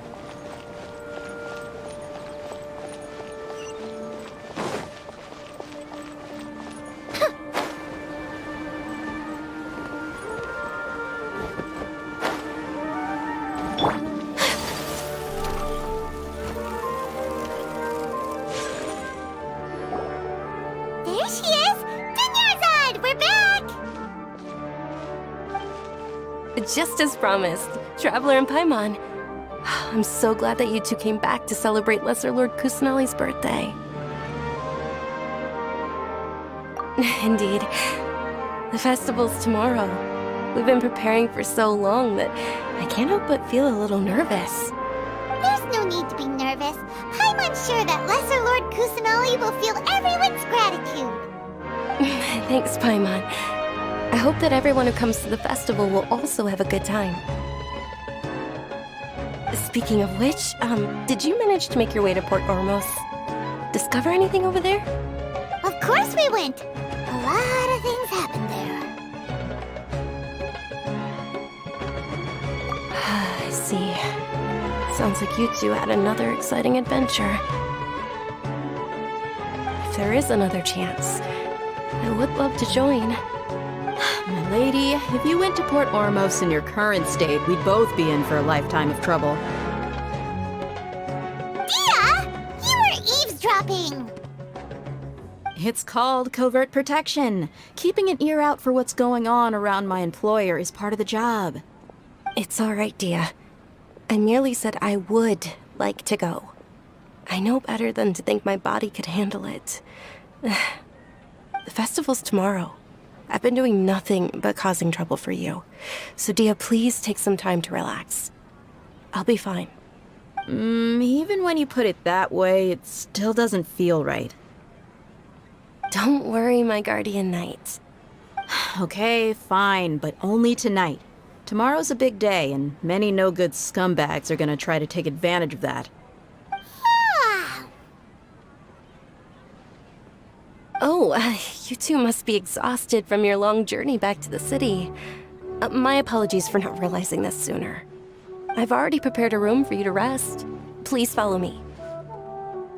Whoa, you're so thoughtful. Paimon's so ready.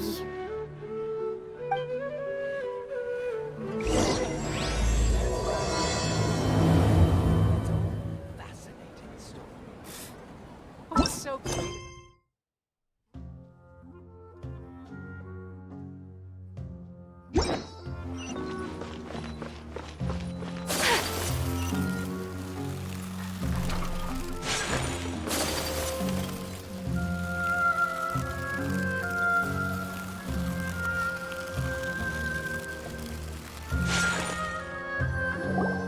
Here we are. It's also fairly close to where I've been staying. It looks really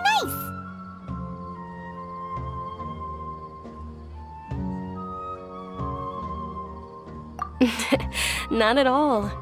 Just tell me more about your adventures when you next get the chance. That's Paimon's specialty. Paimon can tell you stories next time. Oh, if you don't mind, how about we all walk around together tomorrow? All of my friends will be working the festival, and Dia's still insisting on her covert protection. Yeah, it'll be pretty hard to relax and enjoy the festival if Dia's constantly hovering over you, right? Then let's meet at the nearby bazaar first thing tomorrow morning. Have a great night. It's a deal. Good night, Dunyarzad. I may be too excited to fall asleep tonight. See you tomorrow. Paimon started to really look forward to the Sub-Zero festival too. Will there be lots of yummy food? Oh no. Thinking about food is just gonna keep Paimon up all night. The earlier we sleep, the better. Let's go inside, traveler.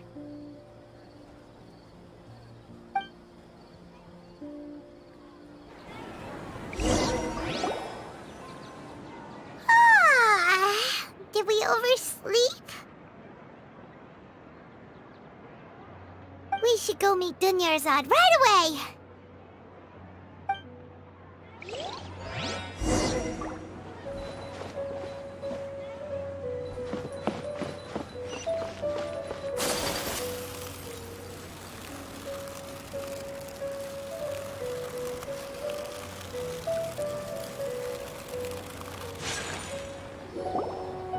Traveler, Paimon, I've been waiting for you two. Good morning, Dunyarzad. We must have overslept a little bit.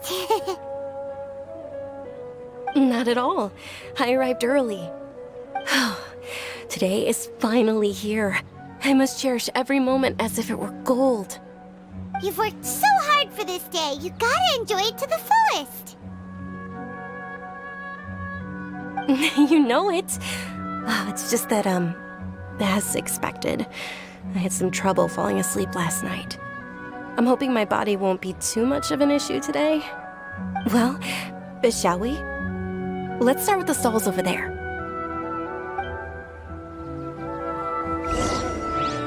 Many vendors came out of the blue to support the event, and they insisted on covering costs themselves. Let's go give them some business. They paid for everything out of pocket? Oh, sounds like they're not in this just for the Mora. They all said that contributing to a lively festival atmosphere is more important than money. Especially since we don't often get to celebrate Lesser Lord Kusanali's birthday. Ooh, they're selling food over that way! Let's go! This is a stall offering foods from the Haftmewa feast. Oh, you could tell straight away. I thought most people nowadays wouldn't know. Mushrooms, flowers, and all kind of fruit? It's all vegetarian stuff. Oh, Paimon's a little disappointed. So, what's the Haftmewa feast you mentioned just now? It's another Sub-Zero's festival tradition. People used to set their tables with 7 different foods. Generally speaking, the most common selections were foods like Rukashifa mushrooms, lunar lotuses, Sumeru roses, sunsetias, kapulatas, hara fruits, and zaytun peaches. So, the Sub-Zero festival is a vegetarian holiday? You don't have to be a vegetarian to enjoy the spread. We just use the 7 foods to symbolize the 7 virtues of the Dendro Archon. Wait, but if that's the case, if Sumeru uses vegetarian food to represent the Dendro Archon, then wouldn't the Pyro Archon's festival be full of food like roasted fowl, juicy meatballs, grilled steak? Oh, Traveler, we have to go to Natlan as soon as possible! I hope your wish comes true one day, Paimon. Thanks! Alright, how about we also check out some of these other stalls?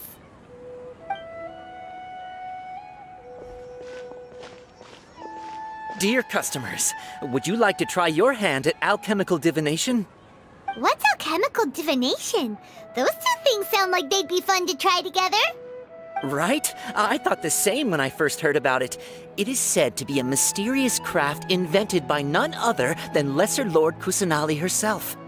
So, how does it work? It's quite simple.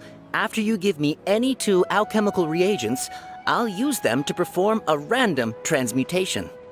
Sure sounds random. So random that it will probably fail. That is precisely what we need. After the transmutation fails, your one and only diviner here will interpret the remnants.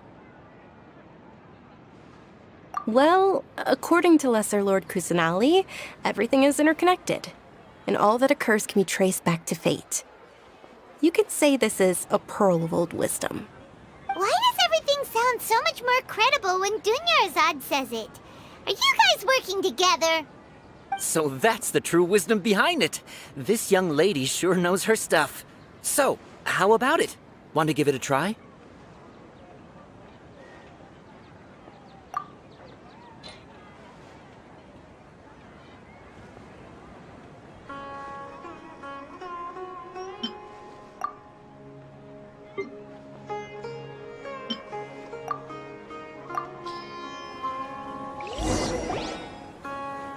Okay, one moment. It's the moon. Paimon wants take a look too. Is it? It looks more like a pie that Paimon bit into. Generally speaking, the moon signifies... It means... Wait a moment. Is he really looking it up in a book? Oh, I remember now. It means illusions and lies. Illusions and lies? That sounds rather ominous. Yes, but this book says that if you trust your intuition and overcome your fears, the sun will surely rise. He's not even trying to hide his book anymore. Naturally, fate will only ever show you the beginning of a journey. It is up to you to forge your own ending. Oh, thank you so much. I'll keep that in mind. Oh, it's nothing. I'm just learning as I go. Guess that was still pretty interesting. Okay, on to the next stall. They say the Sub-Zero's festival was very lively a long, long time ago. Large flower carriages used to parade through the city. As they headed towards Port Ormos, people would throw flowers, candy, and liquor all along the way. Dunyarzad's eyes are sparkling right now. I wish I could have seen that spectacle. But if you ask me, I'm sure Nilou's dance of Sub-Zeros will be just as impressive.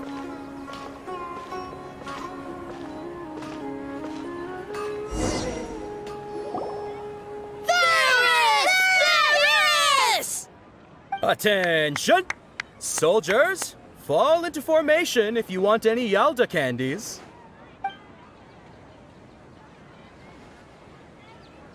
It's a weird guy with a weird hat. Hey, it's Dunyarzad! Wow!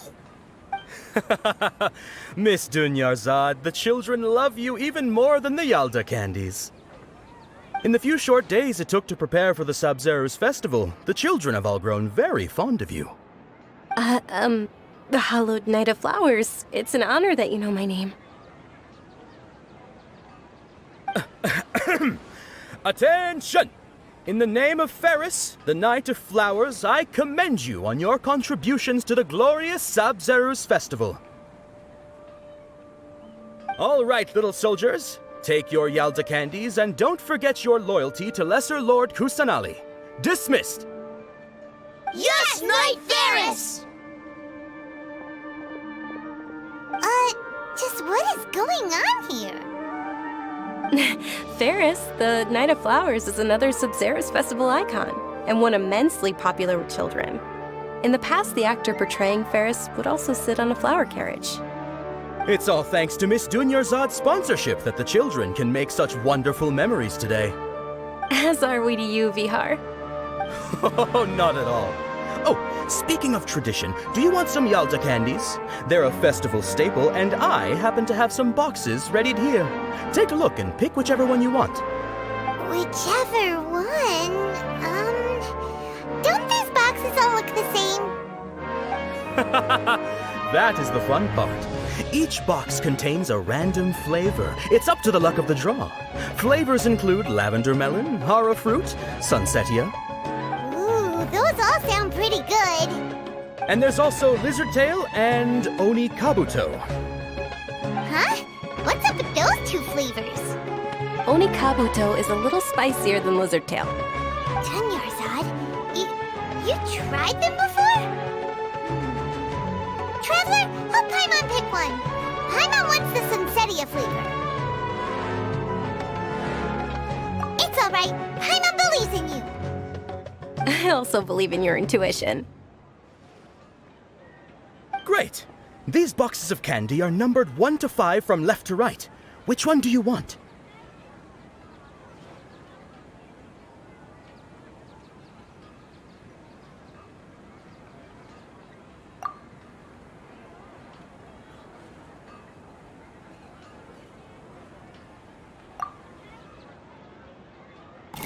Attention! That's unfortunately lavender melon. Oh, Paimon thought you survived so many epic battles because you had incredible luck. But looks like Paimon was wrong. The Sunsetia-flavored candy was in box number 4. How about this? The most important thing is that everyone has a good time at the festival. So please, take both boxes. Really? Thanks a lot, Knight of Candies! It's Night of Flowers, not Night of Candies. Paimon really wilted the carriageless Knight of Flowers. They all basically sound the same. We got our candy, so let's keep going. Oh, actually, I just remembered that I left something behind. Since you're here, can you come with me to get it?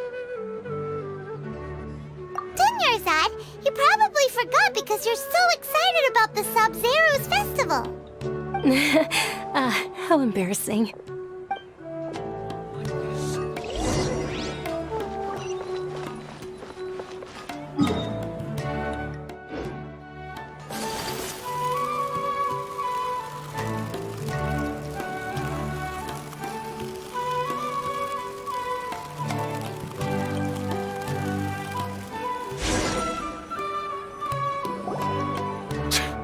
We're too late. Who knew the little lady was such an early riser? I know, right? Hey, wait a minute. Pause. Isn't that her? Oh, that most certainly is. We're in luck.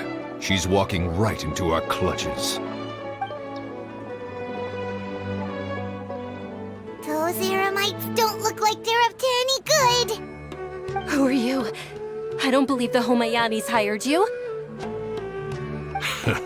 That's right. We haven't received any of their Mora, but I wonder how much the Homayanis would shell out to get you back. They're a gang of kidnappers!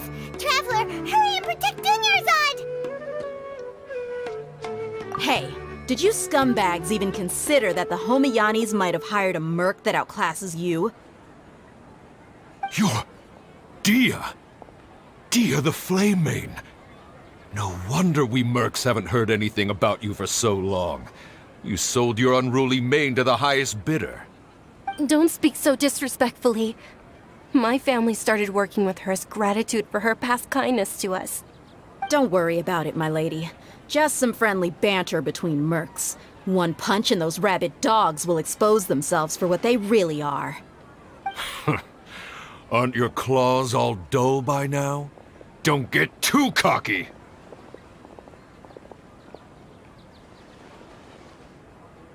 Traveler, take Miss Dunyarzad to a safe location.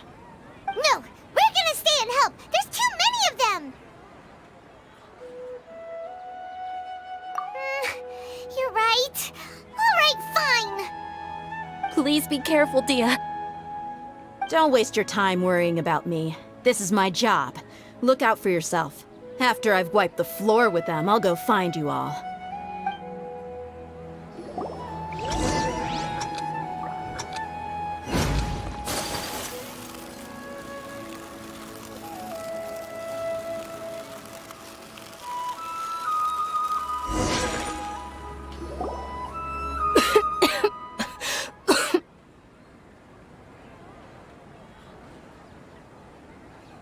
Dunyarzad, are you okay?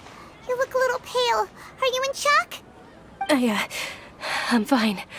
My body always reacts like this whenever I exert myself too much. You sure you're okay? I'll be fine after some rest. I'm more worried about Dia. After all, none of this would have happened if I hadn't insisted on coming out today. Yeah, don't worry.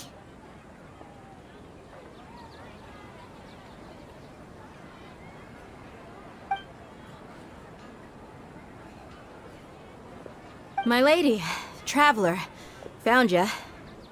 Dia! You took care of them so fast! Any more of them? Or rather, did anyone follow you? Dia, your arm! Oh, this? I'm fine. It's just a scratch. Normally they wouldn't have been able to land a hit on me at all, but I'm still getting used to this new greatsword. Please, let me take a closer look. Come on, it's nothing. Us mercs aren't as fragile as you think. Hold on, you said something about a new greatsword. What happened to the one you were using before? About that. Well, I sold it, because I was low on Mora. Stuff like this happens every now and then. It can't be. The anonymous donation that was used for the venue's final round of preparations?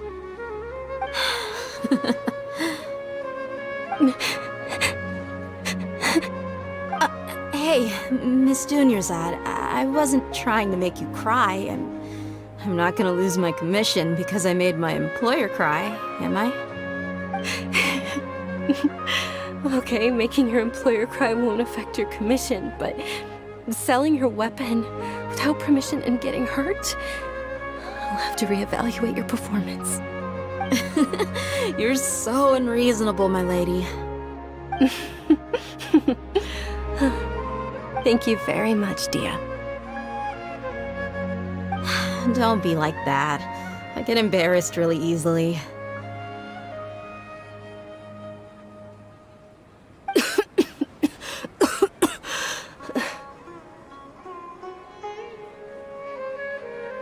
Are you feeling unwell again, Dunyarzad? My lady, your condition.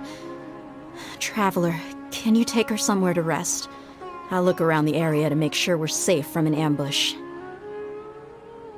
Truly, I'm sorry for the trouble, everyone.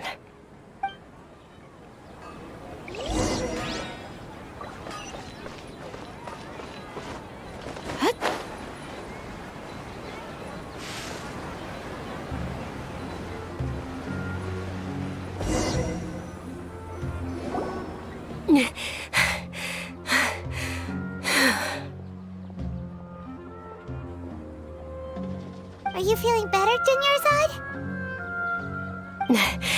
Yes, much better. Just give me a few moments and I'll be good to go.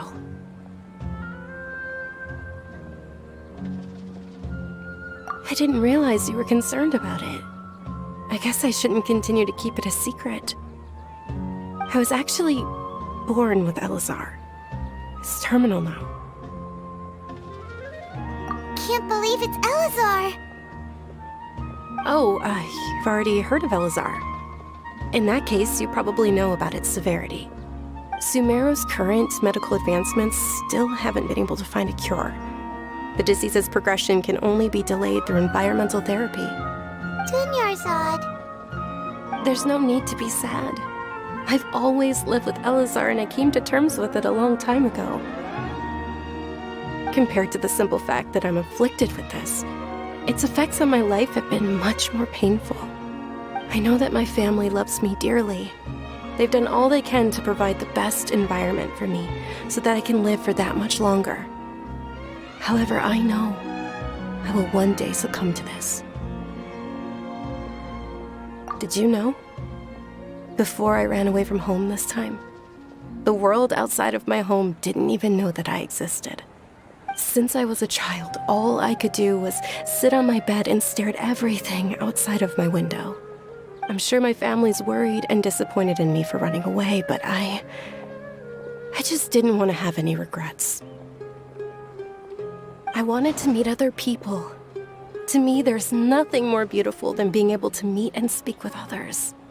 Not to mention the incredible time spent preparing for the festival. The joy on everyone's faces here, and all the support I've received from friends like Dia. This way, when my final day does arrive, it will be less sorrowful. At the very least, many people will remember that I once existed in this world, right?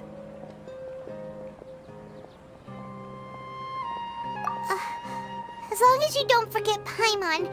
Paimon also won't forget about you. No, even if you forget Paimon, Paimon will still remember you. Thank you two so much. I apologize for the depressing conversation. This is out of character for me. To be honest, Lesser Lord Kusanali gave me the courage to do all of this. If it weren't for her encouragement, I wouldn't have taken that first step. Thanks. There will always be frustrations in life, but I know that the point of living is not to leave behind any regrets.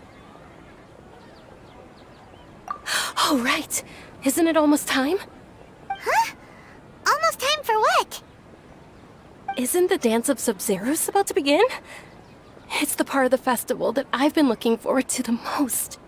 Nilou will recreate that legendary scene with her most splendid dancing. And the Sub-Zeros festival will conclude amid everyone's applause and blessings. And with that, my wish will also... Then what are we waiting for? Let's go to the stage! Yeah, we should still make it in time.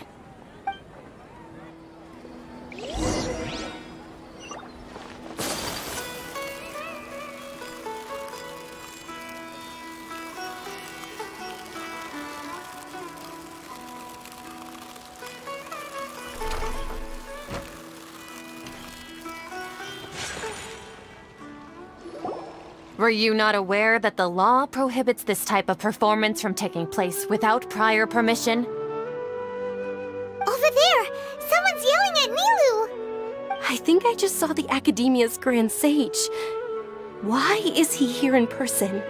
But the Dance of Sub-Zeros is one of the key parts of the Sub-Zeros festival. If we can't perform it... The Sub-Zeros Festival. The law also prohibits the private hosting of large-scale religious festivals. Only the Academia can host such an event. If you continue to resist, we will have to order an investigation into every single event organizer. The Grand Sage has already granted you much leniency. I advise that you exercise tact. How did things turn out like this? The Academia was originally responsible for the Sub-Zeros festival, but they failed this responsibility for many years. I need to speak with them.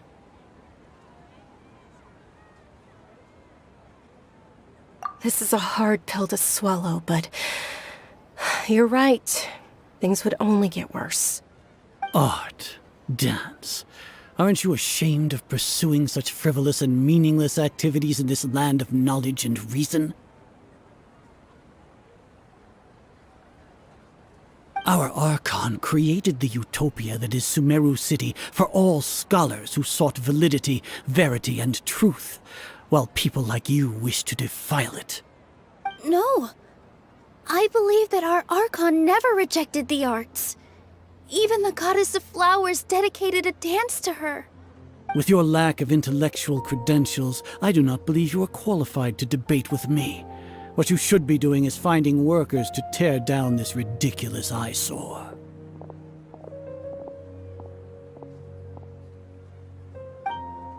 When we return, have the scribe draft an ordinance before the next Nyargarbaha Day that prohibits public art performances. We will announce it to the public later via the Akasha. Understood. I will inform him when I return.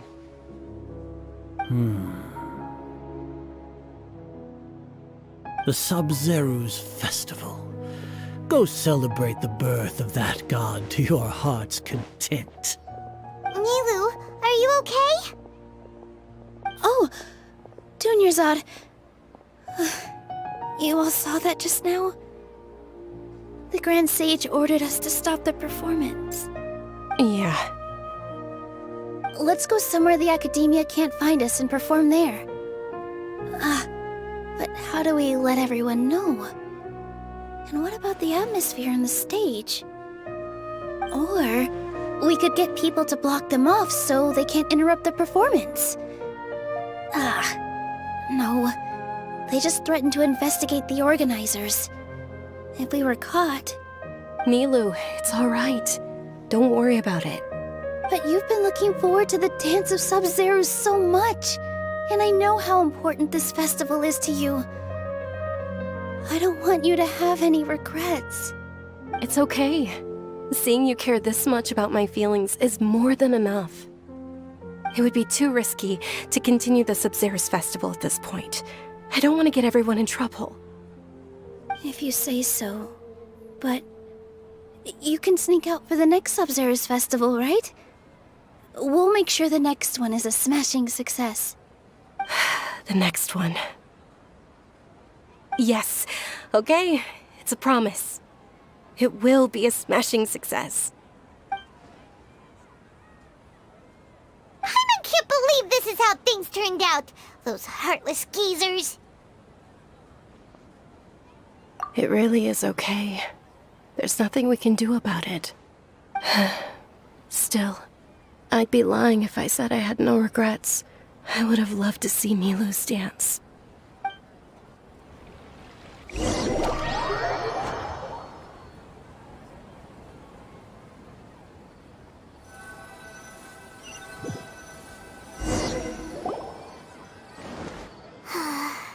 A lot happened today. It's a shame the festival ended the way it did. Nilu and Dunyarzad promised to make the next Sub-Zero's festival a success, but Dunyarzad is running out of time. Yeah.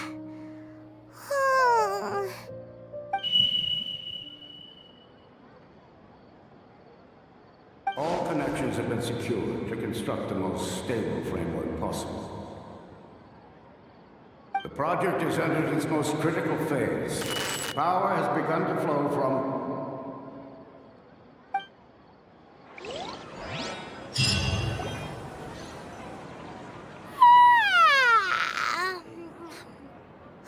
Oh, we're gonna be late! It's all because you wouldn't get out of bed!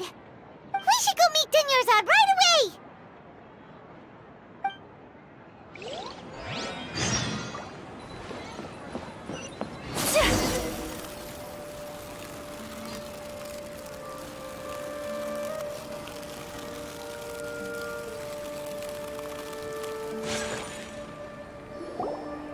Good morning, Dunyarzad. Sorry we're late. Not at all. I arrived early.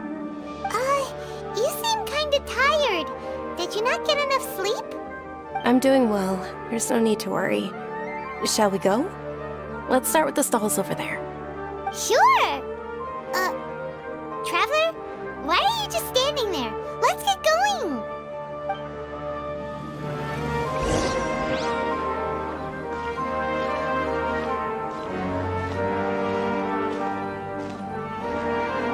Ooh, they're selling food over that way!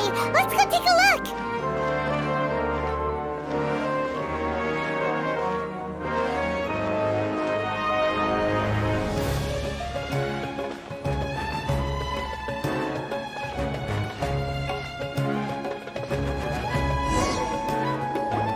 This is a stall offering foods from the Haftmewa feast.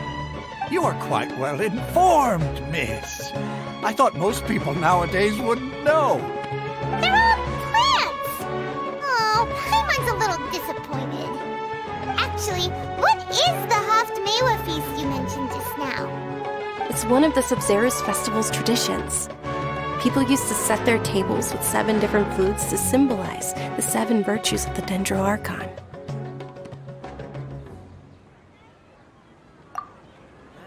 Appear to be in the form of the moon. Really? Paimon thought it looked like some kind of food. The moon signifies... It's escaping me for now. Wait a moment. Is he really looking it up in a book? Oh, right. It means illusions and lies. But if you trust your intuition and overcome your fears, the sun will surely rise. Understood. I'll keep that in mind. Oh, it's nothing. I'm just learning as I go. Guess that was still pretty interesting. Okay, on to the next stall. So, where to next?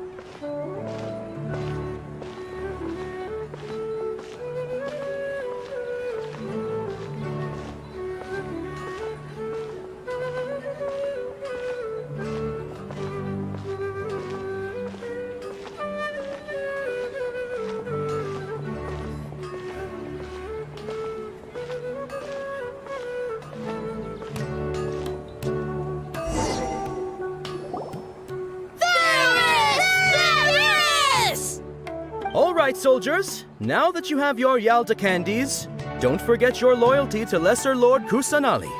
Dismissed! Yes, Knight Varys! What's going on? Is this a play? Ferris, the Knight of Flowers, is another Sub-Zerus festival icon and one immensely popular with children. It's all thanks to Miss Dunyarzad's sponsorship that the children can meet the Knight of Flowers. Oh, do you want some Yalda candies?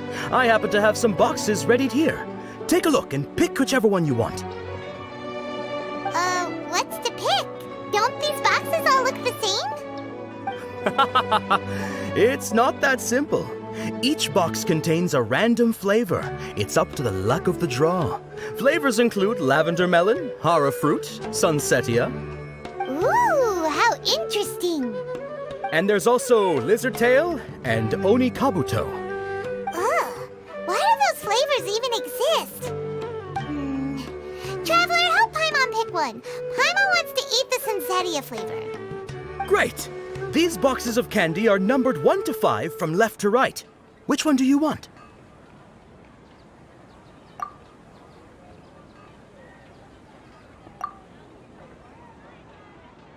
Ah, excellently chosen. Number 4 is indeed Sunsetia. Ha-ha! Paimon bet you had incredible luck, and Paimon was right!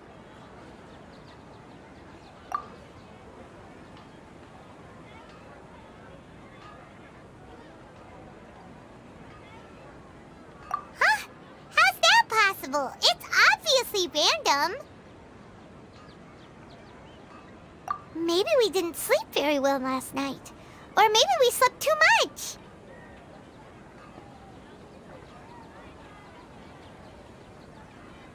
Oh, sure. Huh? Where are you going? You're just gonna walk off like that?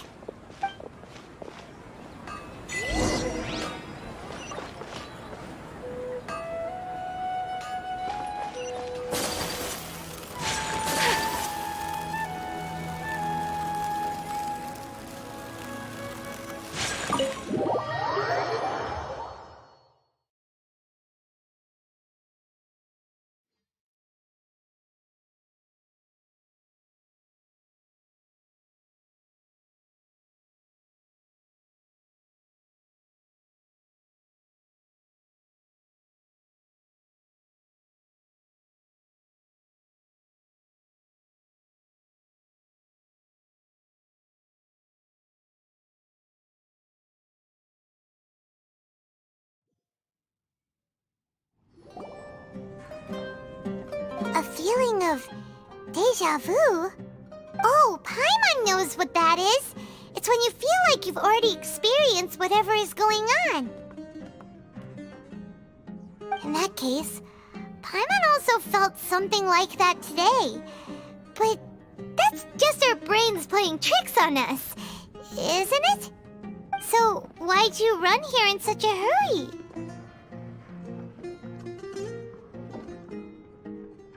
So that's it! You're intentionally doing things you usually wouldn't and seeing if you still get that same feeling of deja vu. Welcome, you two. Are you here for lunch? What would you like to eat?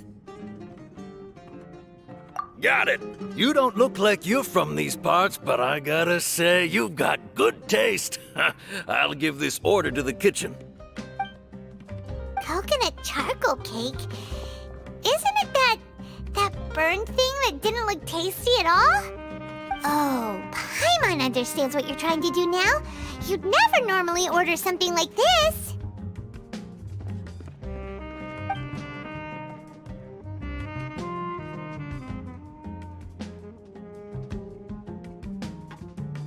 That thing? Are you really gonna eat it? Isn't this going a bit too far?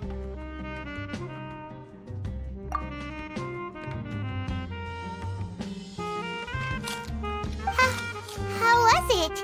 The look on your face is telling Paimon that it tasted awful. Then, you mean...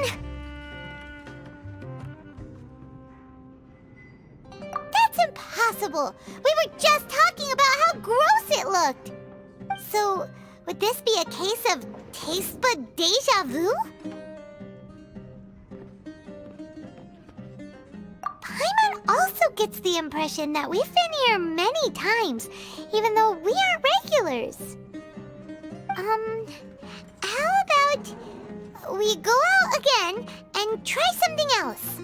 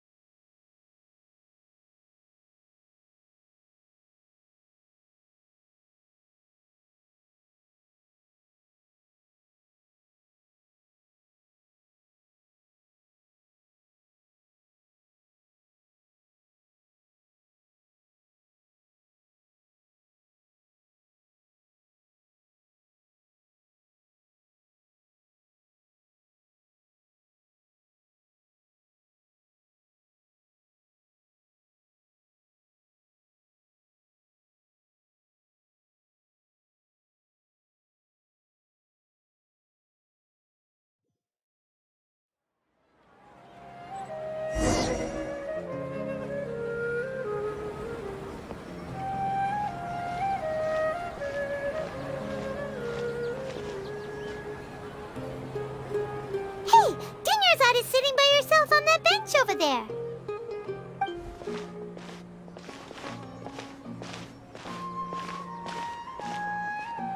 What a coincidence, Dinyarzad. We meet again.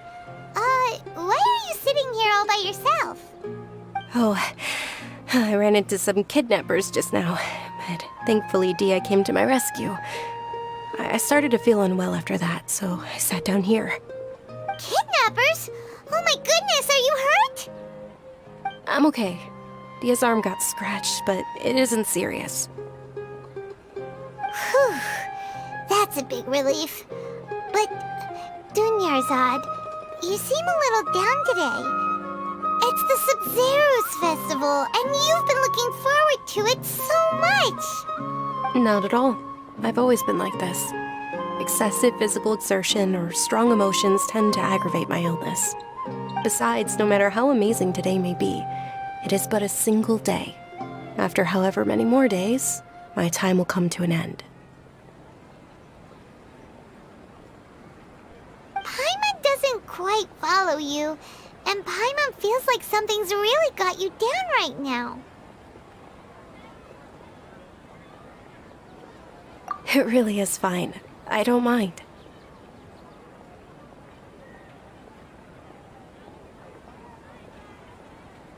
Huh? Did something happen? Dinyarzad, have you ever felt deja vu? You know, like when you've already experienced something that's happening right now? Deja vu? No. But my days have been the same for years now. Even if I were feeling deja vu, I suppose I would already be used to it. Oh, Paimon sees.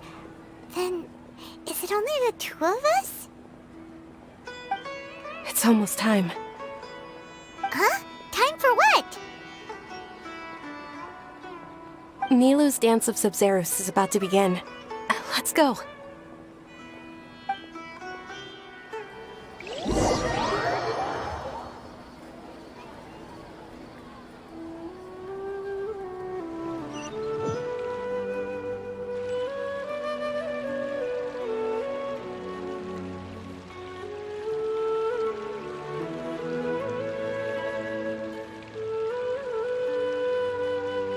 With your lack of intellectual credentials, I do not believe you are qualified to debate with me. What you should be doing is finding workers to tear down this ridiculous eyesore. When we return, have the scribe draft an ordinance before the next Nyagarbaha Day that prohibits public art performances. We will publicly announce it later through the Akasha. Understood. I will inform him when I return. The Sub-Zero's festival. Go celebrate the birth of that god to your heart's content.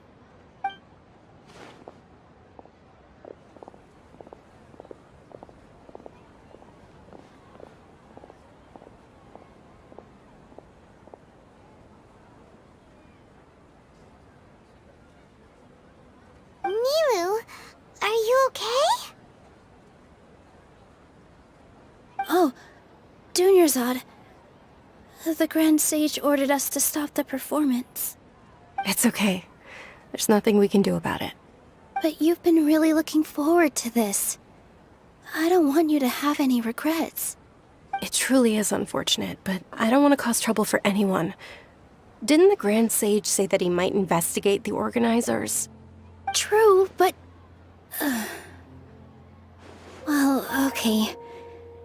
I'll just have to try again next year. The next festival. I probably won't be around by then. Wait, what did you just say? No, nothing. I'll be heading back to rest. Thank you for your help, everyone. Paimon can't believe what those heartless geezers did!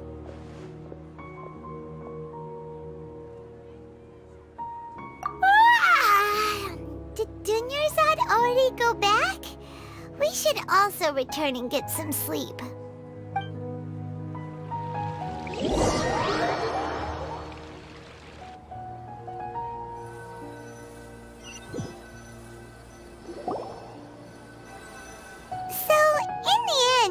You still couldn't figure out what that deja vu feeling was all about? Maybe it really was because of exhaustion.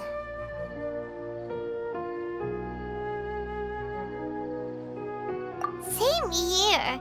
That's why Paimon stopped thinking about it halfway through the day.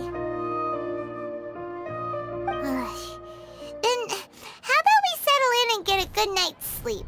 For now, we can chalk things up to exhaustion.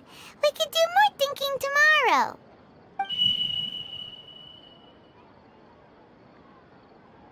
Observing a modest drop in the output of Jnana energy, but values still remain within normal parameters. Continue to monitor for variances in the data and find the cause as soon as possible.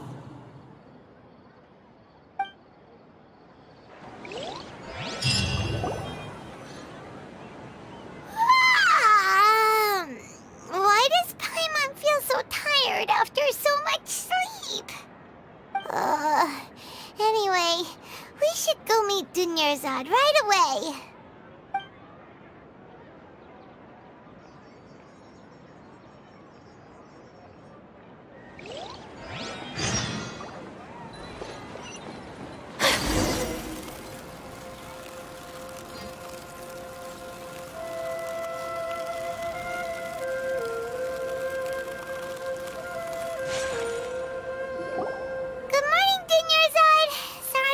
You waiting?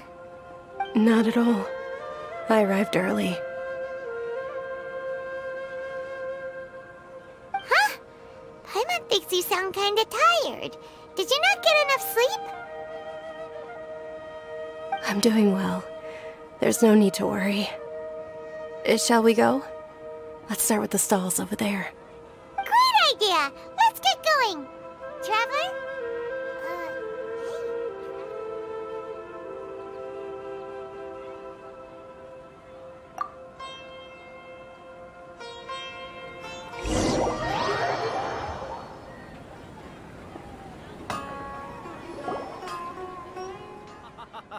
It's all thanks to Miss Dunyarzad's sponsorship that the children can enjoy the Sub-Zero's festival.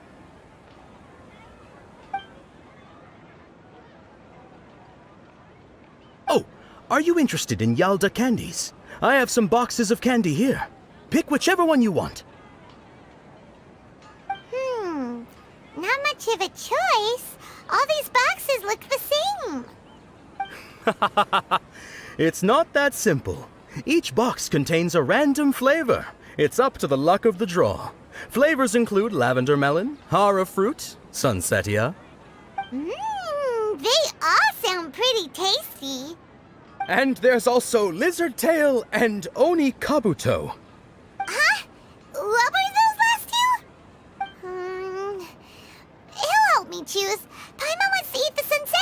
flavor. No problem. These boxes of candy are numbered 1 to 5 from left to right. Which one do you want?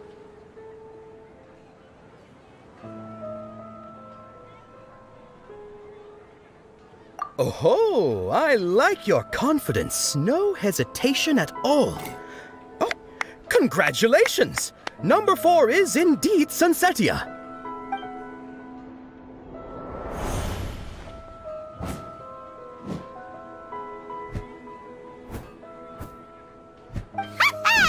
Paimon knew he always had incredible luck.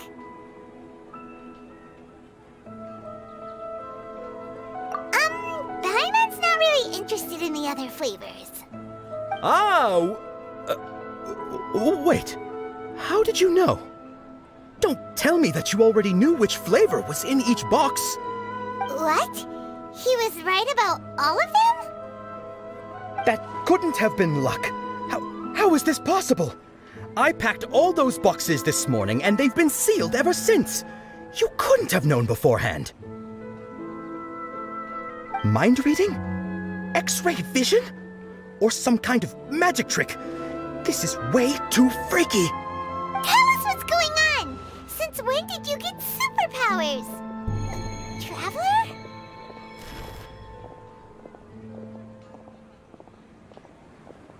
Hey, where are you going?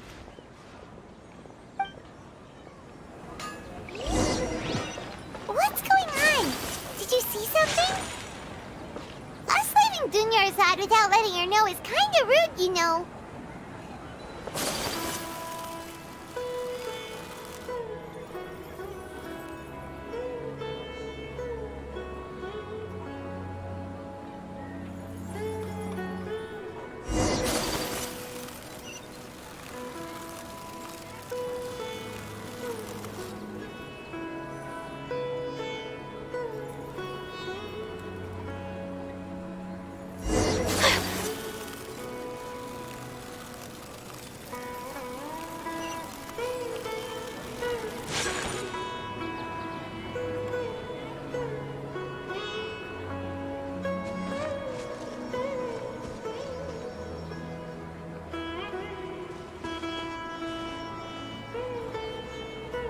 What are you looking for? Why did we come here?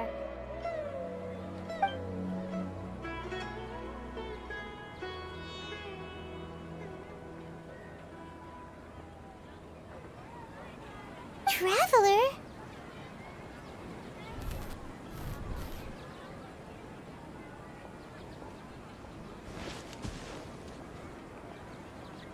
That's...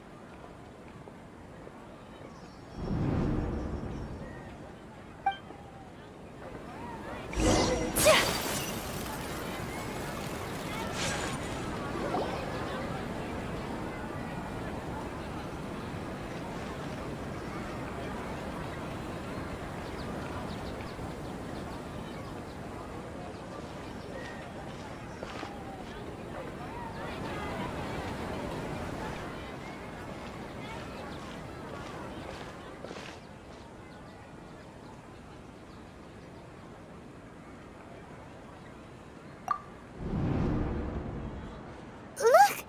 That's... Isn't that Dunyarzad?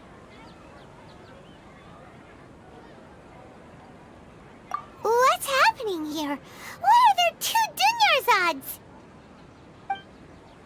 You already know that this isn't your first Sub-Zero's festival, don't you? I'm sure you already know how to use this. A knowledge capsule? Where did you get it?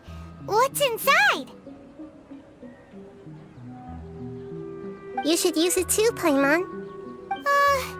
You know Paimon? Well, this seems kinda sketchy, but Paimon feels like this is what we should do.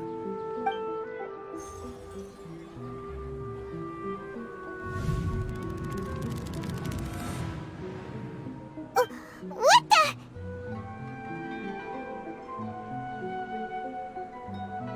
This is our 20th time at the Sub-Zero's festival? Huh?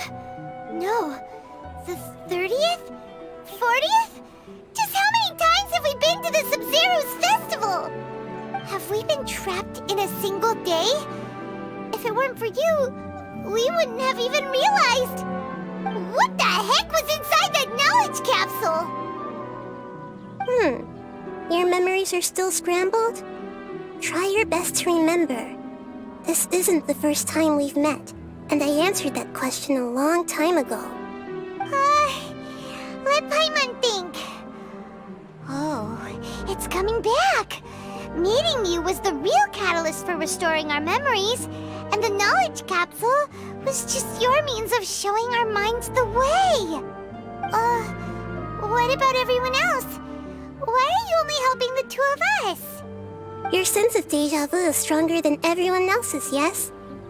As for an explanation, you two received the blessing of Dendro, and you also have special, sensitive constitutions.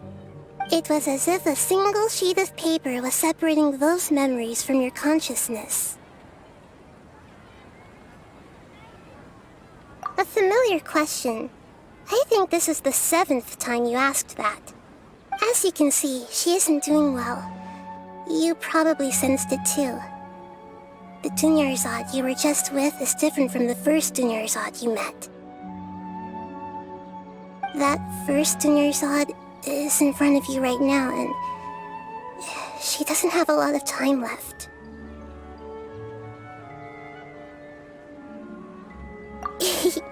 Looks like you're almost done sorting out your brain. Oh yeah, I'm Nahida.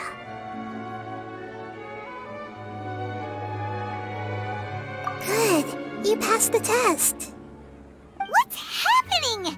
You can awaken our memories, and you seem like you know what's going on. Oh, wait, please don't tell Paimon even you don't know.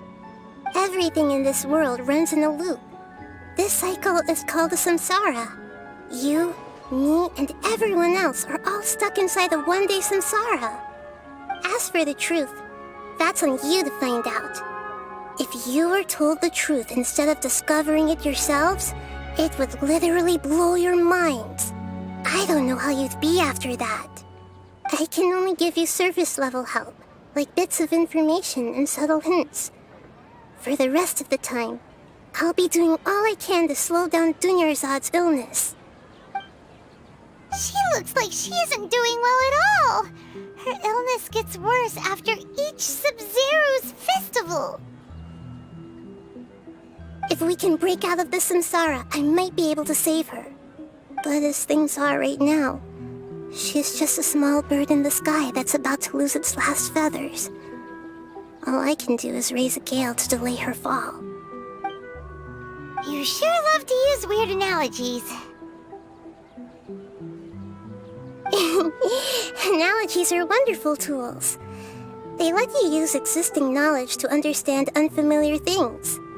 Okay, so, with what you know so far, what do you think the truth is?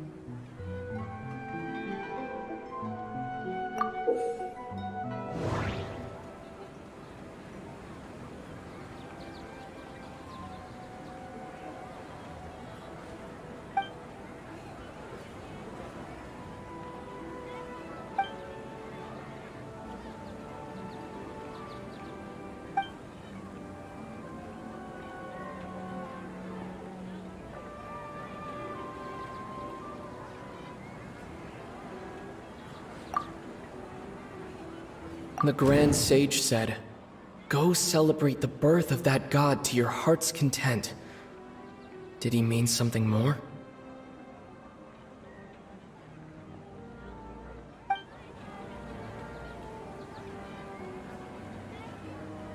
That doesn't sound right. I need to carefully think things through.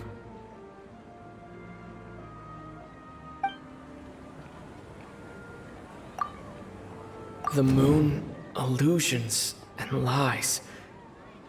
What did they all mean?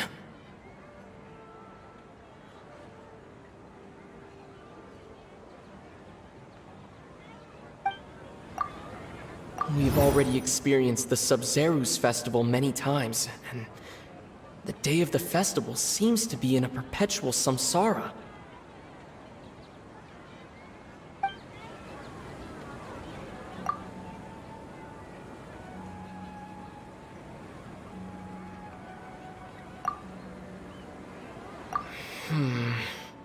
I can't seem to cohesively piece everything together.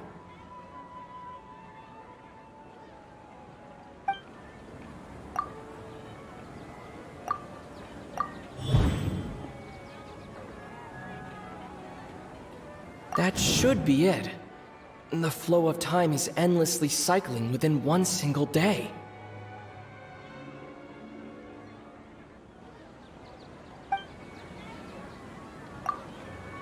A time loop. You've given similarly wrong answers in the past. A pity. Still the wrong answer?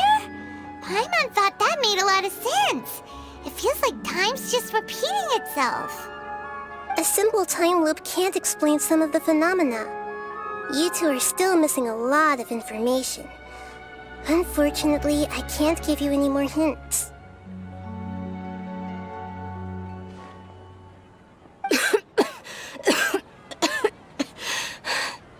Dunyarzad. The Sumeru's festival is happening every day, but that doesn't mean we can waste an infinite amount of them. Hurry and find the truth before today's festival ends.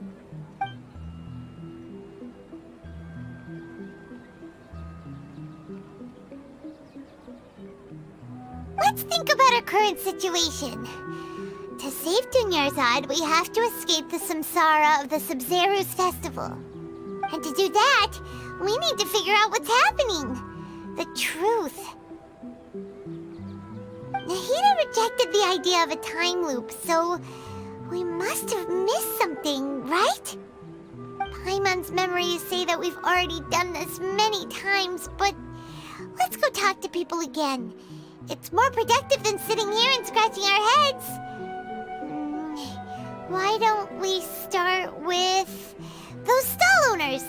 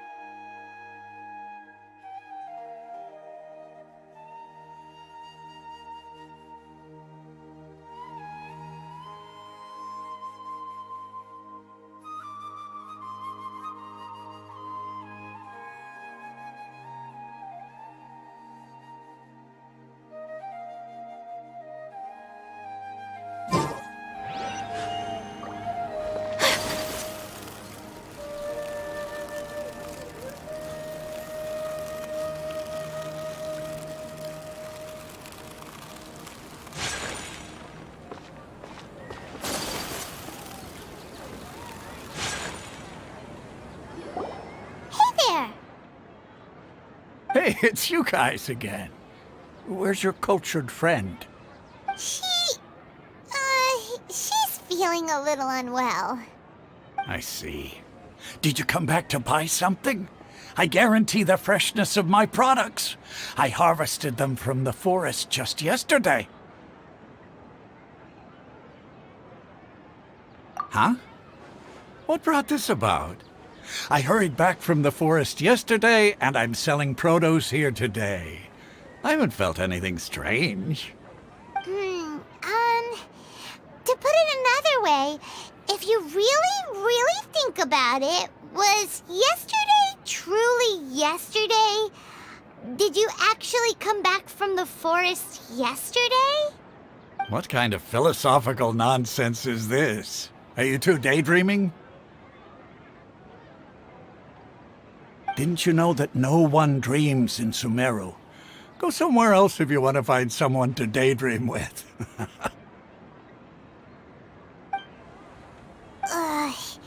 He actually has a point.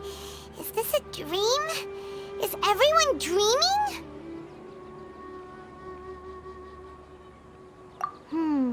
True.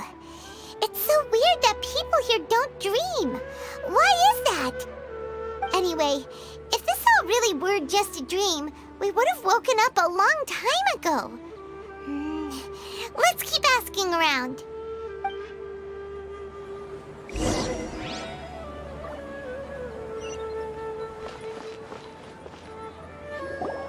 Oh, it's you two. Was my divination so accurate that you felt compelled to compliment me in person? Ooh, I knew it! I told you, the god's divination is highly accurate. You just hadn't fully understood its significance yet. You're really excited about this, huh? That's exactly why we came back. Help us better understand it. Help you better understand it? Well, that isn't exactly what I excel at. So, you're admitting that you don't have a clue? Anyway, what kind of situation did you get into?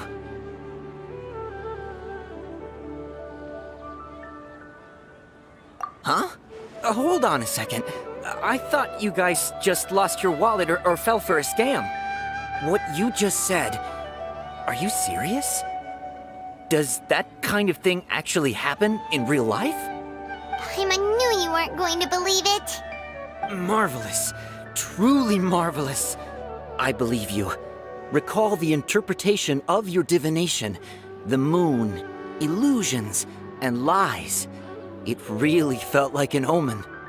When you say it like that, the divination does sound like it's related to what's going on.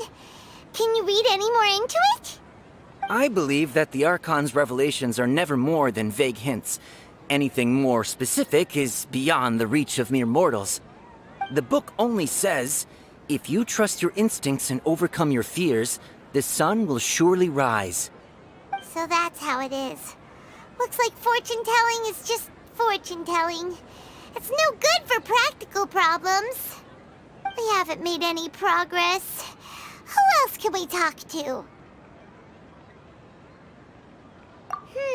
Paimon remembers that we tried talking to her a couple of times, but she always thinks we're playing pranks on her.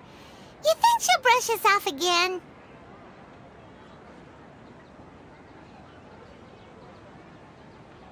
Yeah, if we tap into Dia's strong sense of responsibility as a mercenary, then she'll definitely take us seriously. At this time of day, Dia's probably just finished beating up those kidnappers. Let's go find her.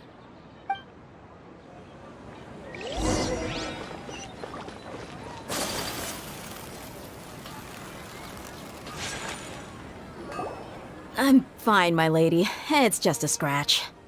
Perfect timing. Both of you are here. Paimon, Traveler, you came at just the right time. Listen, there was a dangerous Huh? You saw? Then why didn't you jump in earlier? If someone was protecting Miss Dunyarzad, I could have went all out. Anyway, can you do something for me? You want the Traveler to take Dunyarzad somewhere to rest up while you check to see if there's still any kidnappers around. Did Paimon get that right? How did you know what I was going to say? We need to say something convincing.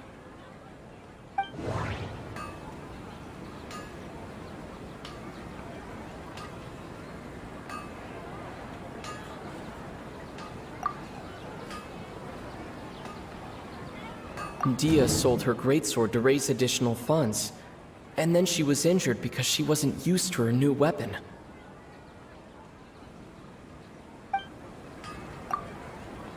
Tell her, Traveler!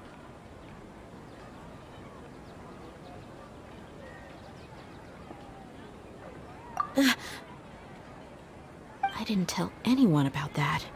Including Miss Dunyarzad. You couldn't have known. And just now, you literally took the words right out of my mouth. What's going on? All right, so this is the situation.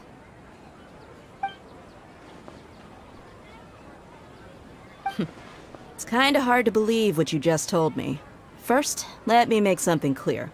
Most of us desert dwellers might not be the scholarly type, but we do have basic common sense.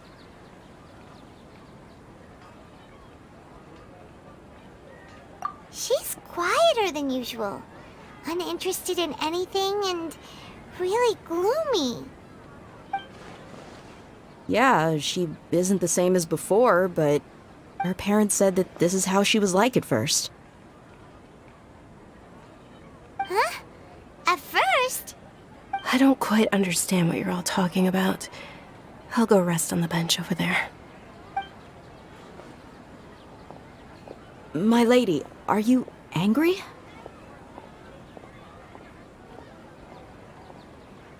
All right, I'll give you the benefit of the doubt since you knew about my greatsword. Let's make this a quick trip. Miss Dunyarzad isn't completely safe here.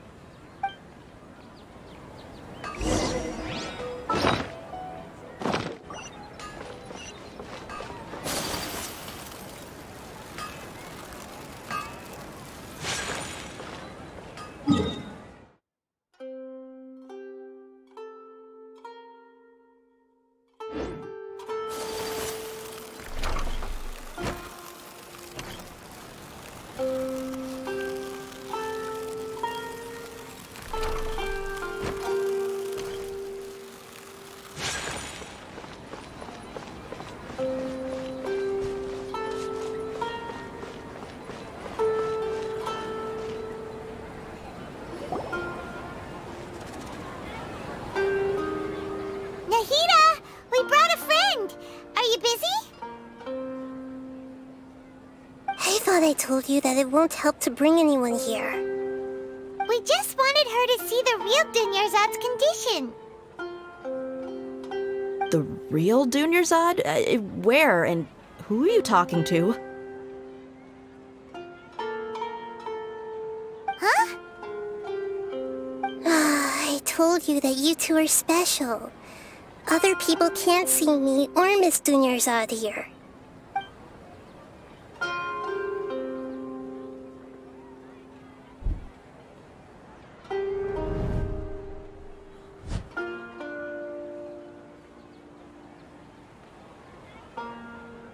Hold on. Over there. Is that? Wow, how perceptive. Does she have invisible antennae? Miss Dunyarzad, she's lying down here, isn't she? How's she doing? Her condition's really bad, and she's basically in a coma. How did you know she was here? I can sense her aura. There are also lingering feelings of something like regret or disappointment. What happened? Do you believe us now? The Sub-Zero's festival has been repeating itself. So, you think the sages are behind this? Yeah, they've always been against us. Wouldn't surprise me if they're using the Akasha to intentionally repeat the Sub-Zero's festival as a sick joke. You have a point. Aside from the Dendro Archon, the Academia's sages are the only ones in Sumeru who could pull off something like this. Maybe there's more to the Akasha than we know. Right! Didn't you awaken our memories using something that looked like a knowledge capsule? That means you must know something about the Akasha! The Akasha relies on the power of a gnosis to operate, as it is the manifestation of the God of Wisdom's power. It compiles the wisdom of the entire populace, and it grants knowledge to the people. A Gnosis could do that? No wonder the Akasha is so magical. It's being powered by the Gnosis of Sumeru's Archon. So, this Nahida you mentioned, what did she say? She said, and Paimon quotes, "The Akasha relies on the power of a Gnosis to operate, as it is the manifestation of the God of Wisdom's power. It compiles the wisdom of the entire populace and it grants knowledge to the people." Compiles the wisdom of the entire populace and grants knowledge to the people. Wait. I get the grants knowledge part. That's what people have always used the Akasha for. But compiling the entire populace's wisdom? How does that work? Did she mean that the sages enter new knowledge into the Akasha?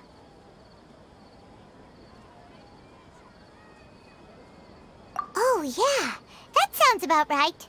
What do you think?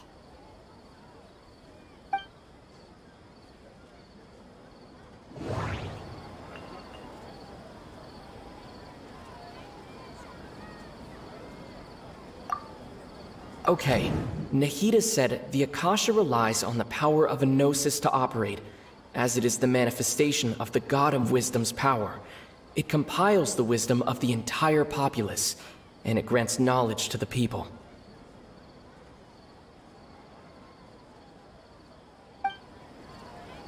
That doesn't sound right. I need to carefully think things through.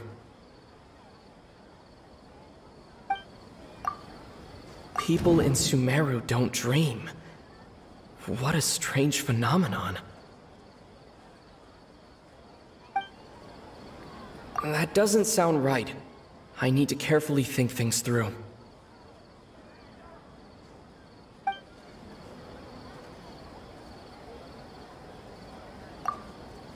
My mind feels exhausted, even though I haven't done too much thinking. What is going on?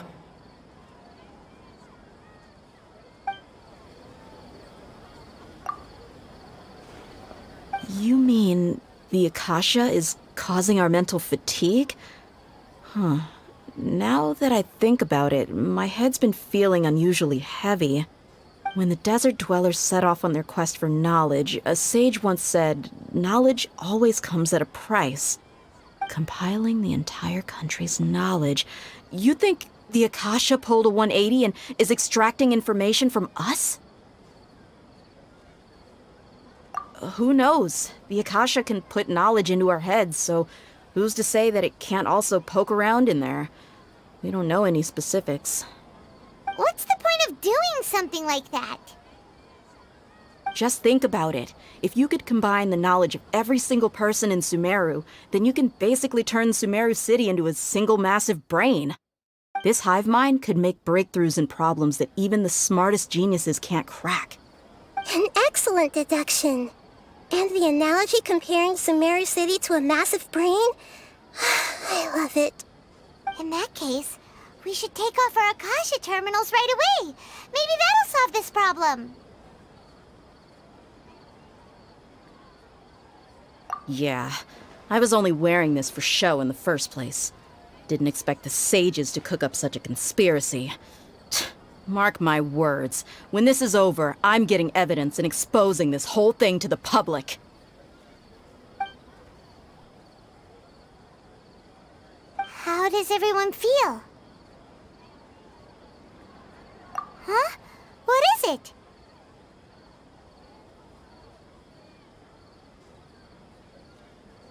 Oh, that! Paimon knows what you're talking about. It's a single soft beep that sounds like it's coming from the Akasha terminal. The sound of a beep. Could it be a prompt tone for when the Akasha is operating?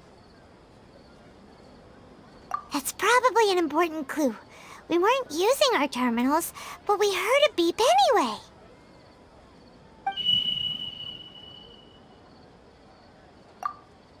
Traveler, did you hear that? I heard it too. Our ears aren't messing with us. There was definitely a beep, but it sounded like it was coming from inside my head. We took off our Akasha terminals.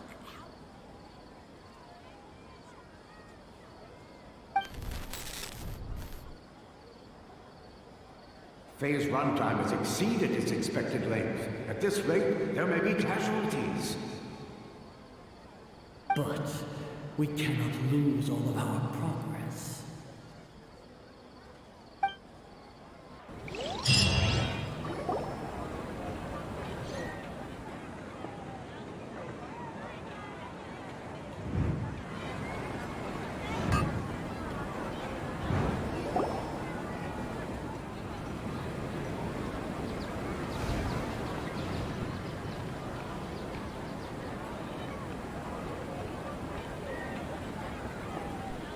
Paimon remembers everything! Good. You adapted quickly this time. We definitely took off our Akasha terminals last night, but we still heard that beep. Why is that?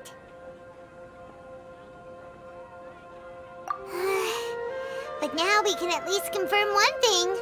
The Akasha definitely has something to do with whatever's trapping us in this cycle. Oh, Paimon doesn't get it. Why would the Akasha go this far if all it wants is everybody's wisdom? It's extremely difficult for lab rats in an experiment to understand why they're being treated the way they are. If we're lab rats, then what are you? Mahita, you've never told us anything about yourself. I guess I'm the moon. The moon? Wasn't that the result of our divination? Anyway, knowing who I am won't help you get closer to the truth, so you should focus on other things. Don't get distracted and miss any clues. Okay then. Dia helped us a lot yesterday, so let's go find her. If Paimon's reading the time correctly, those kidnappers should be showing up soon.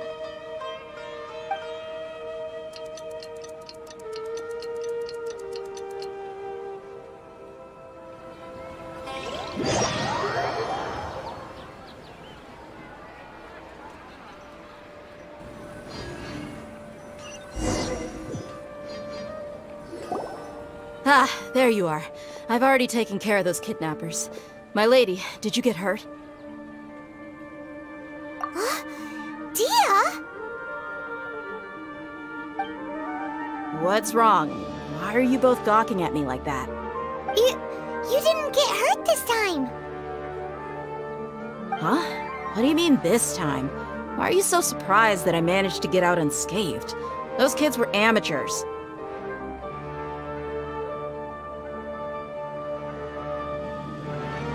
Shh! How did you know about my greatsword? I haven't told anyone about it. Please, don't tell Miss Dunyarzad. So Dia's lost her memories after all. Anything strange? You already know that I got a new greatsword. If I had to say something, it's weird how such a new weapon could feel so familiar. It's as if I've already used it to fight a countless number of battles. You're saying that although you don't remember using it, your body feels like it does? That's right. Both mercenaries and warriors heavily rely on muscle memory. Only knowing the theory of battle won't get you anywhere. Traveler, what do you think?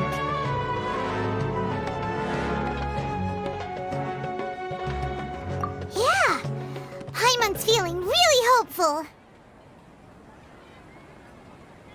Oh, you're right! Earlier in the Samsara, something like this would have never happened. I have no clue what you two are talking about, but it's still dangerous here, so... So you want us to take Dunyarzad somewhere else to rest while you check if there are still more kidnappers around, right? How did you know what I was gonna say? Can you read minds? Forget it. Go and do your thing.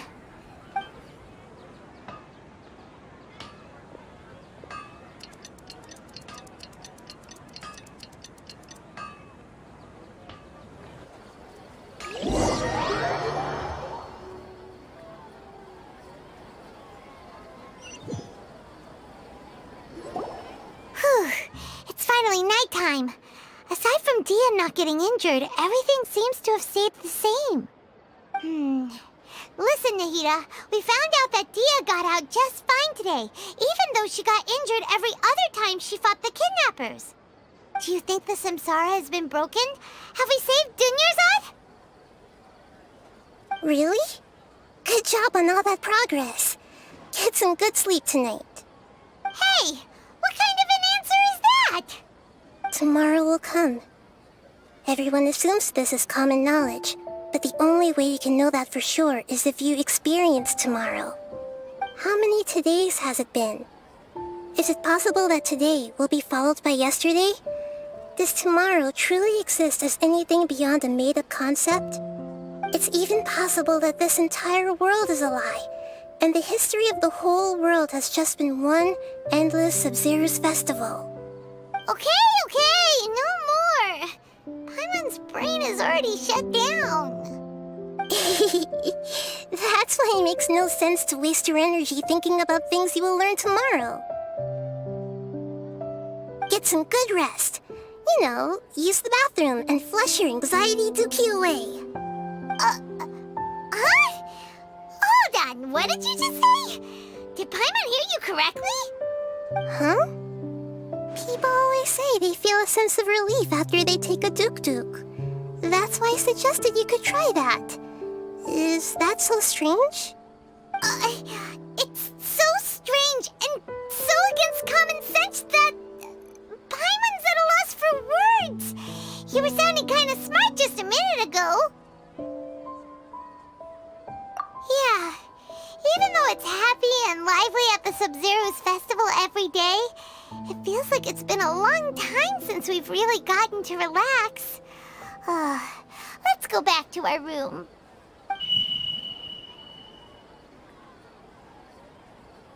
Continue the harvest. Compared to what we stand to achieve, these sacrifices are trivial.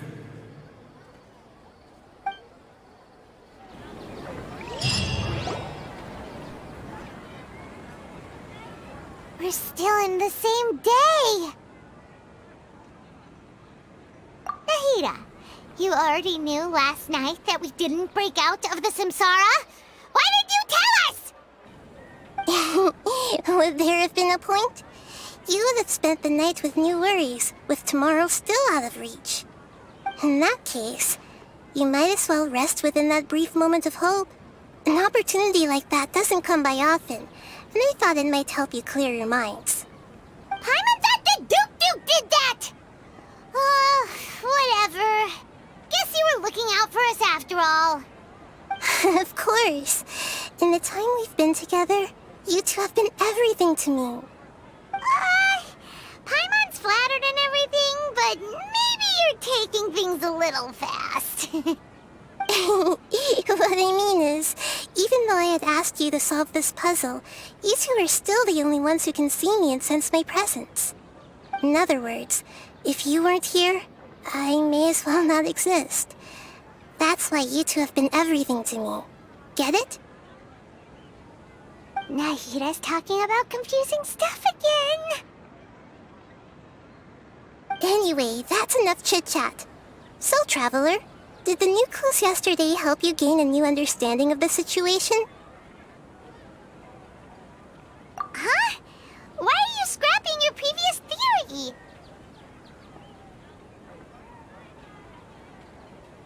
Oh yeah, you're right! Gosh, how did we not notice that? In a simple time loop, people's physical conditions should also reset. So, what's your new hypothesis?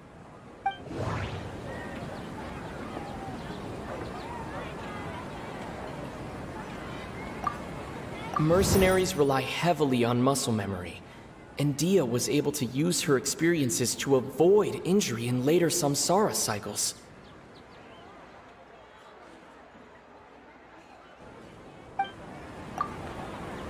The beep is a prompt tone for Akasha operations. We still hear it every night, even though we removed our Akasha terminals.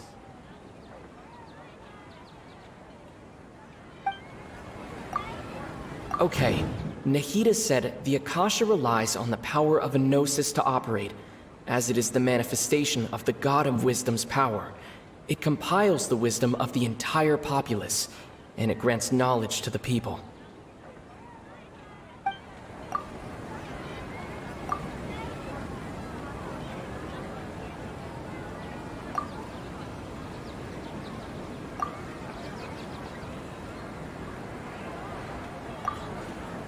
The moon, illusions, and lies. What do they all mean?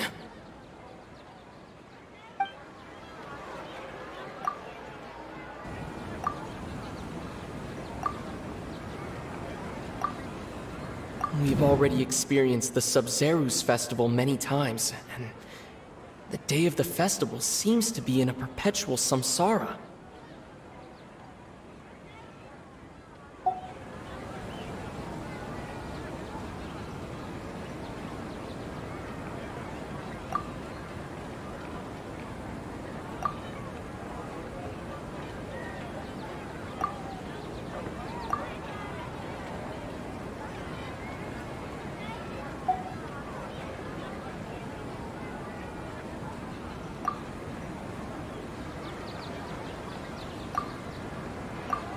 That doesn't sound right.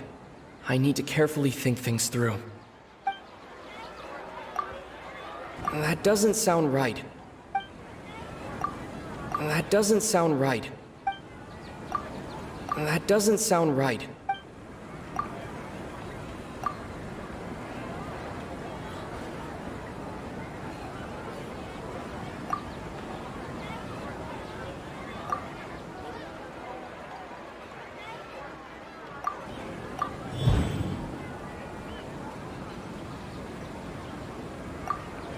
If all our memories of a day are erased at the end of that day, then we would unwittingly relive the same day again and again.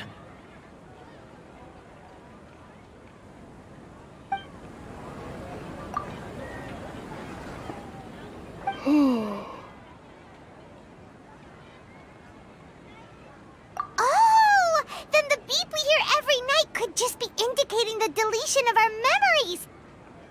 That's why, when we wake up, everyone thinks the Sub-Zero's festival hasn't happened yet. It's already the next day, but everyone still thinks it's the day before. But muscle memory can't be erased.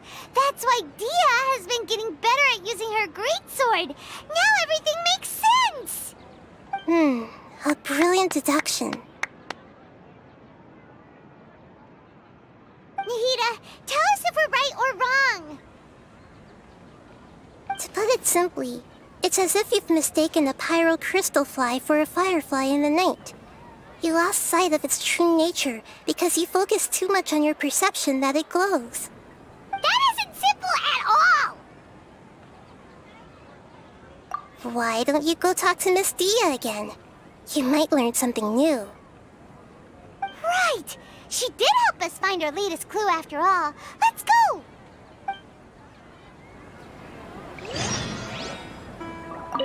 We don't have many more festivals to waste. Hurry and find the truth.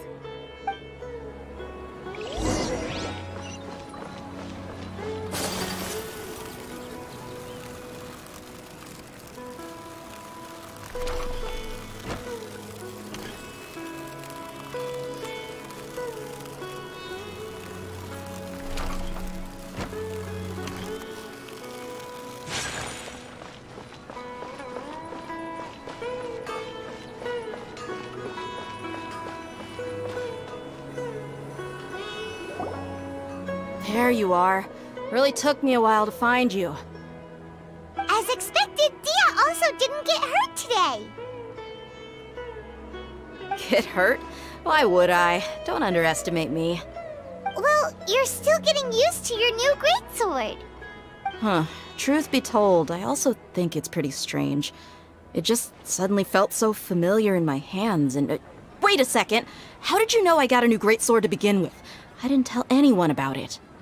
Traveler, could you explain the situation to her today? Paimon's gotten a little sick of doing it. Oh, that works!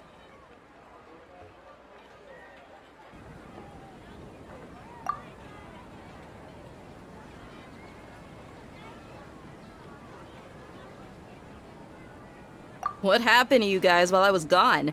Did you get brainwashed by some cult? Don't think too hard about it. Just take what we're saying at face value. All right then, let me get this straight. You're telling me that my body's already gotten used to this great sword, but my brain just doesn't remember it? Yes, your memory's being erased every day. Then I'd have to disagree. That's impossible. Oh? Why do you think that? If we've actually been reliving the Sub-Zeru's festival day after day, then what happened to the things we used, the money we spent, the food we ate? Common sense says my wallet should have emptied itself a long time ago. There's no way I wouldn't have noticed that.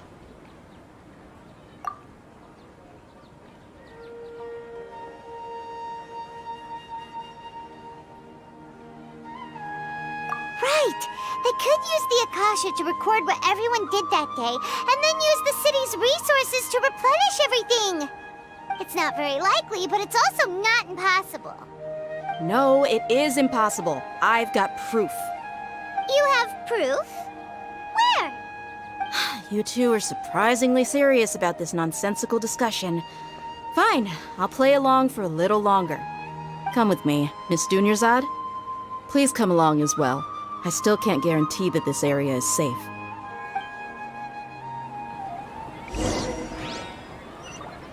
Paimon can't believe it's Dia who wants to show us something this time. 2 days ago, we were the ones taking her to see Dunyarzad.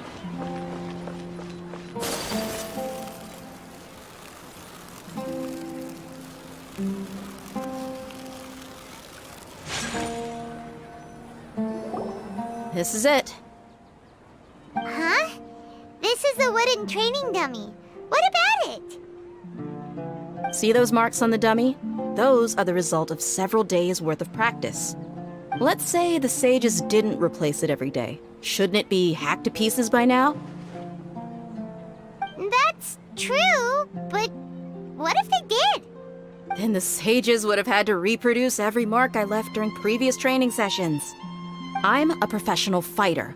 My martial school has always emphasized the importance of refined control. The force, angle, and entry point of each strike is calculated and deliberate. That's why I remember every mark on the dummy, as well as my state of mind as I made each strike. It's just as they say, each swordsman has their own unique style, and even the same swordsman can't make the same cut twice. It would be impossible to copy these marks. Really impossible? What if they used some fancy machine to carve every single mark? People often say that a camera's photo can never replace an artist's painting because the former has no spirit to it.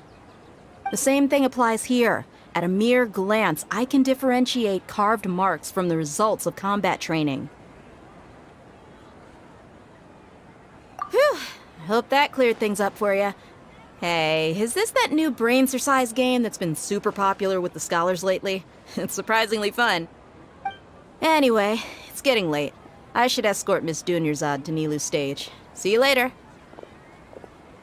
Well, back to square one. Is our memory deletion theory also wrong? But at least we've reached some other conclusions in the meantime. Yep, that's true. So, can we think of any new ideas right now? Strange? Paimon feels like everything's been strange lately. Huh? Leaving the city? You're right! It's really strange how we never thought of such a simple solution! Many things should become clear if we can confirm the flow of time outside of the city. Paimon can't believe it! Did we miss this because we're tunnel visioning too hard on our other theories? Or because we're just too tired? How about we go back and ask Nahida? Maybe we've forgotten something about leaving the city.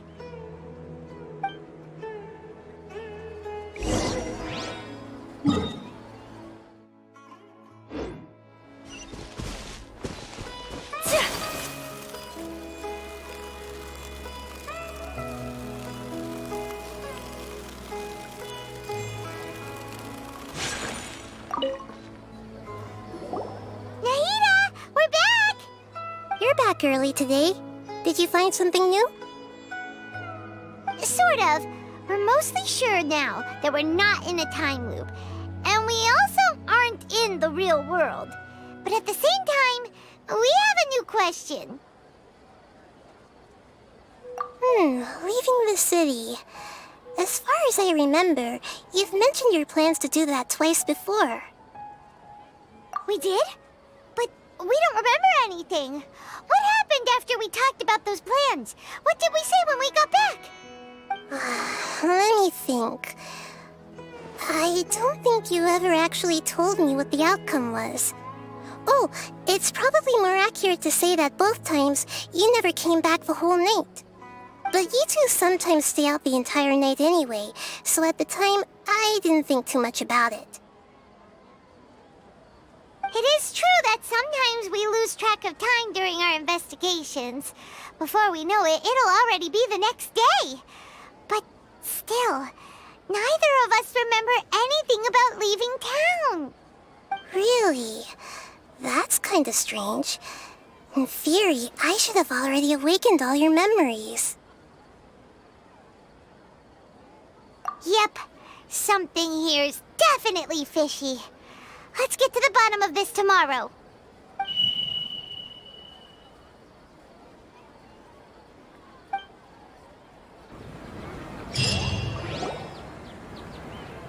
Our memories are back!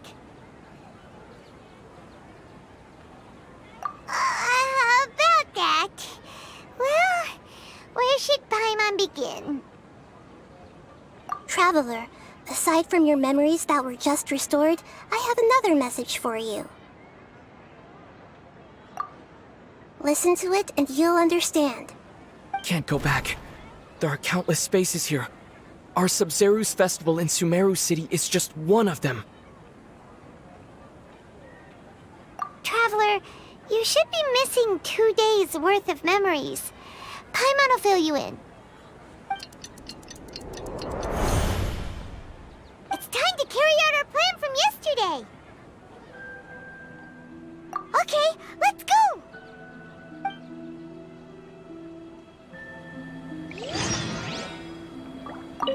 We don't have many more festivals to waste.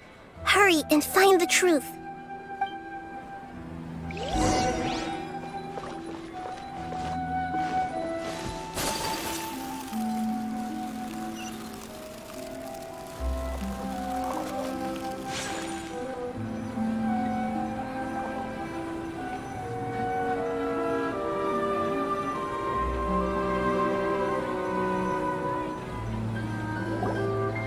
Why can't we leave the city?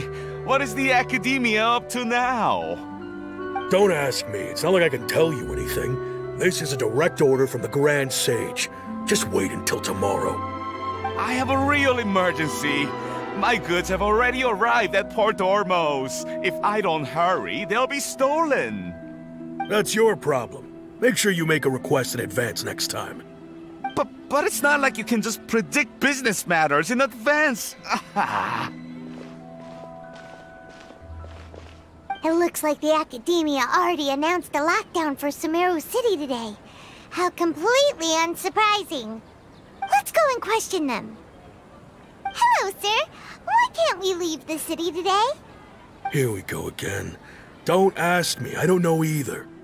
We just received an order that no one is allowed to enter or exit Sumeru today. They didn't tell us anything else. Angering me won't get you anywhere. If I had that kind of insider info, I would have left this stupid post long ago. It looks like he really doesn't know. If we can't get anything out of him, let's take matters into our own hands. Why don't we climb over the walls? Those guards can't be everywhere at once. This is a good spot, and the guard hasn't noticed us at all. Let's hurry! Huh? Why? Are you going to leave Paimon behind?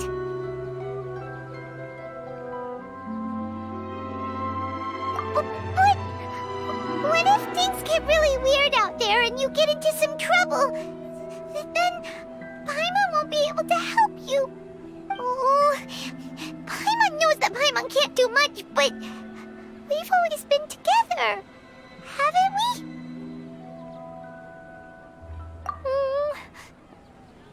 Okay.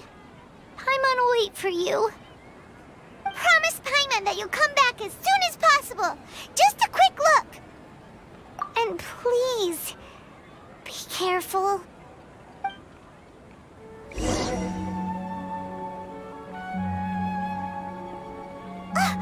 Memories!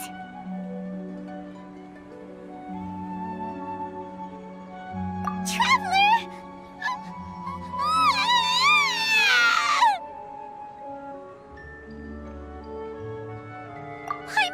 Paimon would never see you again! You just disappeared!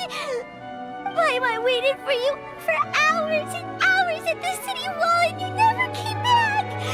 You promised Paimon that you were only taking a quick look! Paimon, calm down. He's here now. I don't think he understood what you were saying. Paimon doesn't care! Paimon wanted to go look for you, but you also said that Paimon should stay! Paimon was so worried and so scared the entire day!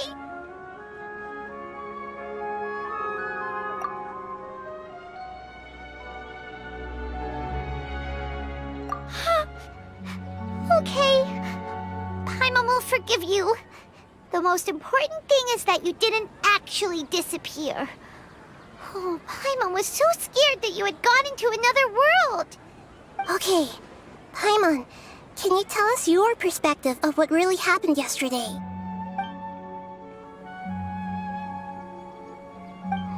I see. Using two people's different perspectives. After that, you left the city. Paimon kept her eyes on you the whole time, but then you disappeared in an instant.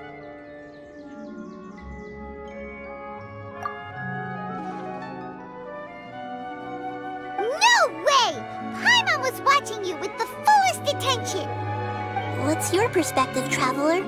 You sure you don't have any memory of this? I guess that explains everything. You also lost your memories the last 2 times you tried to leave the city. Those days' memories can't be awoken. So, if we leave the city, our memories will be completely erased?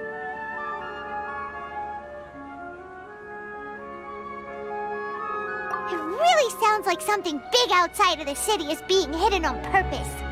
But this way, we'll also never discover what's outside.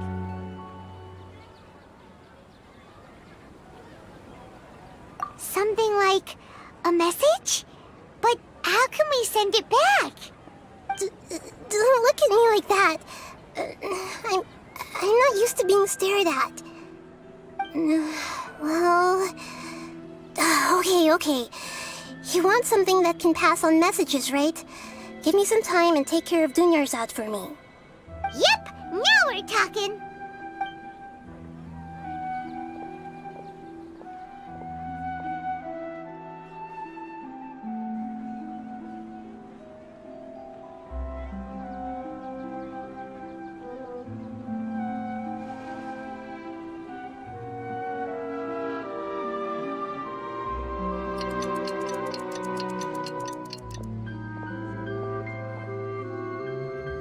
I'm done. Here you go. What? Isn't this just an Akasha terminal? I made some little changes. Akasha terminals are already capable of sending messages. I just tweaked it so that it could connect to any node. To make something like this? Nahida, you really know the Akasha like the back of your hand. Anyway, we can use this now to record a message, right? Yep. I'll help you save the messages. It should be pretty easy to use. I just can't guarantee the user's status and signal coverage when they're outside the city. We'll never know until we try. At least we're taking the initiative now. Let's go then. Let's expose those sages. All right. Paimon isn't as worried about being separated since it happened once yesterday. But Paimon still isn't happy about it. Okay, see you tomorrow, Traveler! That covers everything that's happened so far.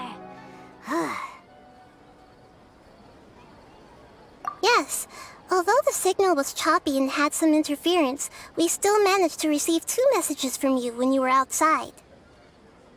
Okay, now that you understand what's going on, let's hear the messages together.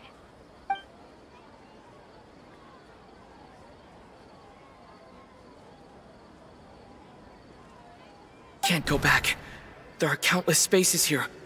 Our Sub-Zeru's festival in Sumeru City is just one of them.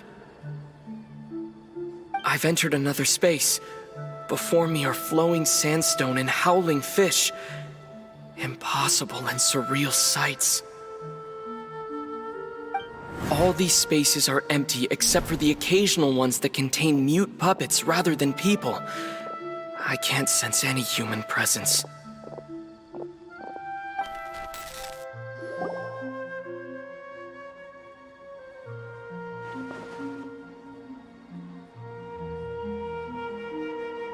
That's one heck of an info dump.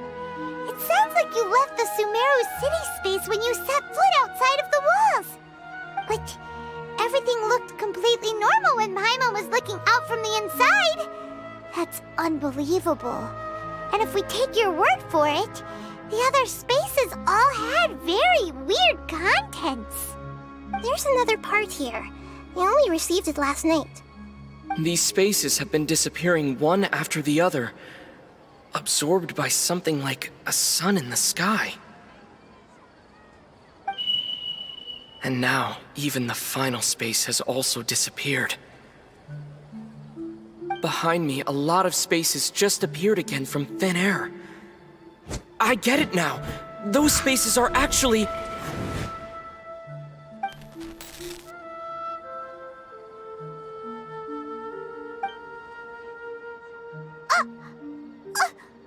Why did the message end right there? What did the Traveler want to say? What are those spaces? Probably because yesterday just happened to end at that moment. Oh, right. Paimon did hear a beep from the Akasha. Did it come from here or from the message? The message. It should have come from the Traveler's Akasha terminal. After the beep, Traveler said even the final spaces also disappeared. Traveler, what do you think that final space could have been?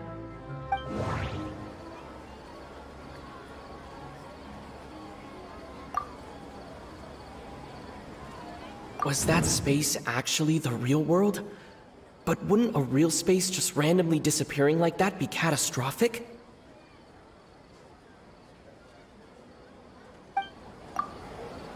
All the bizarre spaces I saw outside the city had one thing in common: a lack of human presence.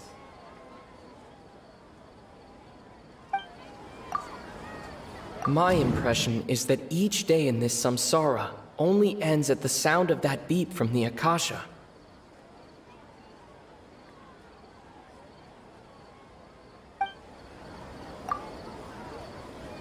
Oh, so that's what it is!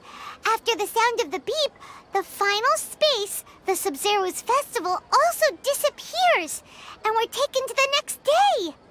Later on, Traveler also mentioned a bunch of new spaces materializing behind them. Do lots of new spaces appear every day? Paimon's head is spinning. Just what are these spaces anyhow? Well, consider this. For all the horrors of the Archon War, at its heart, it was just a game where a bunch of gods fought over 7 seats. So no matter how strange or spooky things may look on the surface, maybe all they point to in the end is a small and simple secret. Wow, the Archon War, huh? That's an analogy and a half.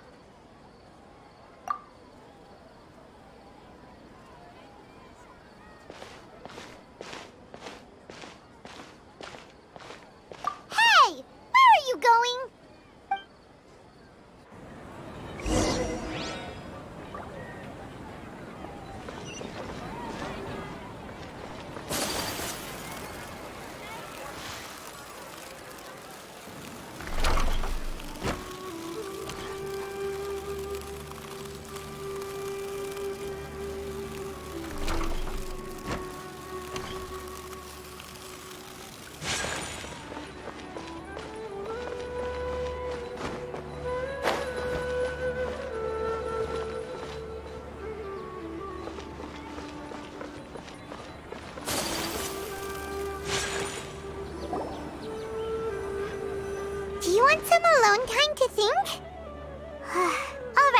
Paimon won't disturb you.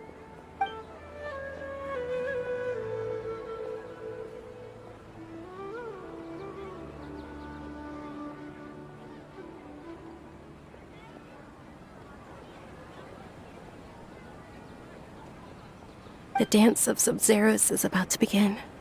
I'm going to go watch it. Okay. Why don't you go ahead, Dunyarzad? We still have some other stuff to do first. Okay then. See you later. Have you figured it out yet, Traveler? Time is ticking away. Awesome! What is it? Paimon wants to know.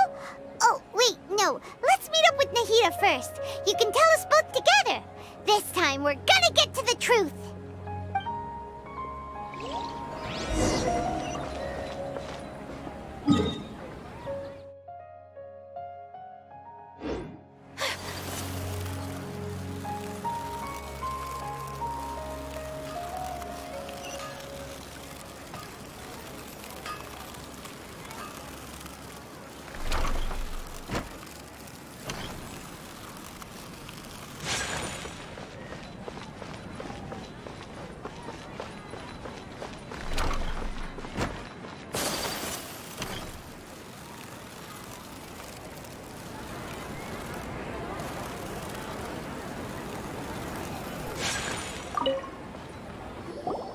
You're back!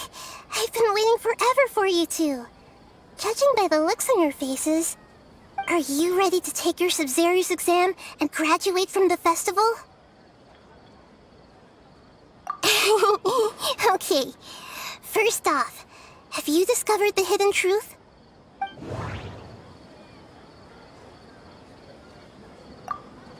People in Sumeru don't dream. What a strange phenomenon.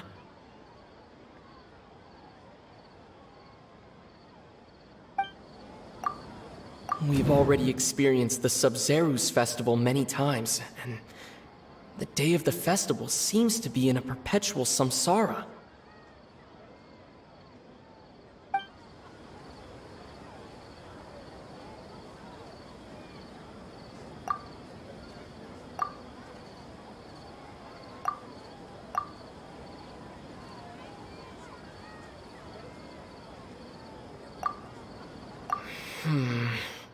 I can't seem to cohese.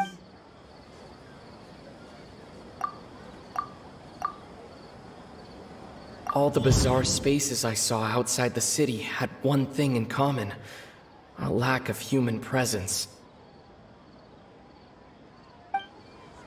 Those spaces remind me of dreams, like the one I had in the Avidia Forest, except these have no sign of human presence.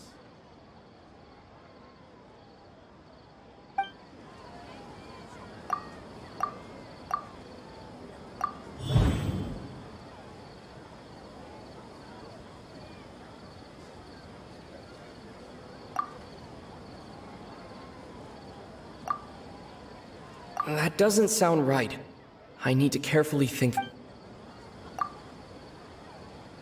That doesn't sound right. We are all in a dream. It isn't that the people of Sumeru don't dream.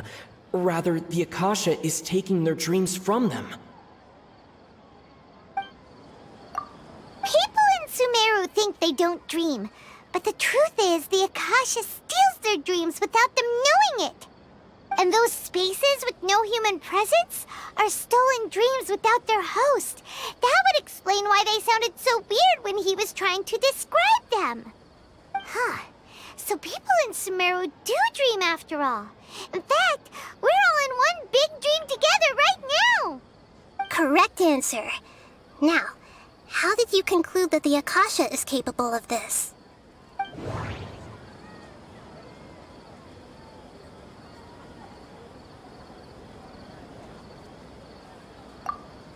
The Akasha relies on the power of a gnosis to operate.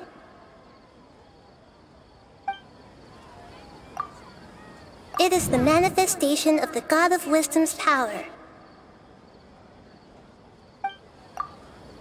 It compiles the wisdom of the entire populace. and it grants knowledge to the people.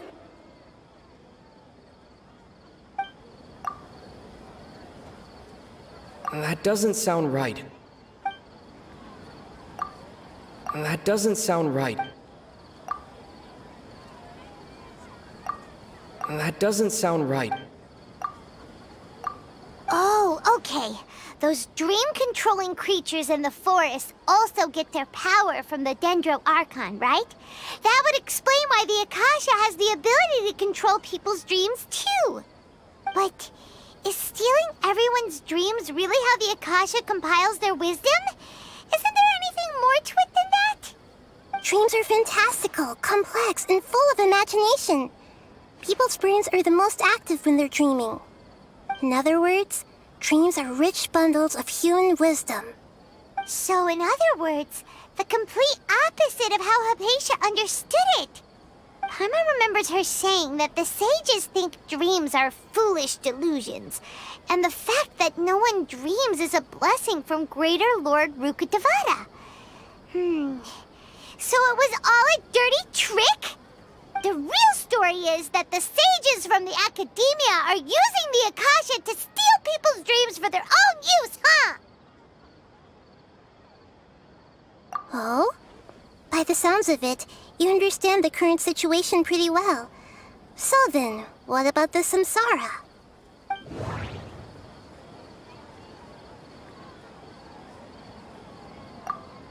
The Grand Sage said, "Go celebrate the birth of that god to your heart's content." Did he mean something more?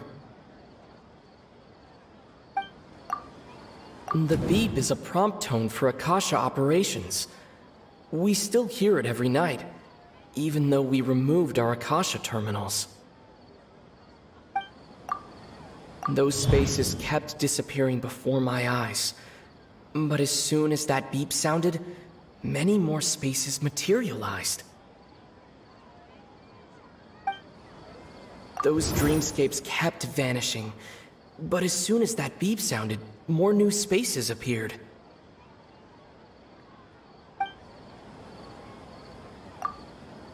My mind feels exhausted, even though I haven't done too much thinking. What is going on?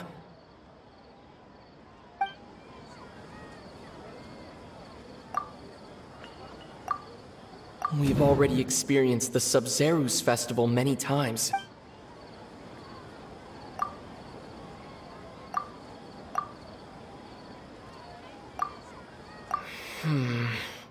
I can't seem to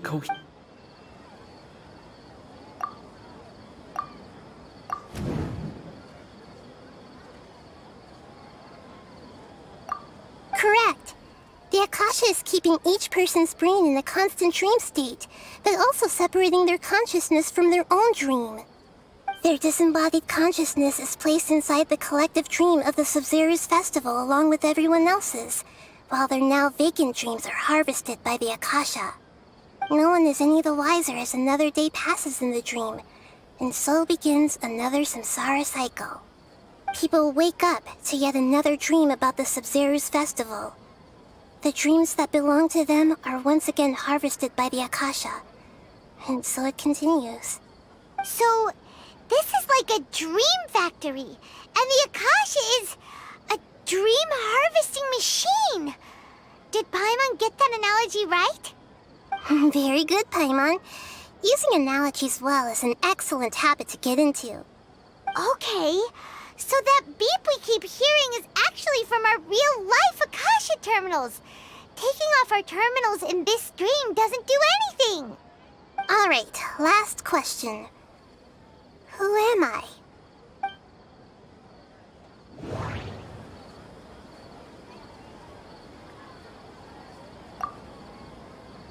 Now that I think about it, wasn't illusions a hint that we're all dreaming? That doesn't sound right. I need to... Now that I think about it, wasn't illusions hinting at the sage's deception of Sumeru's people? They say that alchemical divination is the Dendro Archon's divine revelation. So then, if Nahida has referred to herself as the moon...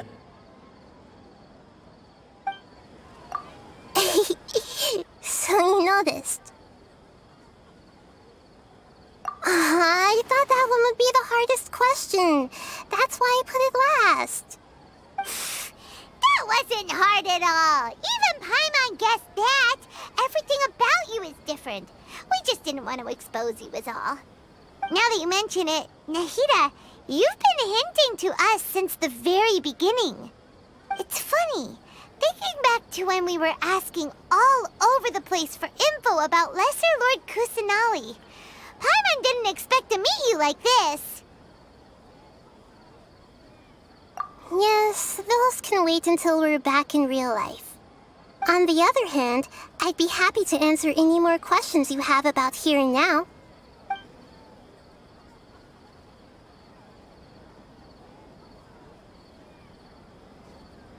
You asked me this question before. My answer was, it would literally blow your minds. Now that you know this is all a dream, this answer should hopefully make more sense. Have you heard the saying, don't wake a sleepwalker?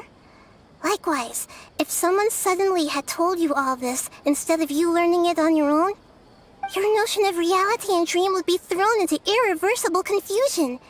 I couldn't expose you to that kind of risk. That's why I could only give you very subtle hints and some suggestions. Long story short, I'm really sorry I had to keep you guessing.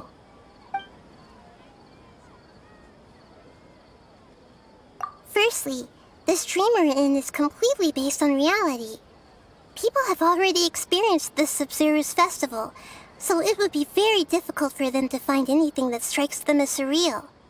Secondly, you're probably wondering why people don't have any memories from earlier samsara, right? That's because people don't remember their dreams most of the time anyway. And in any case, their actual dreams are being taken away from them by the Akasha. So whenever they wake up in this dream of the Sub-Zero's festival, they don't remember anything from their previous identical dream. That reminds Paimon. Traveler had a dream when we were in the Avidia Forest, but couldn't see what it was about after waking up. Is that an example of what you mean? Yes. Only after receiving the blessing of Dendril can a person gain the Dendril element's dream-enhancing power. That explains the feelings of déjà vu. Meanwhile, everyone else has no idea that they are in the Sub-Zero's festival samsara, while their dreams are stolen from them over and over again. Can humans really keep dreaming forever like this? Will it ever end? And if so, when? You might say your mental fatigue has already answered this question. Eventually, there's only so much that people can tolerate.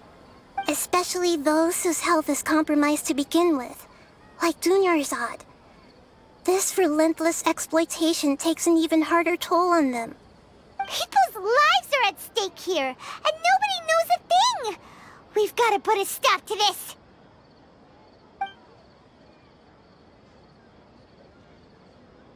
I know, right? Why did they have to base this dream on my birthday? Could it really just be a coincidence? Even you don't know the reason? Wow, now that's strange. The Academia sages are determined to harvest lots of dreams in a short time, no matter the cost. They have to be up to no good. Unfortunately, I don't know anything about it. Traveler, do you have any information?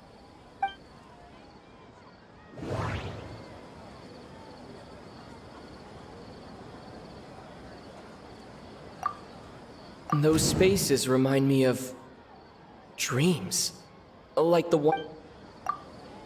Okay, Nahida said the Akasha relies on the power of a gnosis to operate, as it is the manifestation of the God of Wisdom's power. It compiles the wisdom of the entire populace, and it grants knowledge to the people. That doesn't sound right. The Grand Sage said, "Go celebrate the..." Celebrate the birth of that god? Could it mean...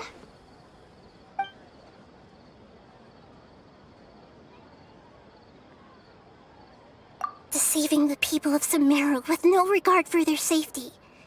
No matter what they're trying to do, this is unforgivable. After we end the Sub-Zero's festival, Samsara, we have to look into them. How can the sages of the Academia do this behind their Archon's back? This is ridiculous! In the end, I'm just the moon. The real sun is long gone. A sun and a moon? Nahida's talking in riddles again. Oh, we're out of time today! I'll tell you how to break free of the samsara tomorrow. See you then.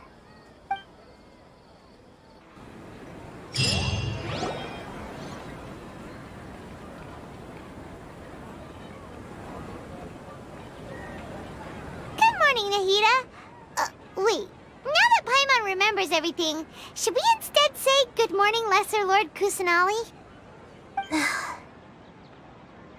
Hey! What's wrong, Nahida?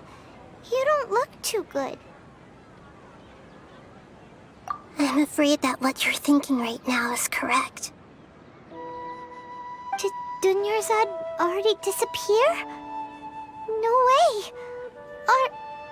Are we too late? The real Dunyarzad's consciousness has indeed disappeared. It can no longer endure the constant dream harvesting. Paimon can't believe it. Wait, so what about that other Dunyarzad? Just what is she? Is she also going to disappear? She's actually something like a puppet, but not completely. The real Dunyarzad's consciousness could no longer keep playing her role in this dream. So another Dunyarzad appeared to replace her in the dream. Just like the grass and the trees, that Dunyarzad is just a building block of the dream that helps to keep it going.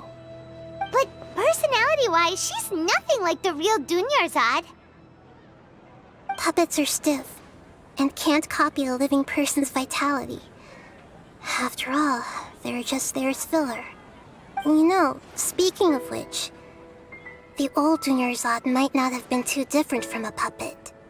Dunyarzad truly believed that she met you within her consciousness, and it was you who inspired her.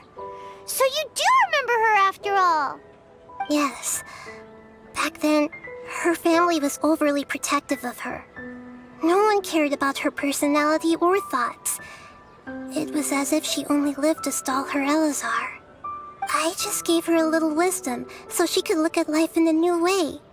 So that she could be her own person. But even so, she's still...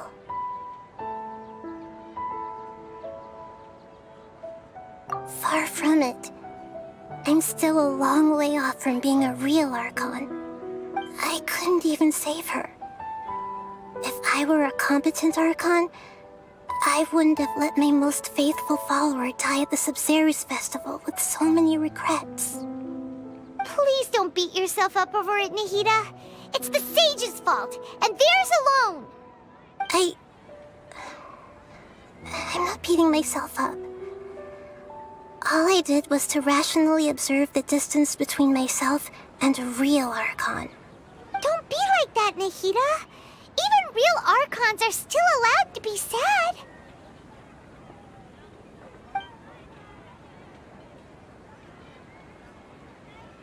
To prevent more tragedies like this, we must end the samsara as soon as possible.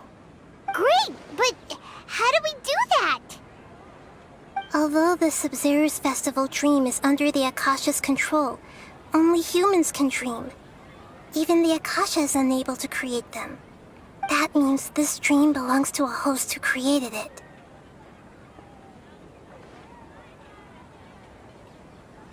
Huh? So, how should we find that person? Well, if this is someone's dream, then everything here must come from deep within their consciousness. Which means, with the power of imagination, they can change anything in this dream. Imagination? What do you mean by that? Imagination means breaking through what you perceive as normal. Like when the server at a tavern brings a plate to you, you'd naturally assume that food is on it. However, if you're the dream's host and you become aware that you're dreaming, when you imagine gold and more on the plate, the dream will respond in kind, and the server really will bring you gold and mora. But right now, our host is unaware that this is a dream. No matter how many times they're served, it will always be food. Find some way to make that person realize that they're dreaming. Usually, once that happens, the person will wake up and the dream samsara will be broken. How are we going to find them, though?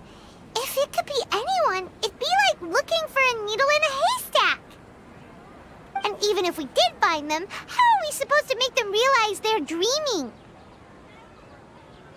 After all, like you said, don't wake a sleepwalker. It's extremely difficult, yes. But the only ones who can do it are you two. Remember, everything you've achieved up to this point has all been for the sake of finding the host and ending the samsara. As for me, during this time, I'll be out of town. Out of town? Are you going to that place full of dreams where the traveler went? Yes. I want to try something. There must still be a small wisp of possibility. Hurry and go. Dreams are supposed to be fantastical, romantic, and full of pleasant surprises. Unnecessary things like this samsara need to end. Paimon's still a little upset that we've come this far only for Dunyarzad to... She was such a good person, with such a simple wish. But fate was against her. Yeah, saving Dunyarzad is what kept us going this whole time. But we mustn't lose hope, Traveler. Dunyarzad would definitely want to see us save everyone else. So let's break the samsara for her sake. Paimon's wondering, do you think the sages would get one of their own to be the host of this dream? Feels like it would be easier to control it that way, no?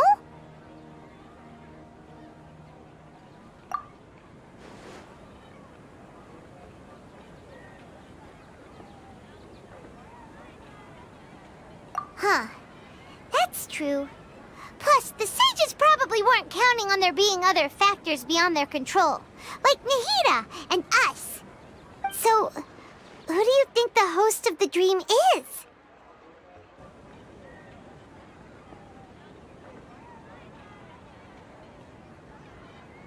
Oh, that would make sense! Ferris, the Knight of Flowers, is a symbol of the whole Sumeru's festival, right? Pretty core character. Let's go ask him some questions, shall we?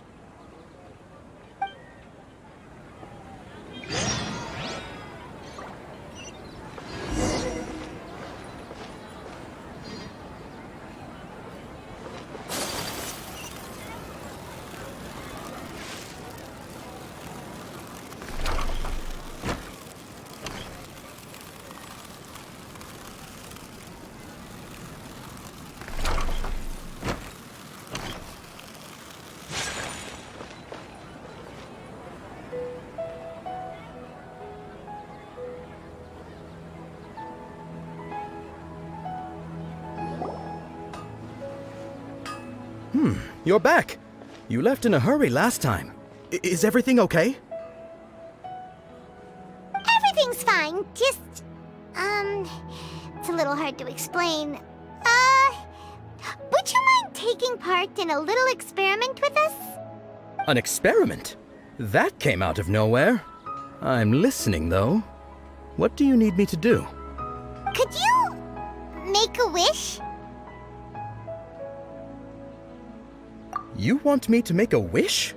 Is that a new Sub-Zero's festival tradition or something? Less questions, more wishing! Okay. My wish. Okay. I'm a little nervous saying this out loud, but I want Miss Dunyarzad to be happy. Oh.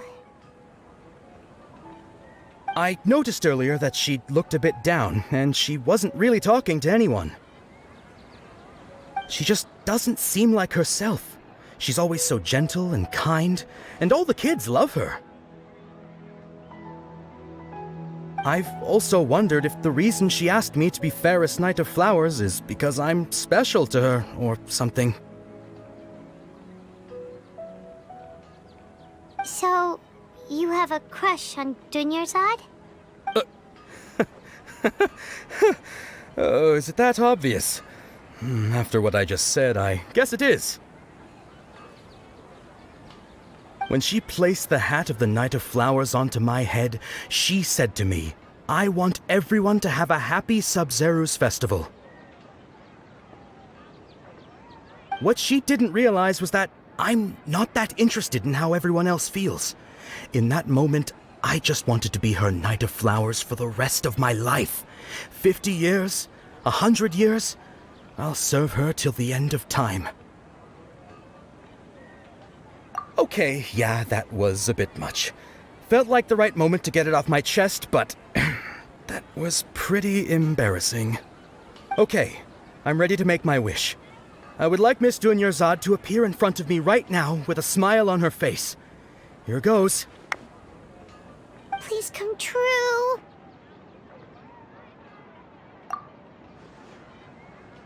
I'm gonna open my eyes. Oh,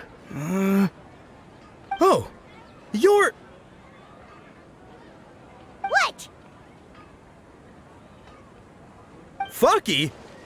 Sorry, but only one portion of Yelda candies per person. Back home you go.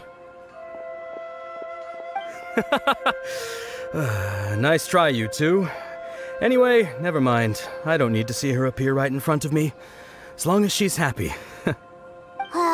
Guess he isn't the host of this dream after all. Should have expected it wouldn't be this easy.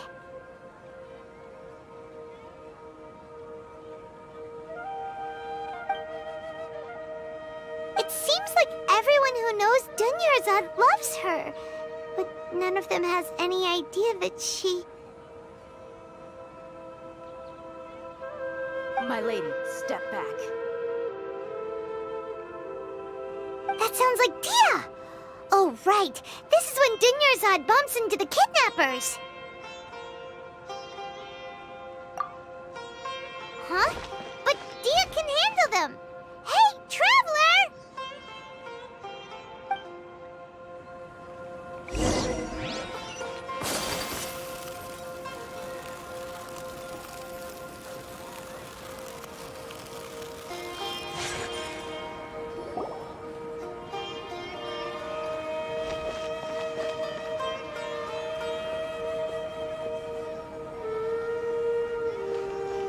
Oh, it's you. Great timing. Please take...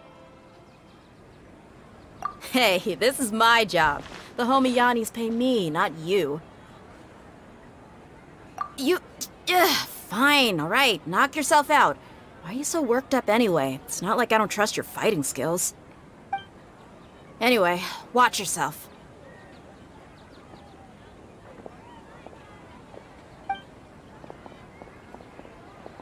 So you got yourself some backup.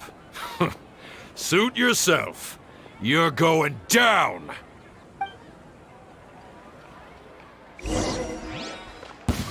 That's close enough. A new punch. Shine down! Time for a light Where show! do you think you're going? You want this?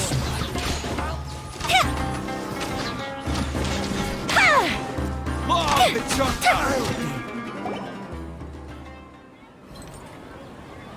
Traveler, were you just taking your anger out on those guys? You and Nahida both. Dunyarzad wouldn't want to see you two like this. Oh, and speaking of her, Paimon just remembered something. Remember how during the first Sub-Zeru's festival, before the Samsara started, we came here with Dunyarzad because she wanted to pick something up? She said it was because she had forgotten something. Okay, so Paimon's memory is working so far. Anyway, Paimon also remembers that she is staying somewhere around here. She pointed it out to us the night before the Sumeru's festival. Yeah, even if it's only a tiny clue, it'll probably still help us more than this needle in a haystack search.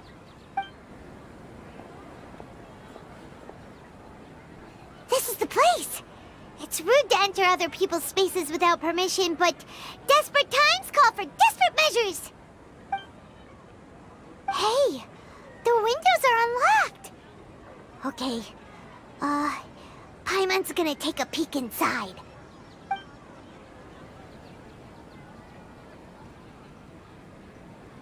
This was only a temporary residence, so there was pretty much nothing inside except this book on the table. Should we open it?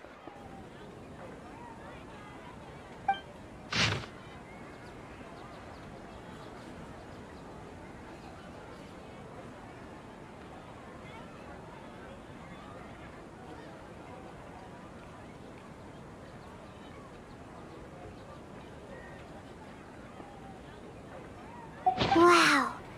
Dunyarzad wrote all of this.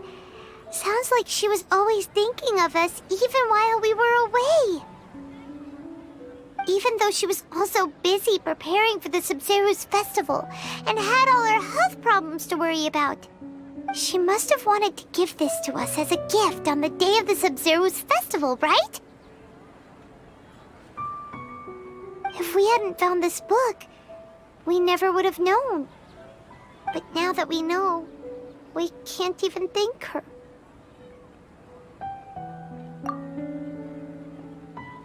Hey! Where are you off to now?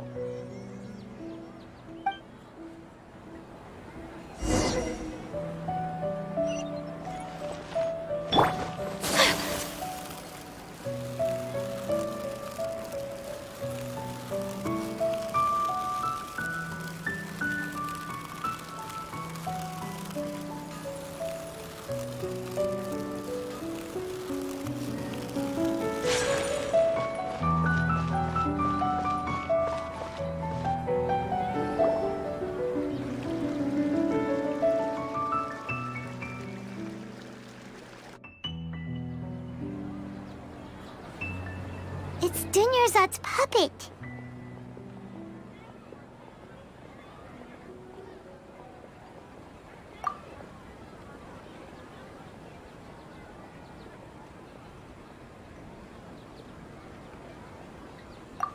Traveler? You must be exhausted. Come to think of it, we've been stuck in this place for a really, really long time. Heck, even the last time we were chatting happily with Dunyarzad feels like an eternity ago.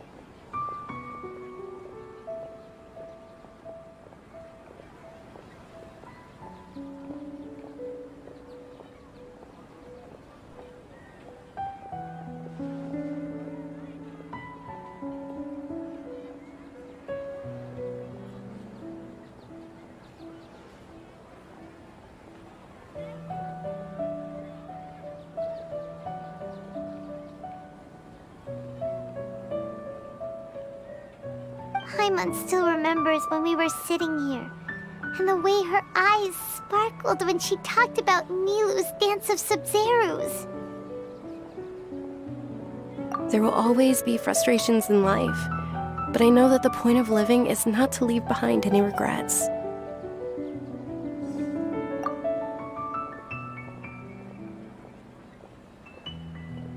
That was what the real Dunyarzad said, wasn't it? Does that mean... Yes, Traveler. What is it? Oh, so she's still just a puppet. But just now, how come... What? Where are we going this time?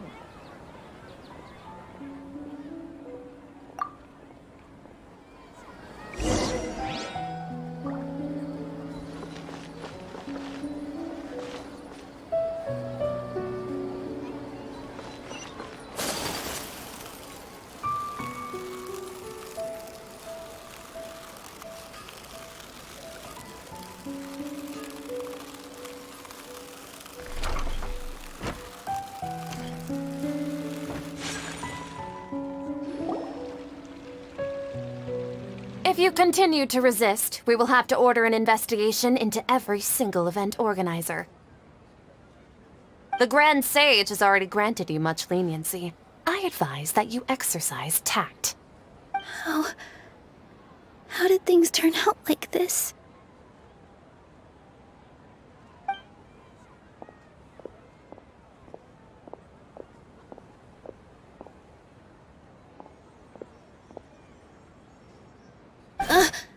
Traveler? You don't have to get involved. He's a sage from the Academia. I don't want to drag you into this. Traveler? Traveler? What the heck are you doing? If you get arrested by the Academia, that's another day gone to waste!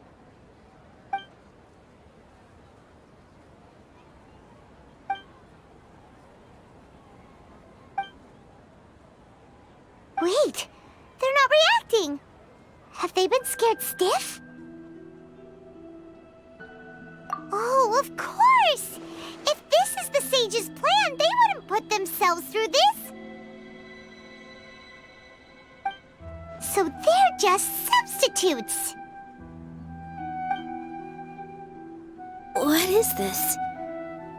What happened to the Grand Sage and his entourage?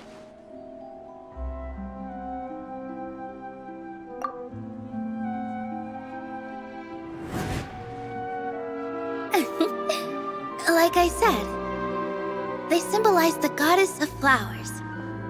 It's just a shame that all the real Padisarahs went extinct after her death. Yes. The Greater Lord brought forth new Padisarahs in memory of the goddess of flowers. But she ultimately could never truly replicate that beautiful shade of purple.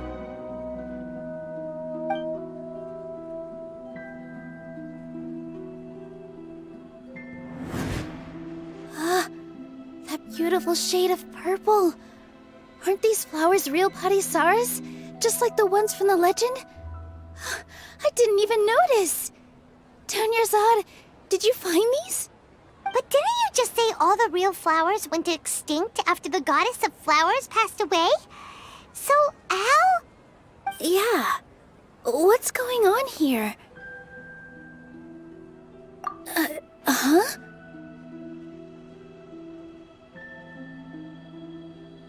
You guys are acting weird. But okay, I'll try.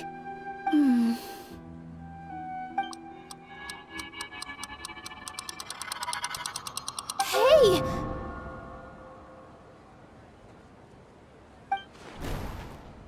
They disappeared! So Nilu's the host! What a surprise!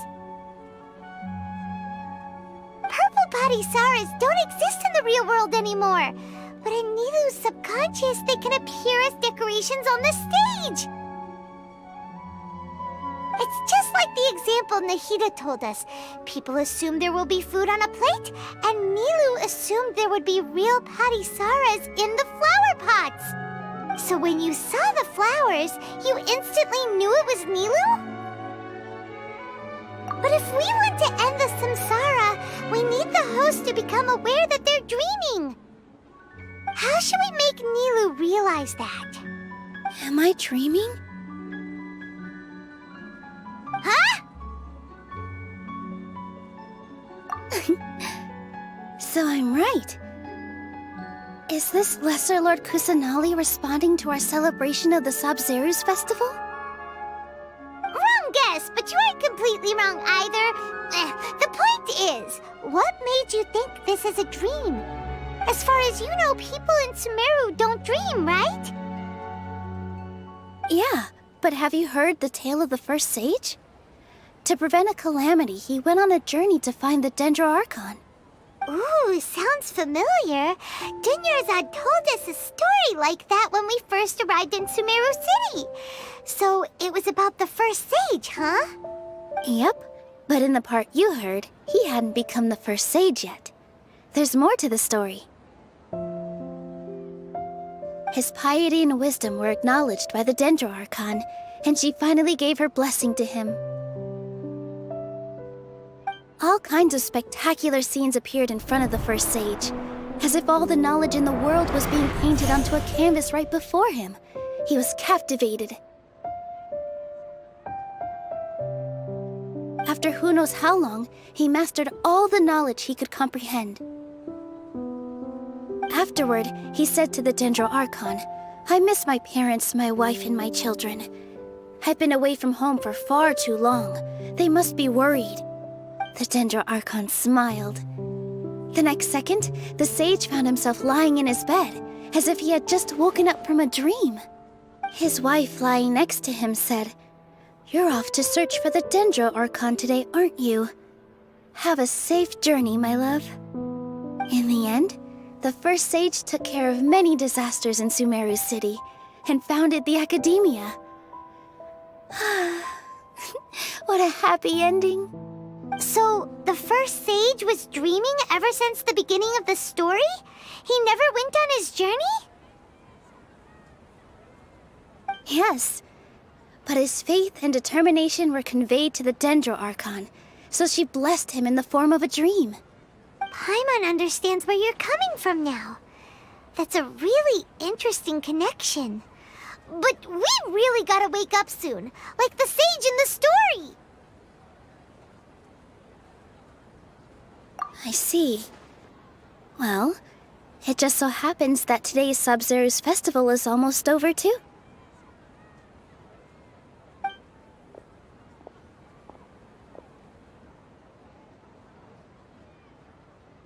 Since we're in a dream, let's make this final dance of Sub-Zero's as beautiful as we can.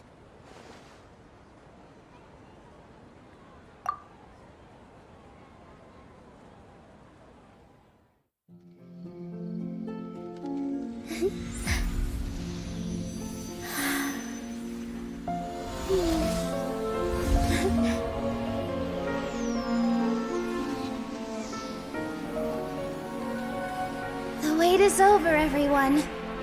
I dedicate this to our god, the dance of Sub-Zero's.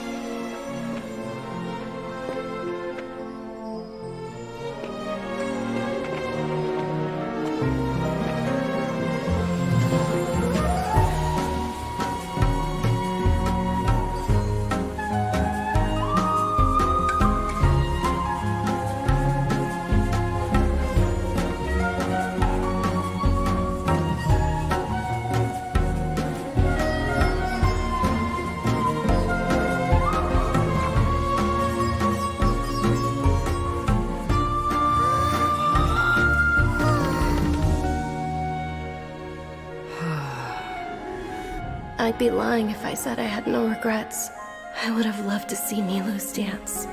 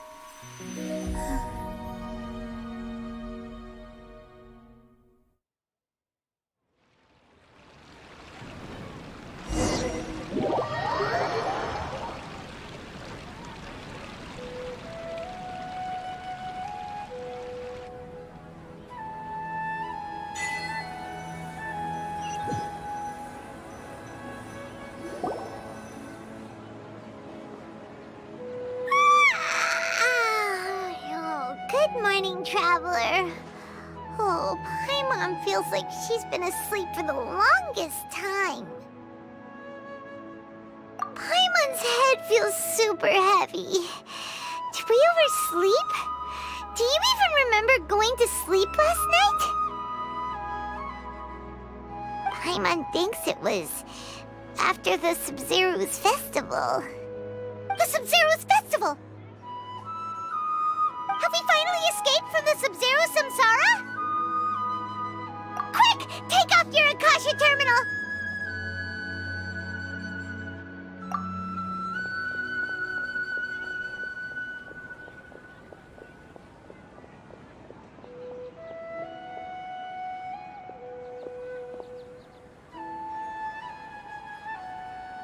She's not in her room. What happened? Huh? What usual spot?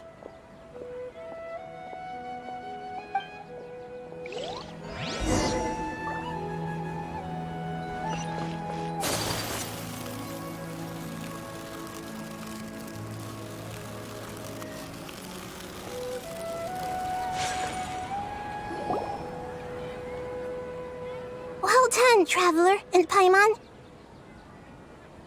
And thank you, Dunyarzad, for organizing the Sub-Zero's festival for me. I'm sorry, who are... Dunyarzad! You're okay! Oh, don't scare us like that! Oh, Traveler Paimon. I have something amazing to tell you. I just had a dream, and I saw Nilou performing the dance of Sub-Zero's.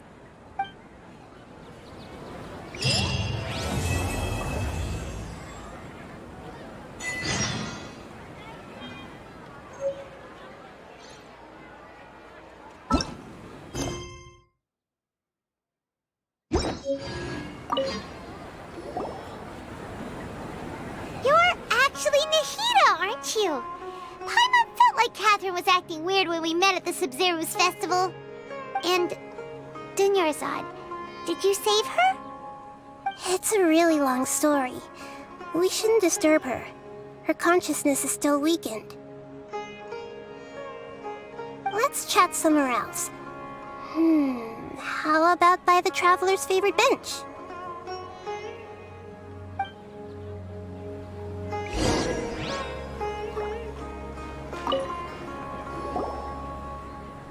What's going on? Why are you two so excited to see me? Hasn't it only been a night? It's actually been much longer than that. Oh? Strange. Was I really asleep that long? No wonder I have such a headache.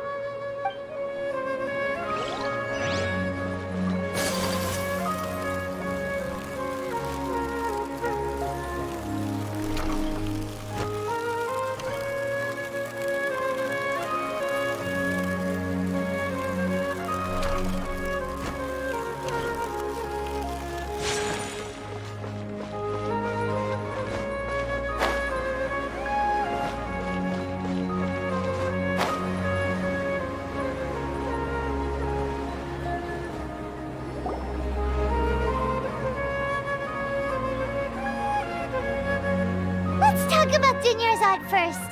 It's such a relief that she's all right. After we parted on the last day of the Sub-Zero's festival, I left the city and saw what the Traveler had described. Among the countless dreams, I found one that was growing fainter and fainter. This proved my suspicion. Once Dunyarzad could no longer bear the Akasha harvesting her dreams, her consciousness began to dissipate. But this also meant it escaped the Akasha's control. Such a small fragment of consciousness can't last for very long, though. It will return to its original dream, where both will gradually fade until they completely disappear. I used all the power I had to keep her dying dream alive as long as possible, but it still wouldn't have lasted for much longer if it hadn't been for you two breaking the samsara. So it looks like we did manage to save Dunyarzad in the end. And not a moment too soon. Huh? Why are you two smiling so happily? I thought you'd be so moved that you'd start crying. I need to spend more time observing human emotions. Both are fine. Everyone reacts differently. All right. You two must have a lot of other questions for me, right? After all, you saved my faithful believer. As your reward, I will answer any and all questions. At the Avidia forest, there was this incense that made the Traveler fall unconscious and dream of a huge tree and a red sky. You also heard someone's voice, right? It said world and forget me. Yeah, so you do know! We've been wanting to ask ask you what that was about, and if the red sky was related to Conria. It seems like the traveler established a connection to Irminsul. That was a message left by Greater Lord Rukkhadevata's residual consciousness in Irminsul. Perhaps her last memory before she died. As you two probably know, Greater Lord Rukkhadevata disappeared after the disaster in Conria. The timings of these events do line up, so your suspicions are reasonable. A message from Greater Lord Rukkhadevata? We thought it was from the Scarlet King. The Scarlet King? That god who died even longer ago? Some present-day desert dwellers still worship him. You probably just heard some of their conspiracies. Okay, so what does the message mean?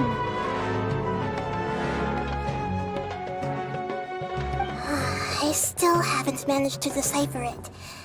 Even the Akasha isn't currently capable of doing that. Greater Lord Rukkhadevata's residual consciousness in Irminsul seems to be contaminated with something that has a very dangerous aura to it. Many devoted scholars go mad as soon as they connect their consciousness. I've warned the Academia about this many times, but people still keep falling victim to it. But I believe this is the key to saving Irminsul. That's why I've kept trying to decipher it. So the tree in the vision was Irminsul? Oh, Tainari also said that Irminsul is sick! Is it because of the contaminated consciousness?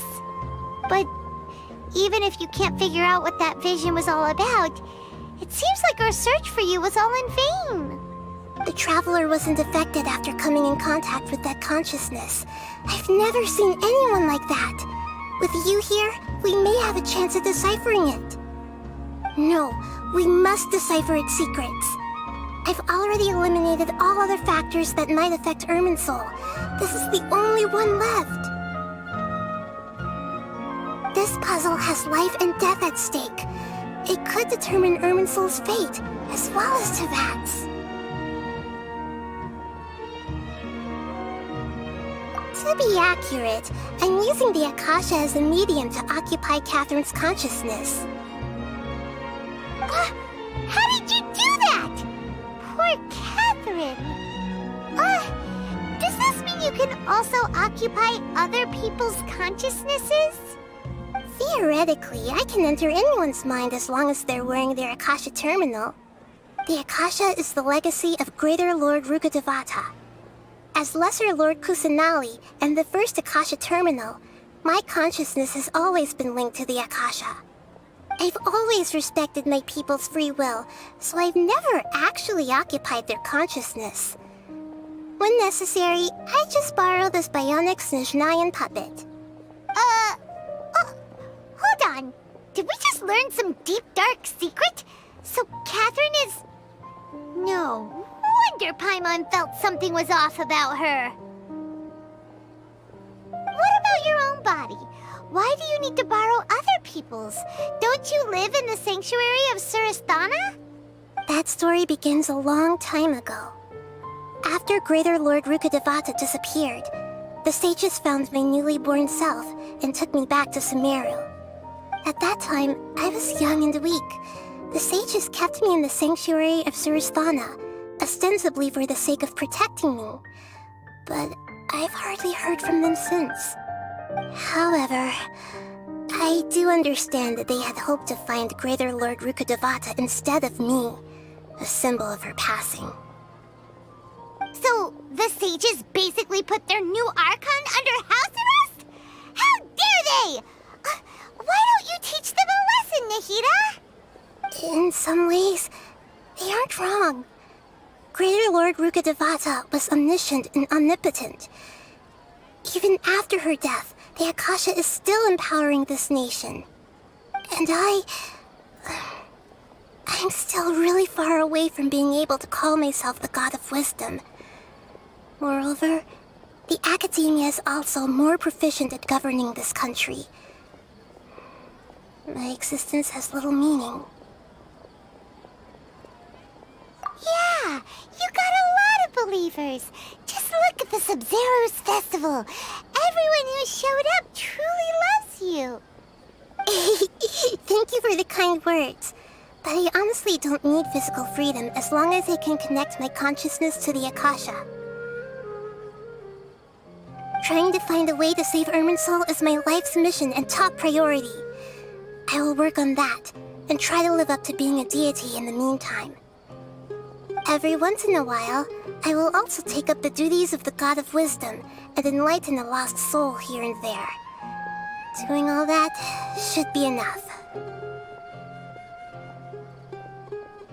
There's never been any big problems with the Academia's governance of Sumeru.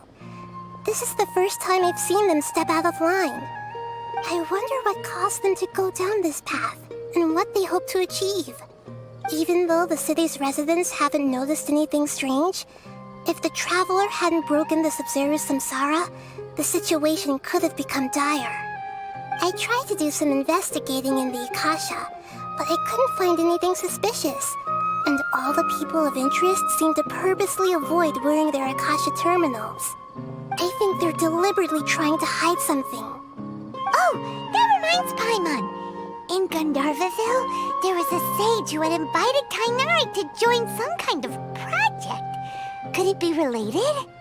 Regardless, I need to first investigate the sage's motives, make things right, and punish them if needed. But I'll have to be discreet, or they'll see me coming. You mean how the Akasha stops you from having dreams?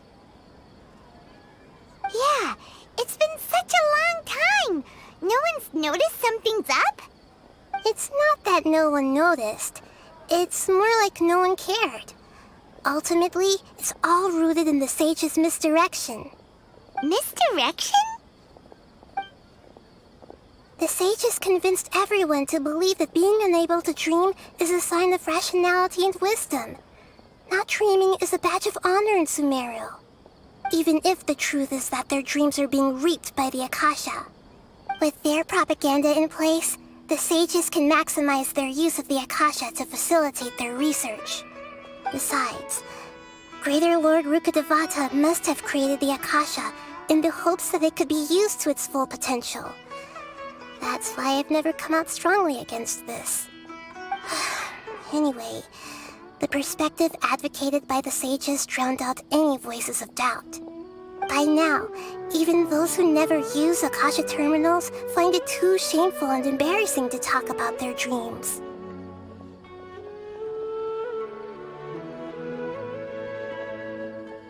Got it! I hope my answers were satisfactory, seekers of knowledge.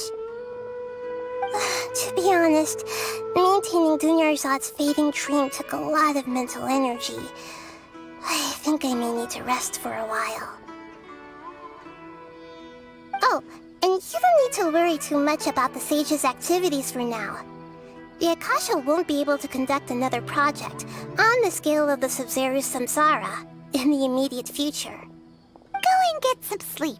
Leave everything to us. What a relief. This is truly the most exhausting birthday I've ever had. Traveler? Paimon? Why am I here? Do either of you know? Maybe you were sleepwalking. You know you can't wake up a sleepwalker. We happened to walk by, so we thought we'd wait for you to wake up. I see.